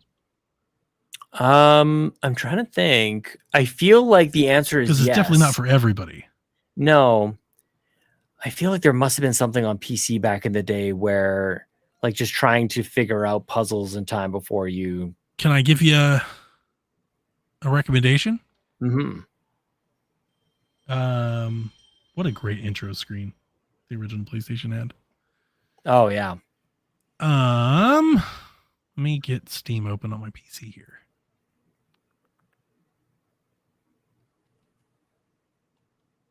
Play the Coma or the Coma 2. You can play The them on Coma. Switch, Okay. or you can play them on Steam. They Mhm. should be very cheap. I would just start with the first one. Let's see what the Coma costs on Steam right now. It's $14.99. Let's go see what it's like on Nintendo. And you could probably get it on Xbox. It might be in your codes. You might have a code for it, actually. Oh. The Coma recut is $14.99. Okay, so the price is $15. That's the most Clock Tower like game I've played since like Clock Tower. Check this out. Have you never seen this? I don't know if this is going to work very well. It looks pretty good. Yeah, it looks This is pretty the good. intro for Clock Tower on PlayStation. Yeah, that looks good, man. Look at that. And games on PlayStation couldn't have been bigger than 650 megabytes. Like, that's a CD. Can you hear it? No. No. Damn. Might have to go give that a try. I'm not seeing coma in our emails here. Can you hear it now? Like barely. Damn. Like I can hear some sounds. Oddly enough, when I search for the coma, my email that says you just backed Chicken Wiggle Workshop for Nintendo Switch. Oh up. boy. March 6th, 2018. Did you hear my story, my Kickstarter story on the podcast? I don't think so. Maybe? I got a refund from that shoot Donnie in the face shit that we did years ago. Oh, yeah. After years of harassment and whining and all that, like he just gave my money back. There you go. That's what I was trying to get you to. I don't know why it's not coming through very, very loudly. It's like gating the noise or something. Can kind of hear it. Okay. It's because there I was you go. Just, like, there you holding go. down the button and it wasn't going. Human Entertainment, Clock Tower, man. This game was on PlayStation. The game was the best. Man, that ally. Holy cow. Yeah. Like if you're into horror, it was so like good. that. And that theme that you heard play, like I've had that theme in my head ever since. Well, now because we used to, because like I said, we didn't have consoles growing up, so we would often have emulators on our PC, and I kind of stopped for some reason. I guess once we got the Super Nintendo and the NES mini consoles, we just modded those, and those were kind of my emulator devices. But like, why am I doing that? That's a couple too many steps even still, because I don't have them plugged in all the time. Look at this Emu deck starting up. Play UN Squadron on my PC, Ryan Turford. There you go.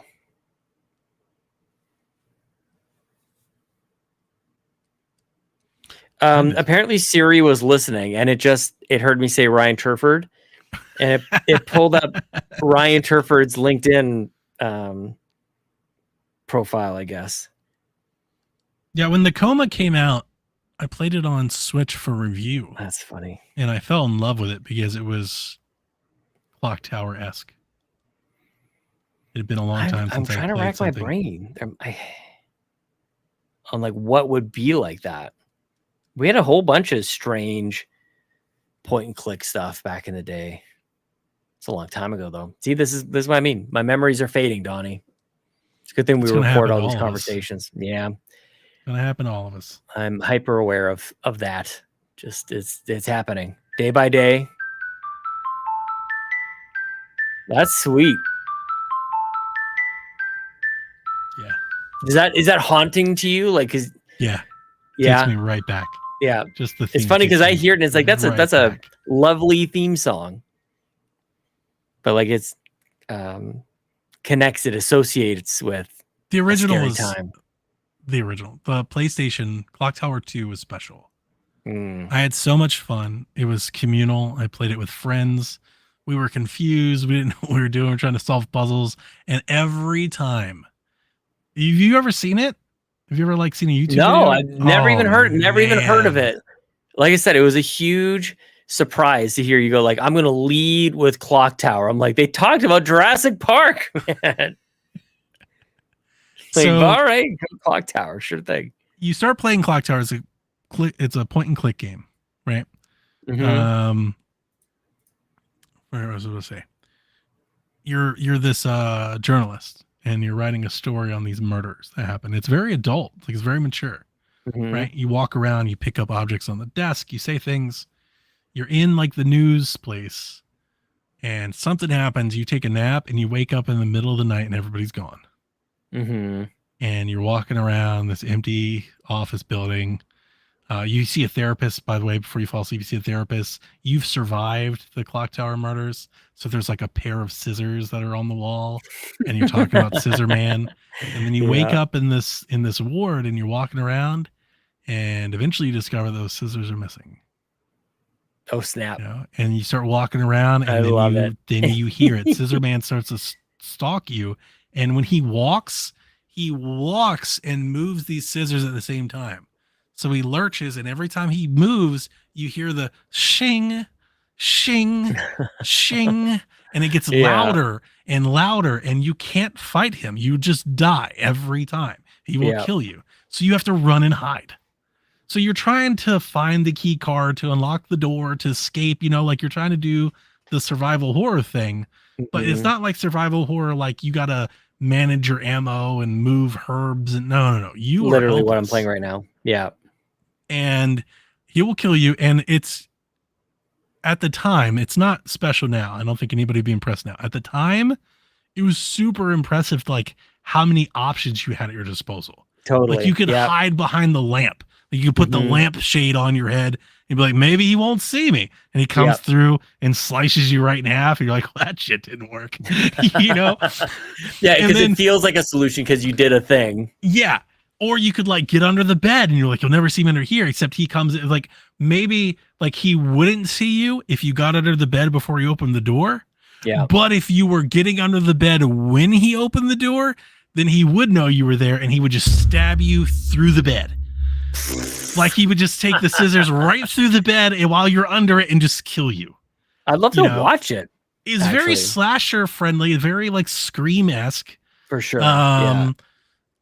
Sometimes you play different characters, but the thing that I'll say most the thing that I remember most is at some point you go to this house where you're trying to investigating this backstory. You go to this house and the house is creepy as shit. Like everything Yeah. is like, there's no lights. It's all shady. It's not like a Victorian Resident Evil house. It's like just a farmhouse, Mhm. right? There's this dog with like rabies at the front door that stops you from leaving. Oh, rabies used to be the scariest thing. Oh, it was yeah. like And he's rabies got and like a- quicksand. Oh my god. He's got like a foamy mouth, yeah. right? And Scissor Man is in the house. So you're like hiding in the bathtub, you're hiding in the shower, you're hiding in the closet, you're hiding in the boudoir, you know, like the armoire. And the thing that I remember most is we struggled so long in trying to figure out how to get the hell out of this place. Yeah. And I will spoil it now. And game's damn 25 years old. Nobody should be upset about spoilers now.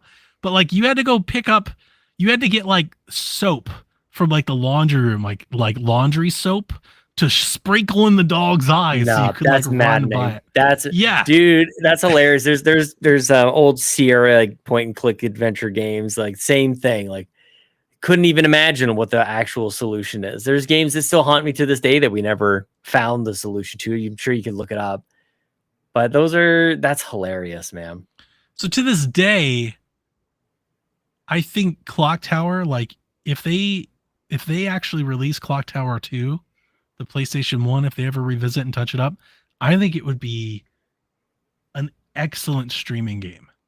Yeah, that's what play I'm saying. with I would want viewers. to watch it. It'd I be would wanna very watch this. Until Dawn, like it's perfect for Oh, that. what a good game Until Dawn was. Oh my Yeah. gosh. Yes, It's I so love it. perfect for you to be Yeah. playing and be like, what do I do? Where do I go? Yeah. You know, it's like, and- oh, you got to go to the second floor, get in the bathroom. You know, Mhm. like it's very much like that, like a scary movie.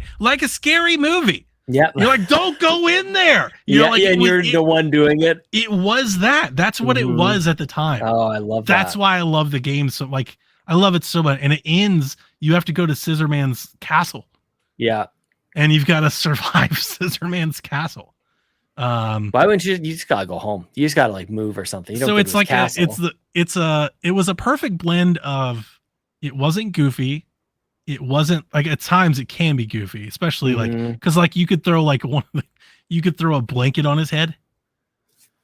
It's like if you were in a room with a blanket, you could just grab the blanket and he would come at you and you would just like toss it on his face.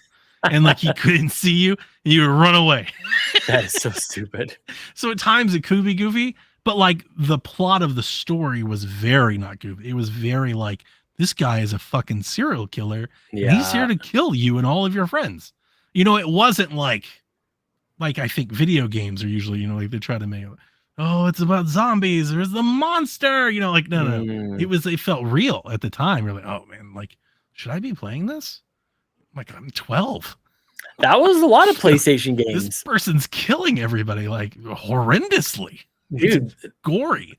play. I mean, you will never play Parasite Eve, but Parasite Eve people I are like played lighting on Parasite fire. I beat Really? Parasite Eve. Yeah, 100%. Oh snap! That So here's the totally thing. surprises me. At the time, back then, to me, PlayStation to me is 1998, 99. Okay, yeah, That's when couple this was years. actually right when I got into foster home. My Mhm. foster home had a PlayStation 1 and we played games together. Me and Yeah. the kids, or me and my foster dad would play. You were talking squarely in Donnie's like, I love everything horror video game. Nice. I played Yeah. Dino Crisis. I played Resident Evil. This is why I picked up Clock Tower, right? Like, this is how this happens. I'm playing all of these games because I love these games. And Clock Tower was in the bin. And I was like, oh shit. Like, have you ever seen the Mhm. case for Clock Tower? No, dude, I'd never heard of this game You've before never heard of Wednesday. it? Clock Oh, Tower. man. I've never heard of this game before. You mentioned it on Wednesday. The box art for Clock Tower is pretty excellent. Is Look it? it up. Yeah, look up Clock Tower PS1. Clock Tower PS1. And you'll see Scissor Man with the scissors and shit. Oh snap! Yeah. So like when I'm in Comp USA with the Foster Yeah. family and we're getting a new PlayStation game and I'm going through the bin and I pull out this case that has Look this at dude that. with these bloody scissors on the front of it. And I was like, just like me at the time, going through Blockbuster, picking out the goriest VHS cover, you know, like I saw this game and I Dude. pulled it out and we took it home and played it and just fell in love with it. Just fell in love with it at the time. What are the like how many people played this game? Definitely niche, but over That- the yeah, good, well years, said, yeah. over the years, I've learned that this game is more popular than I thought it was at the time. I mean, apparently, like I was having a lot of fun on Twitter when this happened on Wednesday, just retweeting other people that I feel like were like me, like I'd finding my people. There were people like, I'm crying right now. They're gonna port Clock Tower Super Famicom to the West. What? Like, there are people losing their minds. And I was like, they get it. Like, I think those of us that found it, like, we know. And I love it. Now, the Clock Tower for Super Nintendo, I never finished. I've only played a couple hours of that. So this will be me playing that for the first time. Is a different experience. It's not the same as the PlayStation one. Mhm. It was definitely like cartoonier, slower, clunkier, you know, like they were trying to do, I think, as much as they could with the Super Nintendo. I'm on the Wikipedia page for this. This is where I found the cover art for the box art. Mm. Clock Tower was developed by a team of about 30 people. It was the first game at Human Entertainment to utilize a 3D graphics engine, although team veterans preferred to have used 2D graphics instead. Says Capcom's Resident Evil was announced during development. Since it was also a horror game and the visuals were impressive, the team challenged themselves to develop a higher quality graphics and outshine Resident Evil. Yep. I don't know if is that how people look at this, as better looking than Resident Evil? This first game? Probably. I would tell you that I think Clock Tower 96 was a better looking game than the original Resident Evil. I would say Yeah, that's apparently what they went for. It had really good dialogue for the time. Like, Yeah. you know, intricate dialogue between multiple characters. You know, that's where my kind of love affair with, like, not specifically with Suda, but like where that really gets going. Suda was a Human Entertainment, Nasky and stuff like that. He did Fire Pro Wrestling? And he got started there.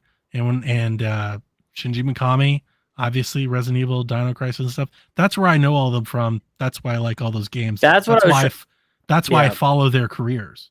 Like, that's where I that's why I know Shadows of the Damned and No More Heroes. And like years later, you can start to see like young me became aware of these companies and these games and then the people that made them. And then as I got older, like that love just kind of grew with me and I kept going in different paths with them. Well, and it just seemed to come from a place of pure, you just like it, not that you should like it. And I think that that's really difficult to separate now. Yeah. Like what would have been special about Human Entertainment as like a logo, as an example, like actually it's pretty lame looking. Yep. You just like this and discovered, oh, that logo means that's who made this game. Correct. And then But I like, would be reading Game Informer and more Yeah. games and more systems come out, and then I would see a new game Just from this enough guy coverage on it. named Suda51, and he's like, "Oh, I used to work at Human," and I'm like, "I know that. I love this game." You fascinating, know? dude. Yeah, Yeah. totally. Yeah, that would have been maybe the closest I could compare to back in those days was like maybe id, maybe Blizzard too. I wouldn't have known anybody, any individuals working on stuff then, but definitely didn't know that Warcraft 2 was like this juggernaut. I just knew that I liked it. Like that's something you can't separate yourself from now. Is you just like it. And you see Yeah. some of these like logos like show up, Shit, like keep it in my mind. Acclaim. Like Acclaim just Yeah. like showed up on a bunch of like whatever that means, or Iguana, Midway, definitely. Mhm. Yeah, it's just this is. I guess they make a lot of games. I don't know. This has been fun. It's I don't think I've familiar. ever gotten a chance to really deep dive. Like so much of this, like all of these horror games, so Hell like, yeah, it's man. so woven into like my gaming fabric. Mm-hmm. You know, it's like foundational. This is why Yeah, I play all this stuff. I love that. And it all is attributed to the day that I'll never forget. I was in Comp USA and I pulled a game Mhm. out of the $5 bin called Clock Tower Meant to be. on a whim. Meant I to just be. thought it looked cool. Played Yep. it. I have loved that game dearly ever since. I love that. You know, I like love ever that. since. So rare. That's so rare. Can I be honest with you? Like, this is gonna be hard to believe. That was Gears of War for me. Somehow. Oh, really? Somehow, I didn't know anything about it other than like it. I heard it was. We were good. talking like I believe that we were just talking about like there's a difference when you're just playing because you're like in this like when you see a movie you've never heard of, you just pull it Mhm. off the shelf. Yep. It hits different than when you're like, I've been waiting for this movie for 4 years because all the media is talking about it as the Mm. biggest Hollywood star and everybody knows about it. It's completely different when you're like, no, I just found this movie one day. Yep. Totally. You know, or that band that you heard Oh, like that's 4 years before. That's Slipknot, actually. The Slipknot Wow, we you were picked early on them. Yeah, we were at the local record store, you know, and they a buddy of mine just like grabbed it off the wall. He's like, "This is terrifying. Like, what the hell is this? Like, look at these guys." And we both, they would let you listen to the CD, and we were listening to it like, this is the craziest thing I've ever heard. And we were That's right there. awesome. Yeah, like total fluke. And because you like Korn and stuff like that, and Yeah. you're kind of into just the new metal kind of scene. So it wasn't, I don't know if it was that random, but like definitely in those days, Slipknot went on very quickly to become very, very popular. They were very scary looking. and, Yeah. and like Yeah. it was one of the last times that I They still heard scare my music. Well, yeah, it was like I shouldn't be, to your point about Clock Tower, I shouldn't be playing this. Like I remember listening to Slipknot, but Yeah. like I don't think I should be listening to this. I remember that. Probably too. the last time.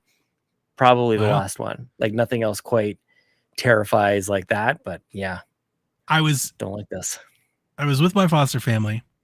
They had a bunch of kids. They had 4 of their own. 2 kids were like I'm trying to figure, part-timers. Like they went to their moms and then came to their okay. dads, right? So we had 4 kids plus me, plus the 2 part-timers that came every other weekend. Mhm. And then foster dad had a nephew named Shane. Yeah. Shane was like alternate punk kid. And the reason I bring this up is Shane would come over like once a month. He was into Korn and ICP and It's always some Slipknot kid named and all that. Shane. It's always a Shane. So Clock Tower gets announced. WayForward's making it. I post on my Facebook like all the things I sent to like just super caps. I'm super excited. All the news. I post a picture of Clock Tower and I post a picture of like Jim from The Office like crying, you know, like smiling. And who do you think pops up? I haven't spoke Come to in on. 20 years. Shane. He pops in and he says, "You're pretty much the only person I know that's ever heard of this game." Yeah, man. He was like, "I can't believe we played it all those years ago." He's like, "I can't wait to play it because we That's played it together." awesome. That's awesome. You know, so he was That's there. so cool. In my memory of playing it the first time, I've played it 10 times, but the first time we played it together. We were all Mhm. confused and stuck with what to do. Yep. So Yep. it was I was playing and everybody was sitting on the couches and the chairs and they were like, "Try that. Oh, that Yeah, didn't work. Try yes. that. That did. Oh, he's gonna get us there. Don't go that way." You know, so like Oh, so good. we played it together. Yeah. So like when I say Clock Tower to Shane, he's like, yeah, I played Clock Tower. He never played. We just played it together. He was there witnessing it. Dude, I watching us go feel through like it. I was there. You tell this story, and I feel like I was in the room. Just like, oh, that's an awesome story, man. There's versions of that have happened, whether it's Clock Tower or whatever else. That I don't know. Does that happen anymore? Like, I guess kids get together still. I think that happens. I hope it so. probably has I a hope so. very streaming related. Yeah, I think in a lot of ways, streaming has just kind of either replaced that or filled in the gaps. that's definitely. I don't remember when I came to that realization, but that is streaming for me. Like whether it's me doing it or me I watching hear it, that a it's like, lot. Yeah, definitely. Yep. Yeah, because playing it with people. you invited people over, or you wanted to go to other people, like you wanted to just like play games together, whether it was actually playing or just being in the space together. Like oftentimes, because I didn't have my own games to play at home really on consoles, like I really didn't mind going over and watching neighbor Matt or my buddy, whoever it was, just play the game. Like, sounds good to me. My experience of being in the other chair, that was Diablo for me. Nice. Yeah. You say neighbor Matt, and I remember this kid that lived down the street from me, and he had a PC and he had Diablo, and I used to just go to his house and watch him play Diablo. I love it. Yeah. Like the first Diablo. I had no idea what the fuck I was watching. Oh, and I slowly just kind of picked up and learned. Mhm. And he had to, I remember him trying to like beat the butcher, and it was like the biggest freaking thing. Oh yeah. So I think there's a butcher in Diablo 4. I think we fought a butcher. was it just the now, butcher? just Maybe it was like a recently. demon, and I think it was called the I think you're butcher. probably right. You're probably Yeah, right. I remember that Yeah. being like it was an epic moment. Like Yep. I watched him play that game for hours trying to beat Mhm. the butcher. Yeah. Yeah. Watching somebody else play. Yeah, I don't know. Every time you say neighbor Matt, I remember the kid's name was Trey. I remember this Trey. one kid. Yeah, you're like I love neighbor that. Matt, and I'm like, I have neighbor Matt too. Yep. I hope that everybody does have like that. He was a little older than me, Mhm. a couple years, but he thought I was just kind of cool. We like the same music and stuff, and Hell yeah. I would just That's hang out awesome. and watch him play Diablo. That neighbor Matt played like my nostalgia. Actually, you know what? I don't know if I've articulated it in this way, because I didn't play Zelda as a kid because I didn't have one. And at a certain point, my younger brother deleted a save file of neighbor Matt's, and that at that point forward, we were not allowed to touch Zelda cartridges over there. Like we were like banned for life. See, I believe that. That's real. I would have kicked you out of Definitely. my house. Don't you ever fucking come back. It would never, ever again. So from then on, we were watching Zelda, so we were still around it.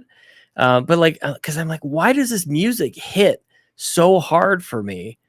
And it's tied to that couch, that TV. Like I can feel and smell the carpet. Yeah. It's like it's That's so Clock Tower. in there. I love that. I dude. was thinking, I hope I didn't just like go too geeky. I have had 2 double shots. I Did I feel go too like hard? no.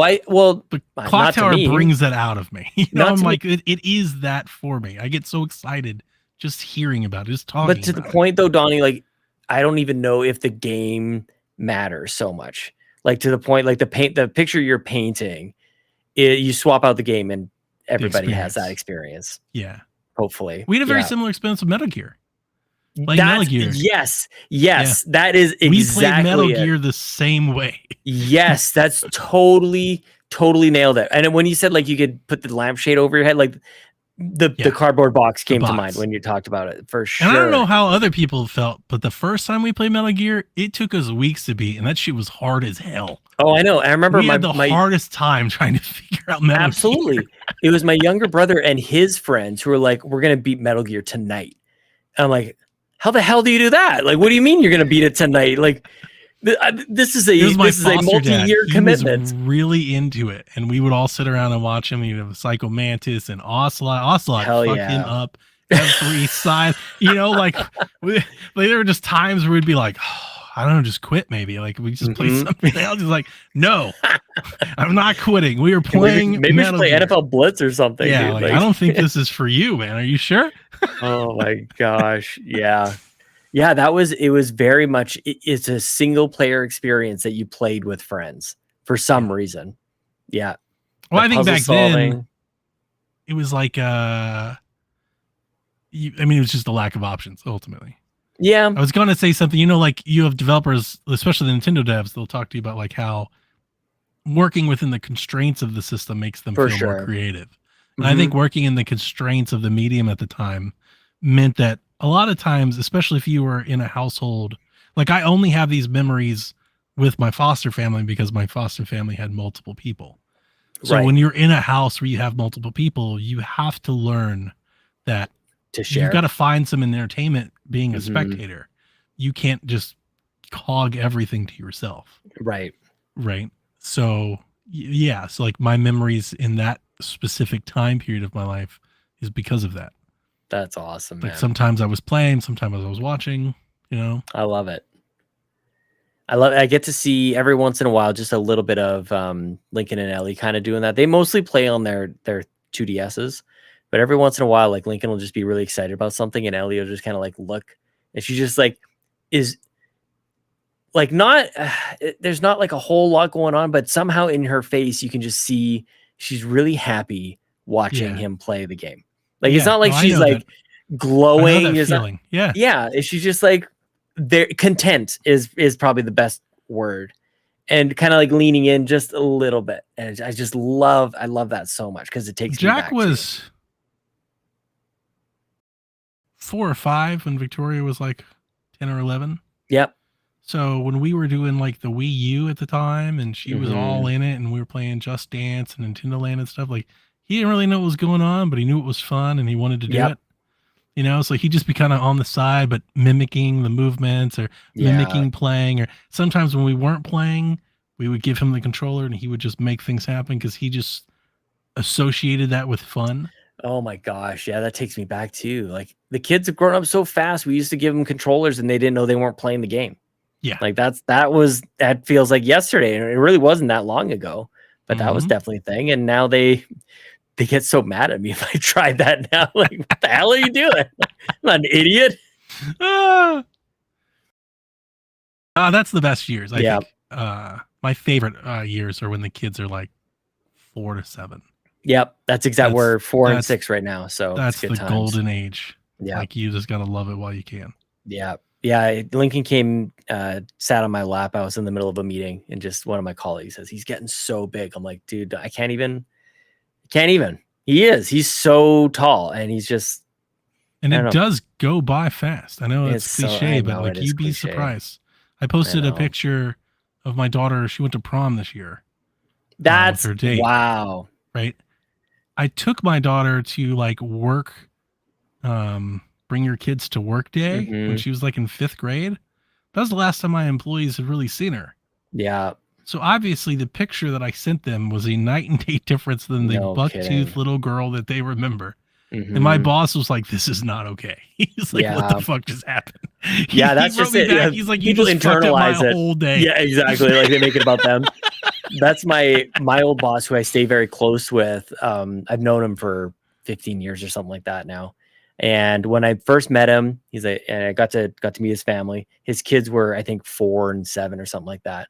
And I'm not. Hopefully, this isn't like doxing too much. But his son was like, "My name is Poto, and I am 4." And he was a child. Yeah. And now he's like this lacrosse stud. And it's like, what? He's graduating from high school, going to university. I'm like, I still think of this kid, Yeah. like, and it's this instant, it's this constant reminder where I'm like, I feel like I just met you and now you're this. Like, I don't get you. I have to see this In that regard, glimpse into the future. we've been doing this together for a long time. Yeah, man. You ever think about that? All the time. Like it's a lot longer than I think, I normally. It's so easy. Again, this is all cliche. We're not saying anything new. The world knows this. Society, people, humanity have known this. Mhm. But as you get older, it does feel like time speeds up. Big time. It's so easy to like have your nose down in your routine and then you just snap up one day and you're Mhm. like, holy shit, it's been 3 years. It's been like Yep. COVID is a recent event that feels a long time ago. It just feels like a lot of change has happened in that time, like that COVID era. And we were doing this for years before that. It was Before ever even a that. thought. I think about that all the time, dude. It's the Wow. routine stuff. It's the thing that it's funny because you work so hard to kind of like set it up the routine so that you can kind of survive, I guess, to a certain extent, that you can just kind of get through, get some enjoyment. Totally. And then that's when you just, you get on the hamster wheel, you do the thing, you go to bed, and you're on that. Like, it's so easy for a day to turn into 2 days, 5 days, 30 days, 300 days, you know? Yeah. And I really like this year, especially for whatever reason, like I've really tried my best to like be in the moment and be aware of even the passage of time and like what day of the week it is and how quickly the weekend arrives, all these things. And still it's like, dude, like the year is half over. And I feel like I just was thinking about doing New Year's resolutions, and like we're we're on our way to 2024. But I think at least acknowledging that it's because time has flown so quickly, because it's just, if I can just get through today, if I can just, and you do that over and over and over again. You're right. I was just about to say, I remember when I was younger feeling how long a day would be. Yeah. You weren't thinking just getting through the day. Yeah. Being just acutely aware of like, man, what a long, I've done so much today because it's just so long. And now, like I wake up and get to doing something, I look up and it's like, it's 4 o'clock in the afternoon, you know, like what happened? Yeah. It always fucking seems to be Saturday. Yeah. You know, I wake up, have breakfast, maybe look at TikTok or something, and I was like, shit, it's time to make dinner. What happened in my weekend? What happened? How did all those hours go by? Why does it go by so fast? The phone, I think, has accelerated it as well. Like I've absolutely, and I'm trying to stay really good about it, set limits on Twitter, YouTube, and even LinkedIn. Even I found if I was locking myself out of Twitter and YouTube, I'd go over to LinkedIn for some stupid reason. Like, what the hell am I supposed? Like, it was no. What I think it was, Donnie, is like it's the next app that I have that I just scroll through. I don't have TikTok on my phone. Like most of the things on my phone aren't that. I signed up for it. I got my name, and I had this. I don't know if we talked about it. Post on Twitter just very briefly. I'm like, I signed up for Threads. I saw a bunch of other people going over to Threads, and I saw that they were at whatever 100 followers, and I was at 30. And I was like, well, this is stupid. How can I get this more? And I'm like, what am I doing? Yeah. What am I doing? And I even said, because I get pissy whenever anybody's like complaining about stuff. So everybody's on Twitter complaining about Twitter. I'm like, that's dumb. Well, everybody complains, and then you get the people that complain about the people that complain, you know, and it's just like it's a vicious cycle, right? Totally. So I decided before Threads was even a thing, because everybody's going off to Mastodon. People complain about the ally, and then I complain about them complaining about the ally, you know. Understandable. We're all the same. Before Threads was the thing, I'm like, if there is another social media thing, I'm not signing up for it. And then before I knew it, I got excited by everybody else going over to the Threads. I'm like, oh, let's go check this out. I'm like, what am I doing? Yeah, what is that?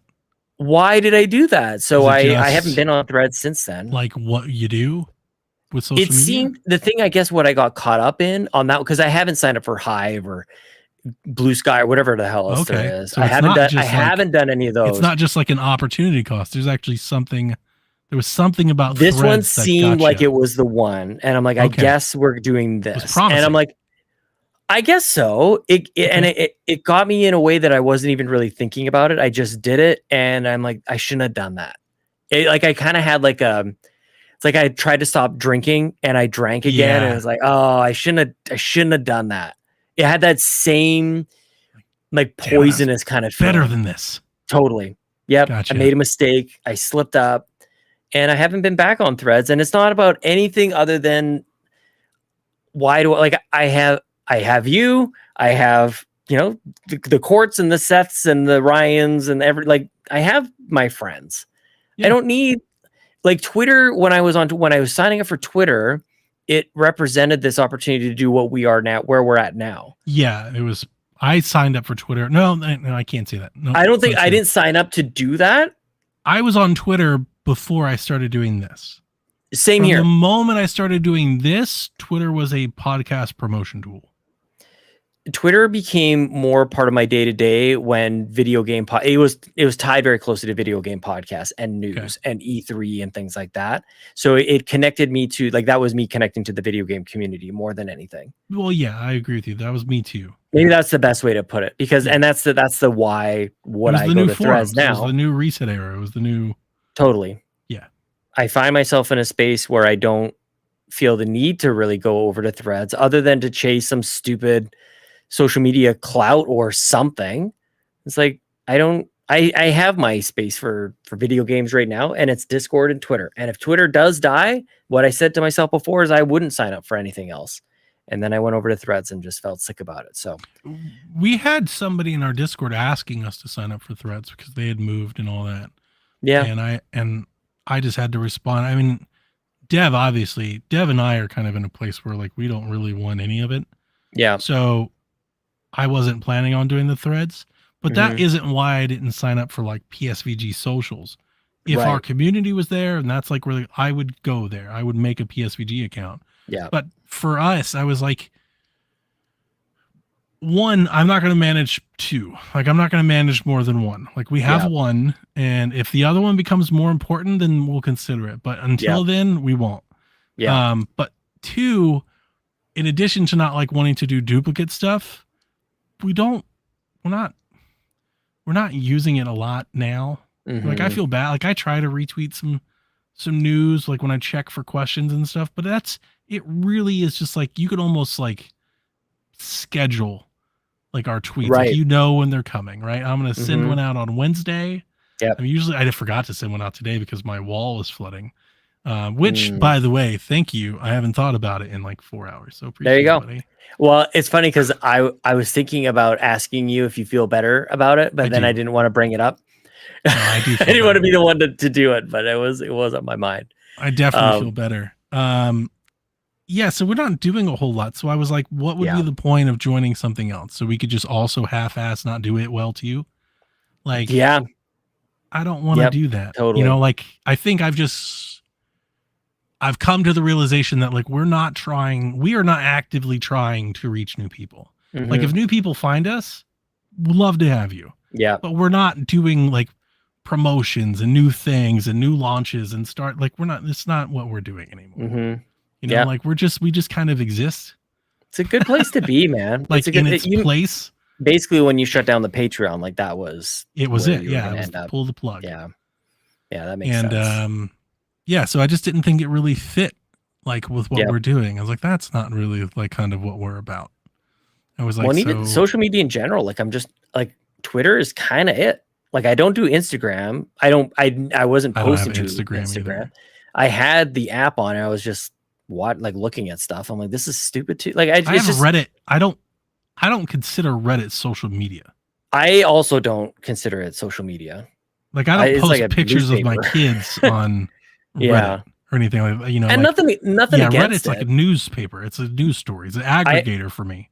I don't have like a principled like position against social media like a lot of people do. For me, it goes to the point back to slippage of time. And when people go like, "Oh wow, like the day like flew by," perhaps there's a gigantic portion of a day that is spent scrolling. And I just Mhm. have recently, in the last couple of months, not even maybe the last couple like 6 or so weeks, like realize how much time is YouTube Shorts and Twitter. And if I just get rid of that, Addictive.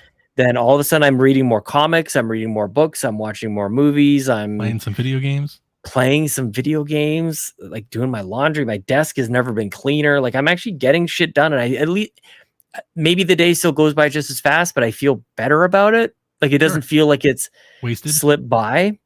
Yeah. Like it just Yeah. nobody wants any like It was productive. I've gotten better about this, but Don, like there used to be nights and Chelsea would be like, "What is up with you?" Like where if I wasted a night, it was the worst fucking thing that could have ever happened. Mm. It would just totally ruin my mood because I didn't, I guess, get anything Seize the done. day. Yeah, but in kind of like in a sicker way, actually, and not quite as healthy. Just I needed to eventually learn, and I still try to work on this. Is sometimes it's okay to not do anything in a night. Like Give yourself there a break, is- man. yeah, like I'm Like, yeah, the getting world way won't give you a better about break. that. Like, you got to be a little easier on yourself. I'm getting much better about that, but there was a time when like, oh man, I wasted my Friday or Thursday night. I get That that. was terrible. That was the worst. It was the cardinal sin in my mind. Like, nothing's Wow. worse. Yeah, but things are much better now. I think I just recognized that you're probably the same. Like we're busy and we get lots done. There's no need to. It doesn't serve you at all to go. You didn't get anything done today. So what? Sometimes Try that's again gonna tomorrow. that's gonna be the thing. That's the Sometimes other you thing need that's that. been recently is if I'm upset about how something went in a day, I'm literally tackling it the very next day. Just do like that's I wasn't pleased about whatever. Like I read it. I literally write it down. I've got we both have iPad minis, I think. I love my that's little mini. so Yeah, do I. I'm a fan. I'm heartbroken that I don't think they'll be doing that probably ever again, honestly. But yeah, I've gotten pretty diligent about that sort of thing. I just need to I don't know, I don't need to do anything. I just live in life. Been pretty happy lately, honestly. I like to veg. You know, I like to veg with movies and games and stuff. But when I'm not Movies. vegging out, Mhm. I think I like to be somewhat productive. Yep. I clean a lot. Like I do a lot of organizing, a lot of cleaning. Mhm. Like whenever I'm just kind of like in thought. Yep. You know, like if I don't have like an active something to do, if I'm not like cleaning up trash or Yep. mowing the grass or something. Like last night, it was like 2 a.m. I was rearranging like the dishes in the cabinets. Oh man, if I start that at any even somewhat late hour, I'm up all night. I'm just doing it. It was because I Chelsea's was the up, same. because I wasn't Mhm. sleepy, because I was up, but because also I was just had thoughts and was listening to podcast. The other times Yep. I'll play a podcast and it'll just be on and I'm not really listening to it at all. Mm. It's just kind of going on in the background, like while I'm in my head, just thinking Yep. about something. I'll do that a lot. Like the reason I found that water leak is I was moving, like I was organizing the garage. Oh wow. I was like, I got to get all this stuff in place. I was resetting up, like reorganizing on my Halloween decoration. And then I love found it. like a puddle of water. Oh And I was shit. like, what is going on? And then I started investigating. I was like, oh shit. Yeah. So yeah. Hmm. So like I get that, like that feeling of like I can't just sit here. Yep. Yeah, I get that too. I feel that. Well, especially when I spend so much time thinking about Unless I or make- talking about Unless I make time to sit there. right. Like there are times that I allow myself to just sit there, but it's like because I have accomplished something that day, Mhm. and now I am free to just like, if I want to just lay there and stare at the ceiling, I can. Totally. That was me. Yes. And it wasn't even doing that. I allowed myself yesterday. Like I was going to fire up a stream. I'm like, this is my one night to like not do anything. So I'm just going to play Resident Evil. And I realized I was doing like this puzzle. It required a bunch of swords to be put on these pictures on the wall. And it broke my brain. I'm like, I think I'm probably ready for bed. Actually, I don't think I can even do this. I think I'm just exhausted. All right, so I was playing Oxenfree. It's kind of slow. I Mhm. don't really like this companion that you get in the beginning of the game. Oh, He's ruins just it. talking all the time. That's all that game is He just conversation. constantly is talking. And I understand that. And like, Yeah. I don't know why I don't like it. I think it's personal. I just don't like this character. Mm, I think people will, yeah. because he's kind of like, he's very like, I don't know, charming is not the right word. He's like sweet in like a dumb, unknowing way. Okay. But it just comes off like a lot of times what he says just comes off as awkward. I'm just like, dude, just shut up. That's an interesting way of putting it because my memory of Oxenfree, the first one, was like almost like over performances because there's not a lot of like visuals to it. It's just it was Sure. like a play almost, and in plays like they have to enunciate, they have to Yes. what is it like they have to launch their voice, project. Yep. Like it's this weird. It's more than a natural kind of way that people talk to each other. Like they're performing. Which Yeah. obviously they It are. didn't, Yeah. at times it didn't feel like a real conversation. Yeah. That's So I'm playing it and I get to the location that I'm supposed to go to. And a big part of it is like figuring out like how to get there. There are all these Mhm. different paths and stuff that you can take or can't take. And I get there and it's like, all right, now you got to go back. I was Mhm. like, okay, so I'm going to just go back the way I came. So I'm going down and apparently I was supposed to like turn off like the way that I came, go a Yep. different direction Go to get fork back in the sooner. road. Mhm. So I just start going back the way that I came because I'm like, I am half paying attention.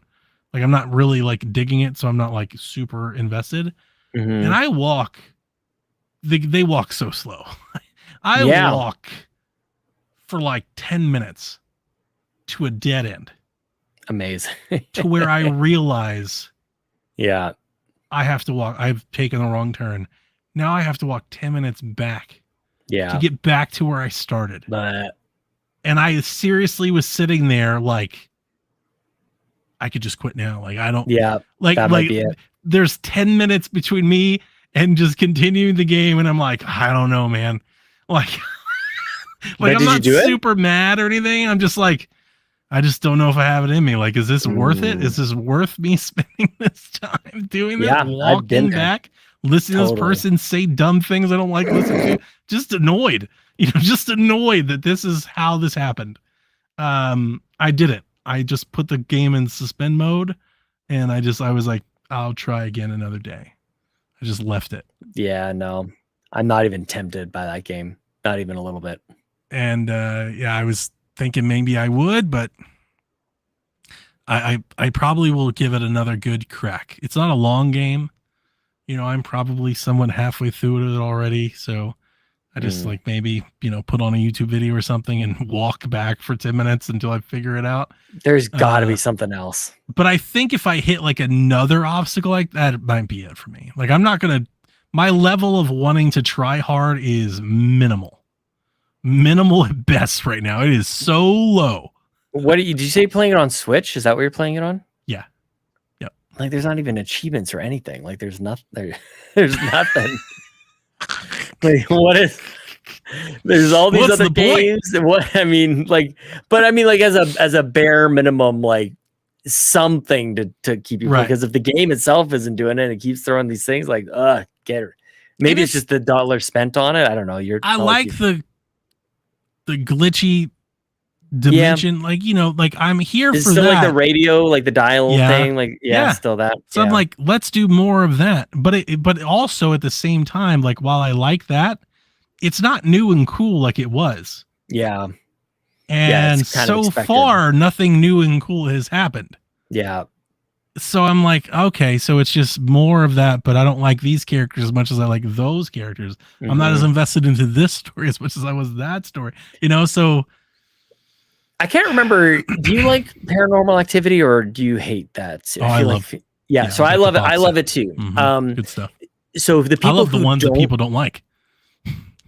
like which ones? Like Ghost Like Dimension, 3? people hate that one. Oh, I love 3. Toby. So do I. So do I. Toby's the best, man. 2 and 3. I like 2. Like they're just ridiculous. Yeah. But the people who, I mean, I've maybe met 2 or 3 people who don't like them, and they often say all have the same thing in common, where like nothing happens, and then like something happens, and it's kind of this to a certain degree. It's like the same kind of formula as you keep going throughout the series. So I guess relating it back to this series, like, is that kind of it? Like nothing happened in the first game, nothing happens. Like, oh snap! Like what is going on here?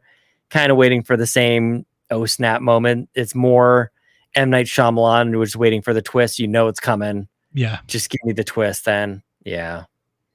Yeah. I'm not tempted by it. Not even a little bit. I feel bad. Not even- I'm not feel bad. I'm scared. I think Rebecca's going to yell at me. For not liking it. Yeah. Don't feel bad. She doesn't know what cash is. Oh. That'll be a fun Don't worry about it. Yeah. I let Sunday her down mornings. so often. I You feel let like her in down? every episode. I just feel like I'm just letting her down. That's what makes it Like, good. don't we just hate this together? Like, no, not really. I'm like, indifferent. Like, it's whatever. It's fine. Yeah. So funny. How do I have bugs in here? It's just Fun. summer. It's just what Yeah. it is. We shouldn't have windows open though. But anyway. Mm. Oh man. Just like that, Donnie. 420. We should end it right at 420. Yeah, we can do that. I think about that. We can 30 seconds. Bathroom What a break. show. I didn't end It up looked taking down any as Advil. I thought I was 12:30, man. yeah, man, it's tomorrow. Speaking of like the time. days slipping by, just like when podcasting and a day changed. I needed this. So Nice. thank you. Same. Thanks, man. No, this is like time flies, man. And it's one of those things. I love the way that we do it. Like, glad that people are here hanging out with us in the chat. But even if not, whatever, man. It's It's hangs that we need to have. With just I don't know. It's funny. Would it happen if it wasn't for podcasts? I don't care. I don't even care if it would or if it wouldn't. It is happening. It's sweet hangs. We listened to the Pixies twice to start things out. That was a good. That was a good way to launch into things, man. Yeah. Thanks. Sweet hangs. Thank you.